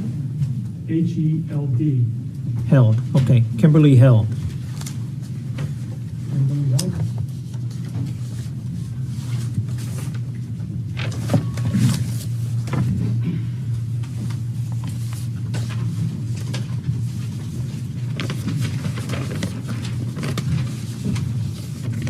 Hi, Ms. Held. How are you? Good afternoon. Good. Please remain standing for a minute. Place your left hand on the Bible on the witness stand. Please raise your right hand. My court clerk will administer an oath. Do you swear in the presence of Almighty God that the testimony given to this court regarding this matter shall be the truth, the whole truth, and nothing but the truth? I do. Please state your name as well, your last name for the record. Kimberly Held, H-E-L-D. Thank you. All right, you may have a seat, ma'am. Please keep your voice up nice and loud. That microphone only records. It does not project your voice in the courtroom. Okay. All right? Very good. If you don't understand a question, please indicate that to me, and I'll have counsel rephrase the question. Very good. Mr. Blinkus, direct examination. Ms. Held, directing your attention to August 7th, 2019, where were you employed? St. Clair's Health, In what capacity? a paramedic. And what training, if any, did you have as a paramedic to obtain that position? I received an associate's degree in paramedicine science at Bergen Community College. And how long had you been working for St. Clair's up to that point? A little short of 2 years. Okay. I'm going to direct your attention to August 7th, 2019. Did you have an occasion to respond to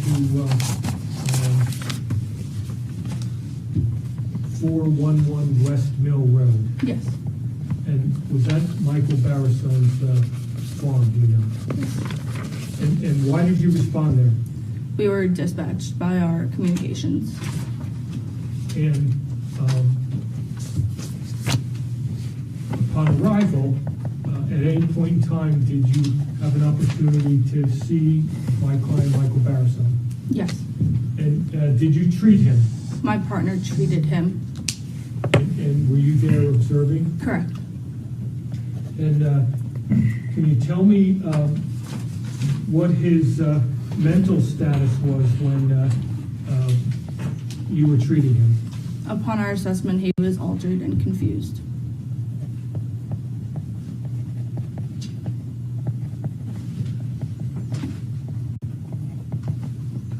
In doing your assessment, did you ask him specific questions as to what had happened on that day? Yes. And what did he indicate to you in response to those questions? May I refer to my Please. report? All right, let's have that marked, please. That's your own copy, ma'am? Yes, ma'am. All right, Yes, sir. just for the record, we need to mark a copy. My apologies. No apology I'm necessary. going to show you a copy of your report. Just make sure that's the same document that you have. D600-5. Okay.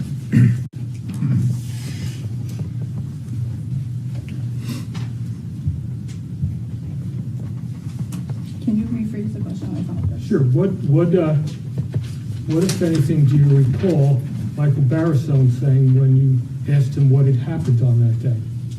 So per the report, I apologize. Do I quote the? Yeah. So per the report, it states someone drove down my driveway and said she was going to take my kids. That's all I remember, end quote. Was he able to describe or tell you any events that occurred on that day when asked? Nothing else. Did he say anything about his heart? Yes, there's a quote stating, "My heart hurts, but not physically," end quote. Did you have an opportunity to observe the injuries on Michael Barisone?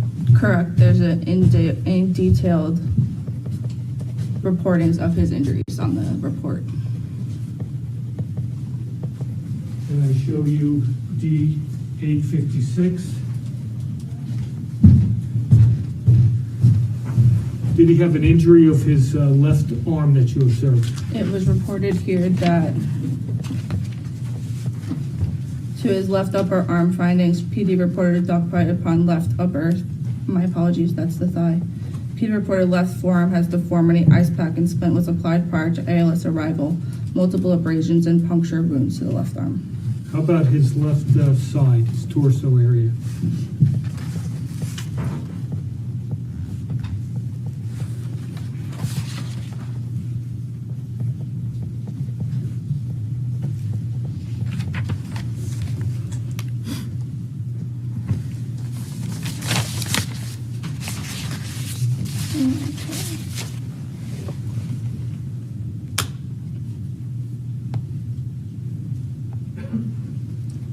Irrespective of what's in your report, did you observe these injuries to his left side at any point in time while you were treating him? Not to my recollection. Okay. I'm sorry, I didn't catch that I answer. said not to my recollection. Okay. Just make sure you keep your voice up, man, because our jurors in My the gallery apologies. have to hear. How about D864? Did you observe injuries, Head findings were multiple hematomas on both sides of his head. and does that photograph accurately depict those injuries? Yes. How about 855? The Bruising. left side of his face. Bruising noted on the side of base of left ear with blood. And how about 852? The injuries on his face. Correct, bruising noted. Now, at some point in time, did you have a impression / diagnosis based on your treatment?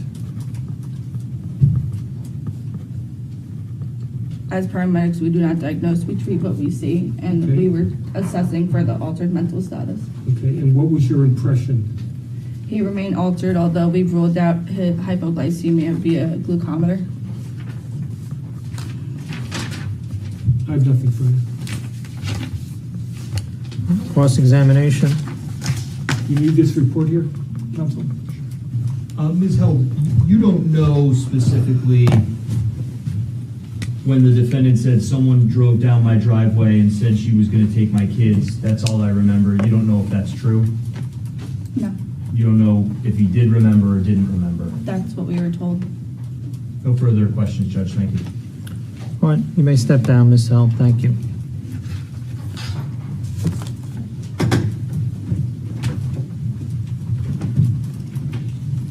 Do you have another witness this afternoon, Mr. Blinkus?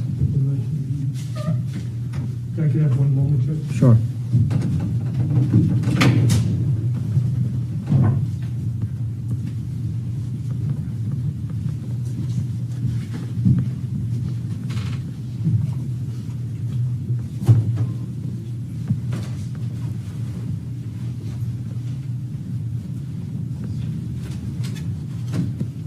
Defense calls Dr. Joseph A. Haney. All right, Dr. Joseph Haney, please.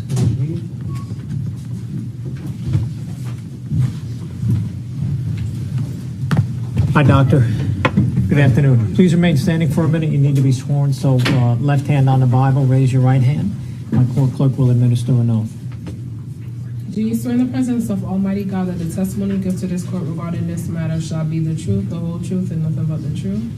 Yes. Please state your name and spell your last name for the record. Joseph Haney, H-E-I-N-E-Y. Thank you. All right, doctor, you may have a seat. Please keep your voice up. The microphone does not project, it only records, so Okay. we have to hear your natural voice in the courtroom. If you don't understand a question, please don't answer it. Just indicate to the court you're not sure, you don't understand, and I'll have the counsel rephrase. All right, go ahead, Mr. Blinkus. Doctor, where are you employed? Currently, I'm employed at New York Presbyterian Brooklyn Methodist Hospital. Directing your attention back to August of 2019, where were you employed? At Morristown Medical Center. In what capacity? I was an emergency physician in training, resident physician, on the trauma service that day. Okay, and can you give the jury a little bit of your background with regards to your training? I actually just completed training within the last year, 3-year residency in emergency medicine. Before that was in medical school. Graduated school in 2018, graduated residency in 2021. Where did you go to school? New York Medical College in Valhalla, New York. All right, directing your attention to August 7th, 2019, did you have an opportunity to treat Michael Barisone? I did. And that was at Morristown Medical Center? Correct. And did you do an assessment for your evaluation? Yes. What physical observations did you make of any injuries to Michael Barisone? So right off the bat, we noted that I believe his left elbow was deformed. We could see that pretty clearly as he came in.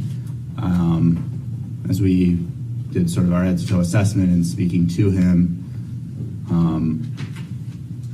I noticed there was the possibility of blood behind his left eardrum. It was unclear. It had that appearance, which worried us for a potential head injury.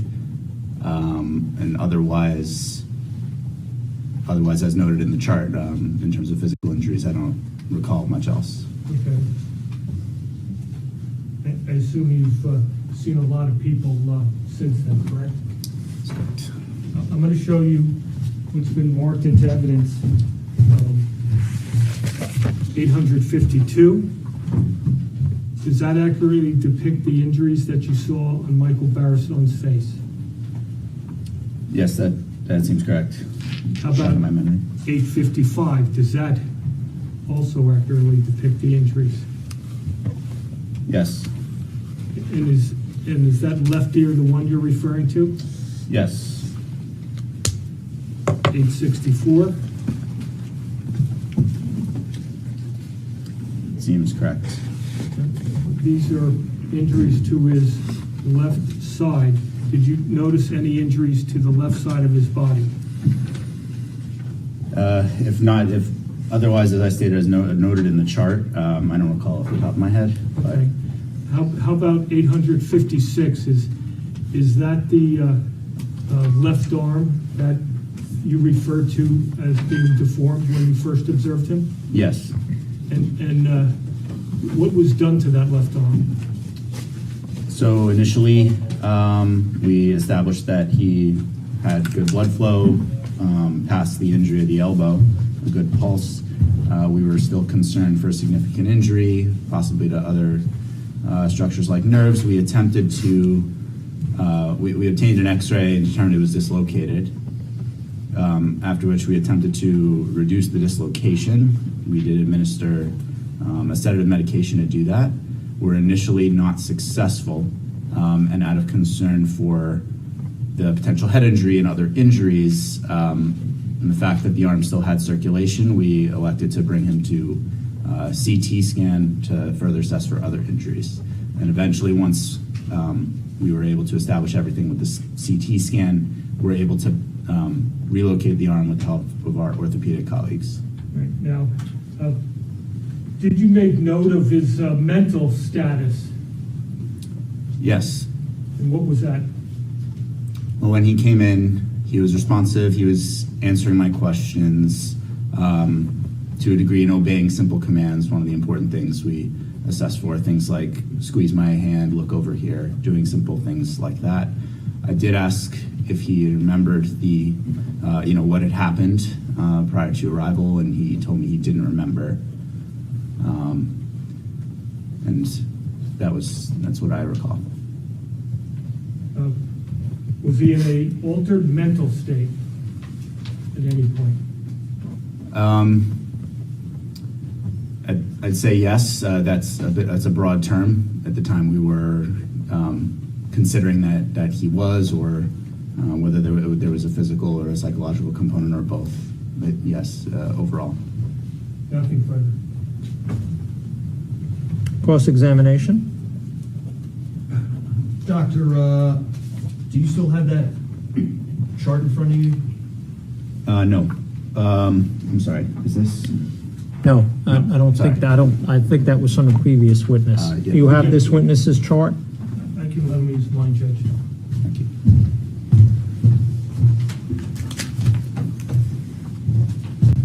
Just directing your attention at the bottom right-hand corner, and I'm not sure what that's marked, I apologize. But it should say On the page. the blue sticker at the top, what's that number? This one is Yes. D20. D20. Which is that Thank the you, page? Doctor, I'm not sure which page it is in front of you, but on mine it shows up as page 8. Okay. In the bottom right-hand corner. I'm not seeing anything. Mr. Shellhorn, why don't you show him where you want to refer him to, please?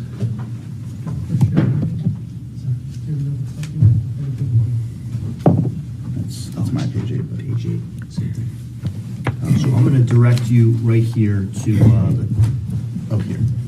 The question about the no acute intracranial hemorrhage or significant mass effect. Can you explain what that means to the jury?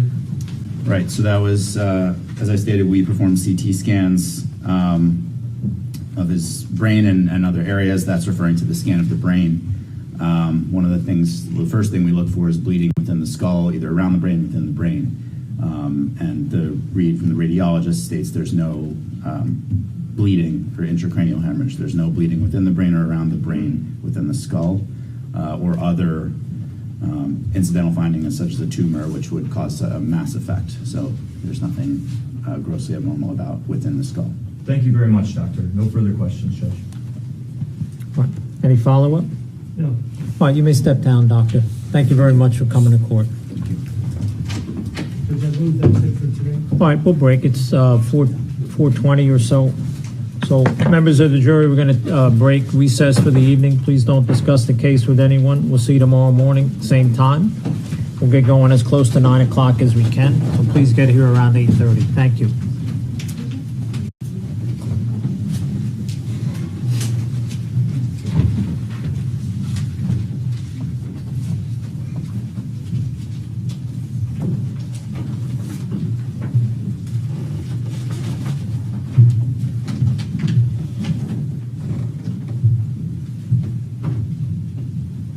Chris, you have my, is it up there?